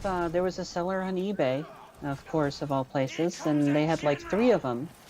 And I was like, okay, well, that looks good because I saw a lot of the other mods, and it's like, yeah, this is kind of janky. Where like the one that I got was You know that I made my own label for that game, which is it's like that version that you got. I laid it out because I had made my own Super Ghouls and Ghosts, and I used the same layout for a couple other games where I recreated exactly in vector graphics the Super Nintendo label. And I did one for Star Fox 2, but I never printed it. And I gotta say that the person that you got it from did the same high quality work there, because it looks like a Super Nintendo game perfectly, with the gray graphics on the right and everything. Yeah. I'm gonna say it's, now the it's pretty- Terranigma one, you can tell that that's that's not really real. Yes, I can tell a little more on that one. Yeah. Let's see, poor Ian. He's this decked out Roman god in armor. What he looks like, and he's getting killed by these vandals. Yeah, apparently. All to a Nerd Talk soundtrack. This is not how you imagine it would end, son of Rome. I guess I'm gonna be honest. I don't think I've touched this game in ever. Rex Ward knows what that about. What system is this? This is on PC. This is PC? But this I think was it was this was an Xbox Xbox One X, the Xbox One launch title, I think. Rise. Right. I think it got panned and canned. Did it? And slammed a little bit. Yeah, according to official US PlayStation magazine. Oh yeah, PlayStation. Figures. It's probably IGN. It was like a 9 out of 10. It's okay or whatever. Looks nice. I watched Clash of Titans, and then within a week of that, I watched Ewoks, both of the Ewoks movies, and I realized that those Ewoks movies pay lots of tribute to Clash of Titans. Yeah, with the Harryhausen type of. Yeah. I hope you start confusing the Ewoks movies and mixing it in with Clash of the Titans. I gotta say that the Ewoks movies were superior. The claymation in the Ewoks movies were superior to Harryhausen, even though they were directly influenced by him and paying tribute at the same time. Like, they threw that money at it. That Harryhausen... Yeah. Like, if you watch Clash of the Titans, you can tell, 50% of the claymation is really good. Yeah. And the other half isn't so good. Yeah, I imagine, back then, it just... the obvious developments with the art was maybe at its peak in the 80s, because there's that really cool Mark Twain movie. But yeah, there's I think that back then I just think everything was held together by gum. Yeah, Clash of the Titans. I wondered before I watched the Blu-ray. I wondered why there wasn't a 4K version, and then I watched the Blu-ray and I was like, oh, that's why. Because the VHS version that you remember in your head, where everything looked incredible, it just doesn't translate to HD. Oh no! Once you start seeing all that. Yeah. Yeah. And when I went from that to the Ewoks, the compositing in the Ewoks movie looked fantastic. The background art and stuff like that look really good. So it really does. Clash of the Titans, I don't mind that or anything, but it really does show its age if you watch it with Ewoks right afterwards. Right. Which is not saying much. Well, I was gonna say one of the big things people were big fusses that were brought up with the HD era coming in was with the adult films industry. It's oh god, back then the standard would cover up any sort of imperfections and cellulite or whatever stretch marks, but it's oh no, everything's super clear and oh my god, the standards. I was I don't think it's gonna matter. I don't think it's gonna really matter. So I'm glad that you're bringing it up. You missed it, yeah. Well, that was a big thing. But I just in the back of my head, I don't think people are gonna be that picky. If they are, they'll just go back to anime. Because they are perfect. So smooth. That cell shaded. Not a single mark on her body. Except for a few of the scratches and hairs in the celluloid. But yeah, but I talked about this with Ian, I think in the last term. Maybe you were here, Jimmy. Ian grew up with Ewoks Caravan of Courage. Yeah. I grew up with Ewoks Battle for Endor, and we both have our own thoughts on which one is the better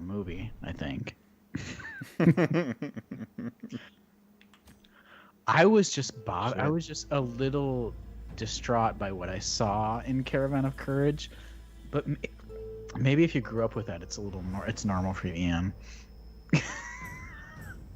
I'm honestly trying to remember the two because I'm struggling to. They run together. They run together in my mind as well. Yeah. Caravan of Courage. You got to watch them both and watch them in that order. Watch Caravan of Courage first, and then watch Battle for Endor. And I actually think Battle for Endor is a really good movie. Like, I'm totally behind it as a movie nowadays. And I say that in the light of all the recent Star Wars movies, which, I'm not behind. Yeah. What I find really interesting is right now this game is only using... It's like there's a... How do you describe that? Like there's like 10% on the bottom of my screen it's not using. Right. It's like a black bar for some reason. I think it's karma for all the times you've stretched for 3 games. Nah, God would never punish his purest children. Well, that's why I'm in Satan's army. Let's see here. Whole Where worldview was are... shattered because of Ian's debauchery. Where are the Oh my settings? gosh. So are you playing this on Steam? Yeah, yes, there's Steam. Are there settings? I like John like that. resolution, The animation right there of the guy stabbing the guy in the back of the head. Yeah, That's just brutal. The guy's like, ah. What's that do? No, it's like stuck in this weird contrast ratio. That's interesting. But how do I get to the menu? That's kind of a skull fracture we see in archaeology a lot. You see like the back of the skull broken in, and you're like, what the hell happened? Like, was that a hammer or a sword, or what happened to this person? Yeah. Sacrifice.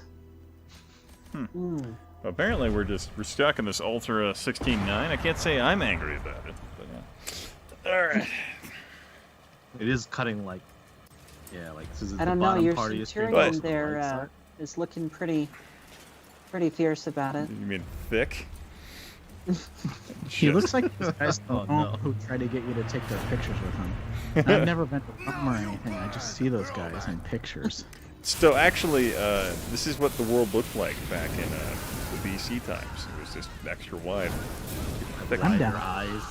I would put a feather helmet everywhere if it were socially acceptable.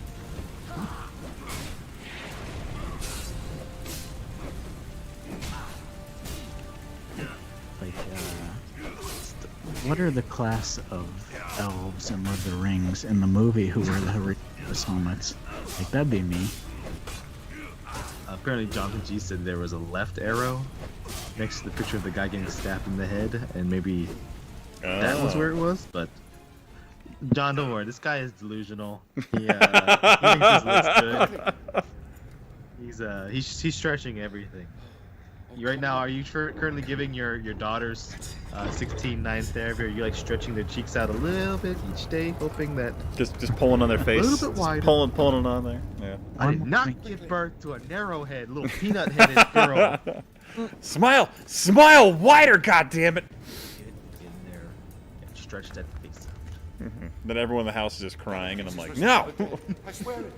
Damocles. You'd be like Willy Wonka in that halfway room, except everything's stretched out in your room. Oh my god. Like everything's like a little bit wider than it needs to be. It's like, oh my god. Ian has truly gone mad. Told you this, General. Is your character's accents as bad as Russell Crowe's? Oh, probably. He's clearly a clone. I just wonder if it could get any worse. It's like Russell. Well, I mean, if you look at the armor and how angled it is, it's kind of like, that doesn't seem right. It's still crying in Super Faceball 2000. I like that. As safe as we can be. Safe. I don't know. I wish armor would make a comeback. What family? What's your name, soldier? Oh, I mean, if you join the army, it certainly has. You get a nice 25-pound ceramic metal plate you get to wear. Well, actually, no, sorry. There's 2 of them. You get to wear one on your back and on the front. No way. So it has made a comeback. I just wanted to. I would wear the polystyrene version of that. Like the Power Rangers. Don't worry, guys. I bought a microwave oven and I shoved the packing material in the front of the plate. Don't you worry. It's gonna take care of me. Hey, Kiwi, what's up, man? Time to enjoy, but it's probably gonna come to an end. Like what made us the Yeah. I gotta. Well, I mean, I have this much of my drink left, so you have that long. You have that long until I end the stream. And then I'm gonna go to sleep. This looks like the stolen steles from the Parthenon. Oh. What I imagine them to look like.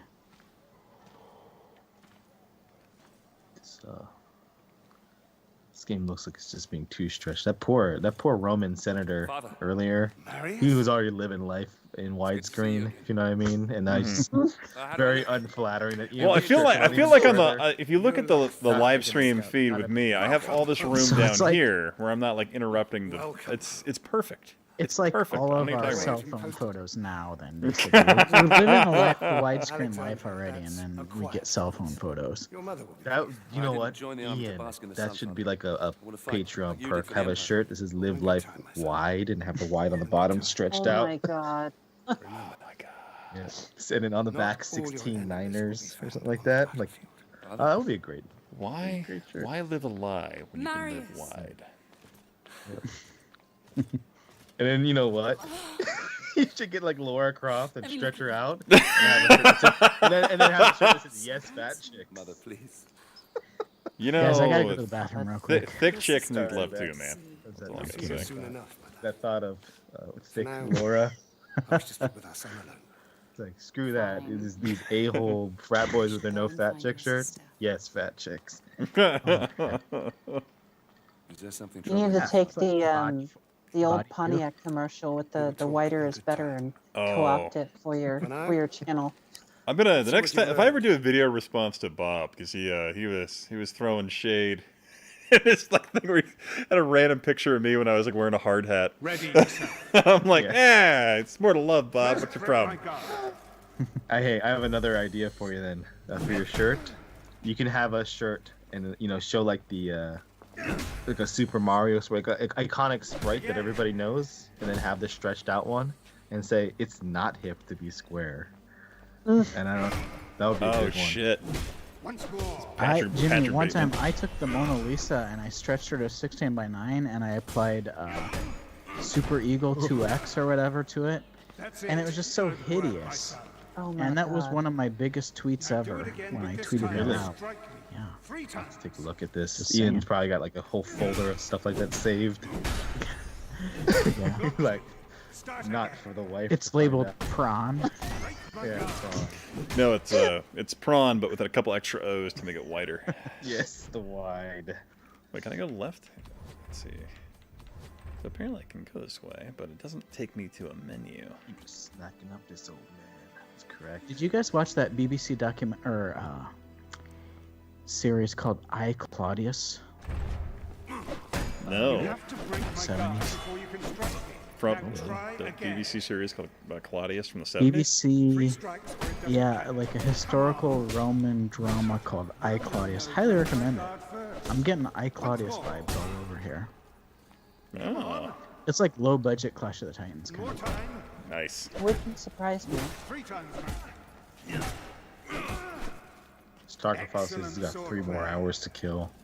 How are we gonna help him spend his time? You can go through all of your video settings and make sure you have the widest settings possible in Ian's honor. If you stretch enough of your video games, he will appear in your house and entertain you. You go, oh, you're not entertained! 16:9 Santa. 16, ugh. That's another one where it's just like, you're just doing the man a disservice by stretching him out even more. We're already worried about his blood pressure. As it is. Perfect. 7 Beetle Doom says if ancient people had the internet, the Romans would have invented TikTok. Yeah. They were too busy No making fan of them. concrete and like plumbing and things like that. Well, then Caligula would have got his hands on TikTok and had an orgy. That would have been interesting. Yeah, there'd be a lot of things. What is going on in this ancient Roman platform? It's just nothing but sex. Nothing but sex, and why are all the TikTokers like kind of balding? Oh, Yeah, like because ancient they don't want to cut Roman, their like hair out. fast food places are covered in dicks. It's like, what is going on here? And then it falls down. Hey, at least we got pizza and all that kind of stuff out of the deal after the fall of Rome. And luckily, we don't still eat whatever that stuff was they made with like fermented fish guts or whatever You know, that they put on everything. well, we have a really limited like seasonal palate. You'll probably just be like, God, any other flavor, please. It's like anything but starvation. No, it's more like the Romans, like they were like fat. They're like, God, I would kill for fucking anything that tastes different. Like, I'm gonna put this liquor. Ferment the fish guts. Ferment the fish. Fucking shred up licorice. Put that on there because I need something different. Pineapple. Our water is just sewage. Activated compost is called garum. Well, actually, garum. well, I mean, Garum. the Romans had really good sanitation. Yeah, that's true. Like, if you like looked at the They had- stuff, they like, had heated like saunas and shit. oh yeah, like heated floors, all that stuff. But yeah, they're like Yeah. sanitation systems. Like, especially if you look at the Better stuff than my from, house right now. Well, I mean, either just as good. It took until the like 1890s until they got to the same relative standard of living, or back to the same relative standard There's of living we had within the empire. There's a Japanese manga about time traveling back to Rome and using their baths. It's like, I think the baths are linked to each other or some stupid thing. They made it into a movie a few years ago. It's pretty stupid, but God bless it. What's with the Asian bath thing, Jimmy? I always bring this up with you because it's just funny. You're talking to a man who's just had 2 baths today. For whatever reason. They're awesome. If I had to go back in time, I have always said like I would want to go to Teotihuacan when it was still an island. You know, like that's the ultimate. They were living in luxury. Everyone in the city took a bath like once a day. Like it was pretty. Yeah, pretty for good. back then, that's like taking like 10 baths Yeah. a day. Yeah, baths are awesome here. I got these little concentrated bath salt cubes that put in the bath. And right now, And when it's, you like, super go into the freezing bath cold. with all the other naked Japanese guys, Well, I you don't do it just those. not look down. There's not much to look at usually, but just being honest, I ain't no looker myself, so no, you know, people just avoid eye contact in general, and they're definitely gonna avoid eye to dick contact. So that's fine. Nobody cares. Everybody's. Can That's I like skip this high tutorial school gym bullshit? show. That would be nice. Is there cheat codes in this game? Remember cheat codes? Those Because were apparently I'm great. supposed to like perform blocks, but he won't fucking attack. Maybe there's a prompt on the right side of the screen that's being cut off that you can't see. Probably. It's like, oh. Well, it is. It says perform a perfect, and then it's cut off. Oh, like a parry or kind of deflecting one of his things, or maybe you have to like 16 deflect his 16 by 9. It's so. This is So 30. why It's just is 32-3 right now. I mean, come on. Oh God. Yeah, he's actually controlling 4 different characters at the same time. You only see one. Because it's not enough. Okay, all right, Screen well. real estate. All right, I'm gonna go ahead and skip out of this. This is like 'cause apparently Spartacus. Yeah, this is well, so that's Rise at 16, but apparently you can't even quit out. That's cool. Yeah. Control Alt Delete and task. Yeah, let's go on Alt Tab here. A 300 true story. Definitely. All of these swords look like Sting to me in this game. Desert Rose, alley. Gladius. Okay. No, bats so are we got bats are the that. best. Master Collection. What can we play? 300 true story would be that Xerxes had the best nipple ring fashion of all the lands he conquered, and he was also 12 feet tall. He had the best. Kind of looked like RuPaul. Well, you're telling me right now that Xerxes had the best nips. Best, yes, better than P-nips. Better than Let's get P-nips. Stika here to debate that fact. No, I won't do it. These nipples could cut glass right now. But I must. My God. It's not this is not what Vanessa came here for. Nip talk. You're lucky that the real Stika isn't here, because he'd be talking about his P-nips, not turnips. But P-nips. He's very proud of them. I don't know why. I mean, System Shock 2. Yeah. That's a real game. That is. That would require me to sit forward though, and use the keyboard on the laptop in front of me. So I'm just going to go ahead and launch Sonic Mania. Yeah. We'll do that for a minute while I finish my drink. Speaking of Sonic Mania, and we were talking about, I was talking about Xbox Live Arcade earlier. One of the games way back in the day that we all like, I used to always really insult Xbox Live Arcade conversion games because they were so bad. There were so many. But the Sonic CD port was so fantastic, like in the sea of crap. And that was that Christian Whitehead or whatever, whoever it was who later went on to make Sonic Mania and finally got some notoriety. Dude. Yeah. So back when I was insulting all those crappy ports on Xbox Live Arcade, I was always like, well, but there's also Sonic CD, which is fantastic. I didn't have that one. I had the first Sonic, and I was like, yeah, like the Genesis pack. He also did like the mobile. He made the mobile games for like Sonic and Sonic 2, which recently just got put out on Steam, I think. And now you can get like the mobile versions. Oh, okay.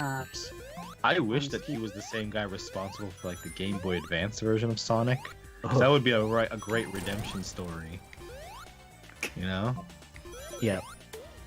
Yeah, but I mean, the Sonic Advance 1 through 3 was well before when he started working on it, though. Oh, I'm just saying, like, I wish like that really shitty port of Sonic 1 that is infamous. It would have been great if he just started off and he was just like low level, and then by the end he's like a god. It would just make for a feel good story, you know. I like the happy endings, Jimmy. I do. Well, I don't know. They'll be even better with Mochi now that you know. Oh my God. I'm gonna be like Mr. Mochi by the end of the week. I had a girlfriend who called it when I like no fat stomach Mochi. Call me Wilfred Brimley Mochi. Oh God. Diabetes. Hey, he's in Ewoks Battle for Endor, and he's fantastic. Yeah. Oh shit. I always forget to he's in The Thing. Right? Yeah. Sans Stash. Oh, was he in The Thing? Yeah. So it's always like I always forget, and I was like, wait a sec, I know who that guy is. It's like if they got Dr. He's like Robotnik the grandpa here. we never had. Well, he's never will. I always liked him in, I don't know if you guys watch My Fellow Americans, which is the one where it's like a Jack Lemmon and other gent. They were like ex-presidents, both single-term guys. But like he's like one of like the CIA guys and like helps him like interrogate somebody. When was this movie made? Oh, like mid-90s. Oh, okay. I gotta say, there's very few actors who have made me cry, but Wilfred Brimley made me cry in Battle for Endor. You know, like tears in my eyes, like he's such a great actor. Was this recently or when you were a kid? That was the tequila. That was like a few weeks ago. A month ago. All right. You're like, God damn, that was an Oscar-worthy performance from Wilfred Brimley. Movie. You're like, God. I mostly remember him from Walker, Texas Ranger. I remember him from Cocoon mostly. I remember that movie. Was he Walker's boss in Texas Ranger? I think he was like retired. his. Yeah, he was like his mentor. Or something? Yeah, mentor. Yeah. Yeah. Oh, so he was the one doing all the fucking kicks back in the day. Can you imagine that? I would love to see him kicking some ass. Super kicks. So I actually, one of the things when I did the Everdrive packs, I went out, there's a Wilford Brimley hacks trilogy that was really hard to find for a long time, where they inserted Wilford Brimley into like Donkey Kong games for some reason. Oh my god. But I made it a point, I was like, I gotta find these 3 hacks. And it took like weeks of like contacting people, like, oh, I saw you posted on a forum about the Wilford Brimley 2 hack. My fellow Americans, yeah.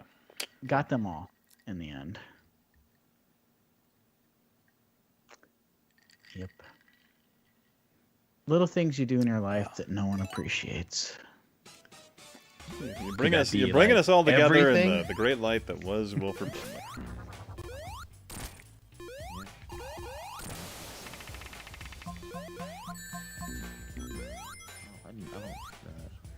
I had this game for about 10 minutes on the Switch, and then I sold my Switch and all my games, except for a few.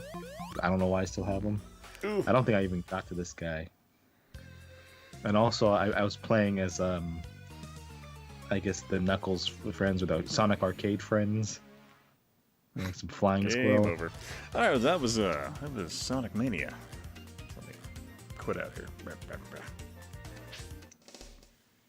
Oh, so the Wilford Brimley hacks were for River City Ransom. My brain is just broken.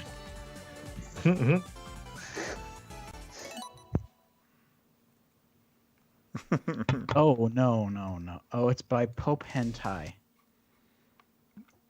It's quite the name. I'm sure in a few years, Pope Hentai is going to be the name of like the #1 best-selling music artist. It's just the way it's going. All these weird things that people saw on the internet. Yeah, just hentai's just normal. It's No, like I'm how we thoroughly talk about- convinced. I'm thoroughly convinced that like within 15 to 20 years, everything will just be a meme. Like when like we are old and crusty, like everything will just be a fucking meme. It's all All pretty much. communication, like everything, just a meme.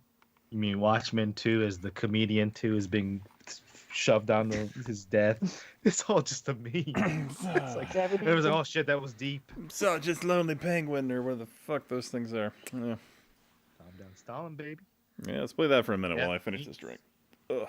I will always remember that when I heard that kid talking just on the side of the street, waiting for the light to change. He was talking to his friends, high school probably age kid. He's like, "That's such a fucking loser, man. He doesn't even know how to make memes." And it was like super serious. I was like, "Holy shit, what is going on?" All of my entries into trying to make memes have been failures, and I thought they were so smart. They just got no traction at all. It's not you, it's them. I know, that's what I'm at. People that like Nyan Cat. Don't worry about it.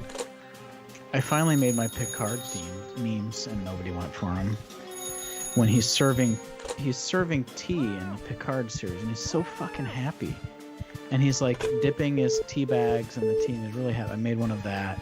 Nobody cared. Now, Smoke, you gotta be careful. I made another one Yeah, where he's Hell coming finds to the out room about and he looks these. really sexy with tea.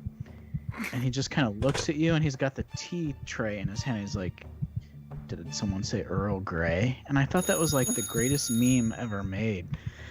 And I got like 2 views or something. Oh, on MemeTube or what was this? No, it was on Twitter. Where are these memes being slang? It was on Twitter. Okay, well, Twitter sucks. But also, like, I'm just telling you, Yahel loves that shit. and he's He just was gonna one of the package it. 2 people who liked it. Oh my god. So maybe in a few months he's gonna start putting out these very similar memes, and he's gonna be like, well, my MemeTube meme manager told me to make these memes. It's one of the advice pieces of advice you gave me. And, damn it. I just happen to Stop. have these ideas. Yep. I also made some Mr. Ice memes from Batman and Robin, or one of those. I said, I think, Vanessa, you might have liked this one where I said spice to see you. Yep. Instead of ice to see you, and I made it orange. And I thought that was very smart. But I think only Vanessa liked it. Throw in some more Dune references there. I think we learned an important lesson here. Smoke, you had a lot of things going for you. You had all this. You had smarts. You had the whole fucking world in your hand, and you tried to take the easy road, the meme road, and it didn't pan out. Hard work and dedication, man. That's the way you're gonna get on top, not these cheap memes. It's true. I met a young lieutenant, and he was talking to me about, like, I don't know how much younger than me he was, but he's like, yeah, I'm into memes, you know. I'm like, oh, the dank memes, and he got so mad when I said that, and then I refused to not call them dank memes after that, and I would just do it just to piss him off. Le memes. I'm like, the dank memes, you know. It ain't right to put kids in the meme minds like that. And you would just get so mad, and it just never got old to me. Should have made him like clean the toilets. Nah, that's not how it really works with lieutenants. You belittle them emotionally. You can't belittle them with tasks. You give them toilet memes. Yeah, the butter bars. Yeah, you send them the dank memes, and that's how you do it. Do they still peel potatoes, or was that just like Looney Tunes? I honestly, I've never seen anyone peel potatoes. But then again, most modern military meals are contracted in some form or another, so it's outsourced. I worked at this Irish pub for a couple of years, and we had this potato peeler thing. This big tub that like rotated with this big like sandpaper in it. And whenever I used it, I was like, man, the military should get these things. Because I could do like 50 pounds of potatoes in one shot. It's in your DNA. Yeah, sorry, it's the scotch. I'm gonna blame. Get a little bit more of that on your lips. It's okay. It tastes so good in my mouth. Once it hits your lips, it's so good. Oh no. Seven Beatles, it's terrifying me for the future that I will not be a part of, thankfully. Ian has a whole video. Don't you have a whole video about this game? I do, but it was more just an excuse to talk about Soviet history. Really. That's the one where your dog appears at the end in the outfit. Oh, so Jonathan G's asking what I'm controlling. So so right now in this game you have a number of factors. So the red button is designed. This is your nuke button. It's designed to intimidate your enemies and prevent invasion.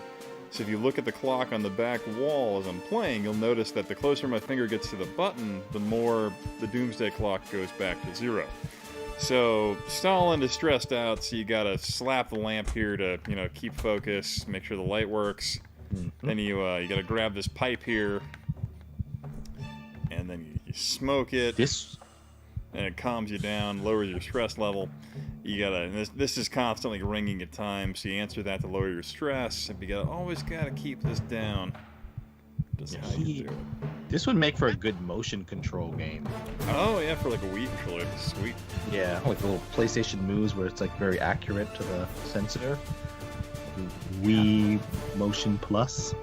Yeah. He looks a bit like a praying mantis about ready to pounce.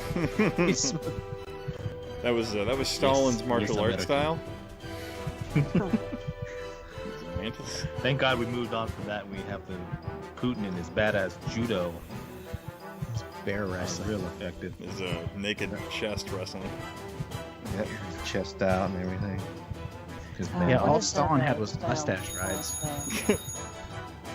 Systema or whatever. That's what's really annoying about this game is that the Stalin's finger gets tired, and he will start moving towards the button at random intervals, and they start adding more and more shit to you.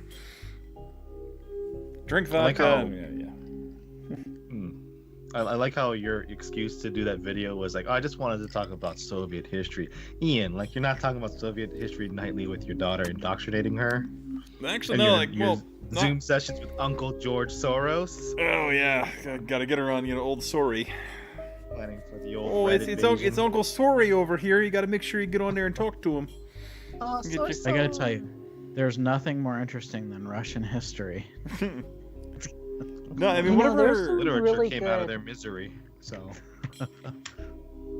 gonna say. I mean, like, whenever I tell my daughter stories, I'll tell her stories of Dido, the prince, the queen of Carthage, or I'll tell her the story of Hannibal fighting the Romans, and I'll tell the story like as if she's the person leading the armies and stuff. Is how I tell the stories to her. Is usually how I do it. Like I'll try and make it like about her. She absolutely loves it. I'm down. Yeah. Wish I was your daughter. Tell me about the elephants, Daddy. Oh yeah, you'd love it. No, it's funny because we have I have a couple elephants that I've like named Hannibal and stuff like that are around the house that are about Hannibal Barca and all that and the triumphs against the Roman Empire. It's good times. Gave her like delusions of grandeur, and she's actually gonna take over the world or something. Yeah, nothing wrong with encouraging that behavior. Let's start off with a small country like Luxembourg and move on from there. Yeah, let's move on from there. I mean, Skip like the Carthaginians completely. I wish Ian had to clean up my. So my oldest daughter, I don't have to do that anymore. My youngest daughter, yes, but yeah, that's oh god, God's hand was so heavy. Well, I hope one day your daughters can watch your streams with us in retrospect and appreciate this. I can't wait. If I would love if I live long enough to where my daughter can legally drink with me and stream. That would be fucking the best. I would. Well, I'll be on. I don't know. I don't speak for everyone here, but I'll be on better behavior if that ever happens. Like. Well, here's the sick thing that's gonna happen. It's like, Dad, I wanted to introduce you to my boyfriend, and it's actually Smoke Monster at that point. Just got a fucking tongue ring or something. I'm like, you motherfucker. Yeah, best behavior, huh? I thought my daughter. I was looking through her. I shouldn't have done it, but I was looking through her drawers the other day, and I found parts to make a mister. I'm only gonna call you Dad to Ian. Oh no. Oh, you're gonna wake up from this nightmare very soon. It's all just a dream. No, it's funny. Jonathan G says, "How about the first time she watched it?"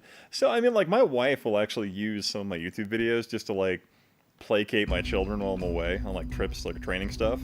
Just because it's me talking, so it works. But, Daddy had way more hair back then. Right? Jesus. You should have seen it when I married him.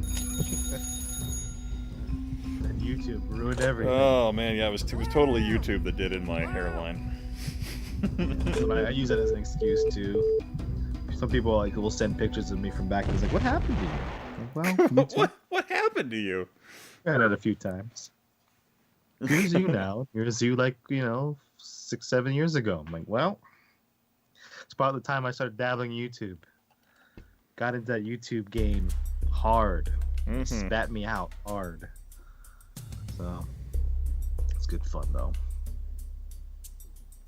She'll be streaming Elsa Spider, the walking simulator. Oh god. Oh no. Well, the thing that annoys me is my daughter. Like when we'll sing songs and stuff to put her to bed and stuff like that, but she always wants to like sing shit from Frozen. And I'm like, God damn it. Oh. I'm like, ugh.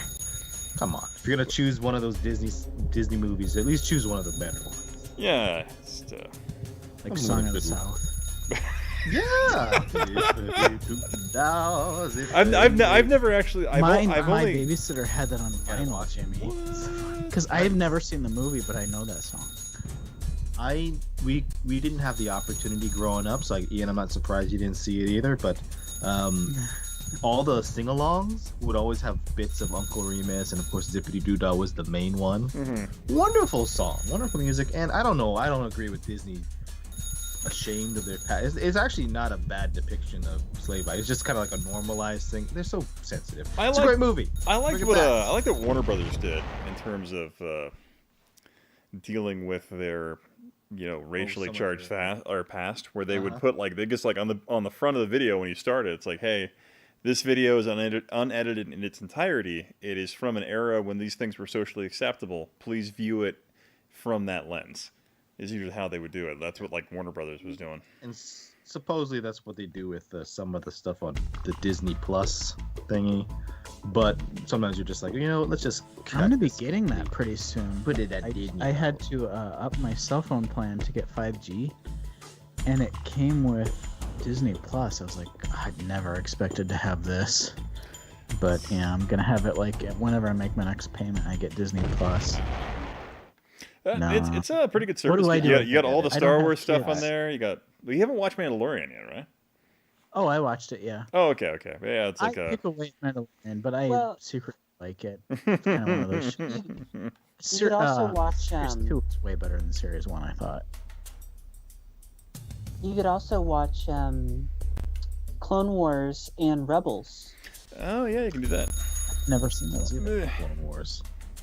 I broke up with probably like the closest girlfriend I had, and then I couldn't go to sleep, and I watched Clone Wars because it was coming out in the theaters in Japan. And all right, let's go watch Clone Wars. I have no idea what happened in that movie because I've been up for like such a long time, but I heard it's pretty good. I don't know. I remember, what was it like? In terms of like movies that like I don't remember anything about because I was doing something. Because I remember like I was dating this one girl and we were just making out constantly, and we were watching the Da Vinci Code. And I still, to this day, have no idea what the fuck was going on in that movie because I was just making out with her the entire time. At least it wasn't like Schindler's List. Oh god! But I've been sitting there, I'm like, Seinfeld episode. I'm like, I don't remember any of the stuff that was going on here. Let's see. Ian, are you getting into Disney movies yet? Pretty much already buried alive in Disney movies because Disney Plus has been nice though, so I don't have to like bust out DVDs or Blu-rays. I can just select off the screen. One movie you gotta show. Yeah, so there's no mechanical wear and tear on devices in my home, so that's nice. You gotta show your kids Pinocchio and say, how this happens? You get taken in by a guy like Smoke. Want to go down to Pleasure Island? So weird. What's been really fun though? So I got HBO Max, and they have the entire Studio Ghibli collection right now. And nice. And my oldest daughter, like, she fucking loves My Neighbor Totoro. Oh, I love Totoro. And so, like, I think I've watched that, like, 3 times in the last, like, week and a half. But I'm like, you know what? I'm not complaining. I enjoyed this one. We have a Totoro pillow on our couch here. My wife and I both like it. She was into some manga. Fatty. It's like him with the umbrella, like waiting for the bus. Other going to benefits of Disney Plus. I do feel like a bit of a poser though, because I'm not really into anime, but I'm really into Ghibli stuff. Wait, is freaking that Black Hole freaking movie on Disney Plus? Because you had that like. No, but technically Holes should be, right? Oh yeah, Holes is on there. But there was like that. What was that Disney movie where it was like they were trying to rip off Star Wars? What was that one called? It was like something Black Hole. Sorry, I'm buzzing really bad right now. Dad is talking about Nat Geo documentaries and but lesser Black Disney Hole, movies. Flight of the I think it's Black Hole. Yeah, it might be Black Hole. Yeah, because Flight of the Navigator fucking ruled. Yeah, I love that movie. AC says Black Hole. Okay. The Black Hole. Does it have like some pretty cool like effects? Yeah, it's cool effects, fun little robots in it. That. Yeah. Like a scene like a robot. I remember confusing the toys from that movie for Star Wars toys when I was a kid. I remember that. Better than me, I thought that Spaceballs was part of Star Wars. Oh gosh. Nice. Yeah, I preferred Tron. Yeah, good old Yeah, Tron. I like Tron. Fucking fantastic effects in that movie. I need to watch the new Tron. It's good. Oh yeah, with the deep fake Jeff Bridges stuff. Yes, the original. Sassy Justin. Hey guys, it's not gonna be good. Somebody will they let me out? Come on. Oh my god, nipple titties, or whatever the fuck it was. God, that was good shit. Man, there were a lot of weird Disney movies, like made for TV type movie. Like, remember the Magic Snowman with the red eyes? Did you guys see that? Had that on VHS. A whole bunch of we had the Disney, so we used to get Disney Channel weekends, like when it was free on cable, and we'd record the movies and stuff on VHS. And I had to look this up like a year or two ago. The Magic Snowman is like this really weird Disney movie with this snowman with red eyes, and I think he's from space or something. And there's like a whole bunch of movies like that. There were those movies with that Volkswagen Bug that could talk. Oh yeah. Was it Herman or Herbie? Herbie. Yeah. Herbie? Yep. Herbie, yeah. Oh Herbie yeah, the yeah, Love- yeah. But there's Did tons. they remake like, that with Lindsay Lohan? They did. There's tons of movies. Pamela like that. Henderson. I bet Yeah, the well, Lohan I was was- probably better. One of the What was the movie with the duck? Howard the Duck. Howard the Duck. Howard the Duck. Yeah, there was that was Howard good. the That Duck. was Leah Zemeckis, Thompson. Howard the Duck Duck. boobies in that Oh movie, shit! too. A new freaking. And he had Yeah. Johnny Five. Oh yeah, Oh, that- short yeah. circuit. Short Short, Circuit. yeah, Short Circuit. That was always good. And then Was that Disney? That battery's not included. Good. Oh, my I think. yeah. So this actually, is- yeah, Jonathan, if you go to I don't know if you have Target over there, but yeah, Target they have this one. It's like the 1995 launching of or 94 launching of PlayStation. Pretty fun shirt. Nice. I'm talking about that shirt. Usually it's the N64 shirt that I just noticed that you're always wearing, but that's a Target one too, or a Walmart. What fashion are you wearing? I'm wearing today. I'm wearing a Target. Who are you wearing? Who are you wearing? Pac-Man T-shirt. Target. You know, it's funny. Like whenever I go to like a mall, if I happen to go to a mall, I'll like walk around and try and find video game shirts. And I don't know what happened to like because when I was in Virginia doing the whole DC All thing. meme shirts now, bro. I was trying to check out. I was like walking through Hot Topic and what's the other one? That other novelty store that sells Spencer's. Spencer's. Thank you, Spencer's. Yeah, I was Yeah. walking through there just trying to Nice. find video game T-shirts, and all they had was like a bunch of fucking random anime I'd never seen. And I'm like, I don't know what any of these are. Yeah, Yeah. we're getting old. That's what it is, you know. I, Well, yeah, the other I one- buy my video game shirts like on eBay or at Goodwill, and people will tell me where they come from, and they're usually from either Target or Walmart or Loot Crate. Oh, wait, Loot Crate's still around? Yeah, I thought that was I don't know gone. if they're still around. Just- but I've there's just enough Loot Crates. got several shirts yeah. of them apparently. Yeah. Well, all right, guys. It's almost 3 a.m. my time. I should probably go to sleep before my children pummel the shit out of me in the morning and wake me up. So I want to thank everybody for dropping by and hanging out as long as you have. I really appreciate it. And yeah, I hope you have a wonderful day, evening, night, or whatever you're doing. I definitely want to thank Vanessa for dropping by. If you haven't checked out her channel or if you have an interest in Command & Conquer, highly suggest you check out her channel. It has a great little documentary about that. And if you don't know who Smoke Monster is, I highly suggest you go and check him out. Does fantastic stuff. Your son-in-law. Oh, future son-in-law. Yeah, in the year possible. in the year 2040. That'll be an interesting time for everyone. So yeah, check his channel out. Does stuff with Mr. and all manner of retro paraphernalia. And then you have Jimmy Hoppa, a staple of the retro game community involving Japanese content. Stomach staple. Far and wide. And, you know, a little bit of a tummy tuck there going on. Just, you know, tucks it in, sticks it out. Let me begin doing House of Pain, trying to get that going. But yeah, alrighty. Thank you, everyone, for dropping by. You guys have a wonderful night. All right, bye. Good night. Son-in-law monster. Son-in-law, oh jeez. Stop Yeah, the stream let's just, there. There we go. Get the buttons here. Emulate you.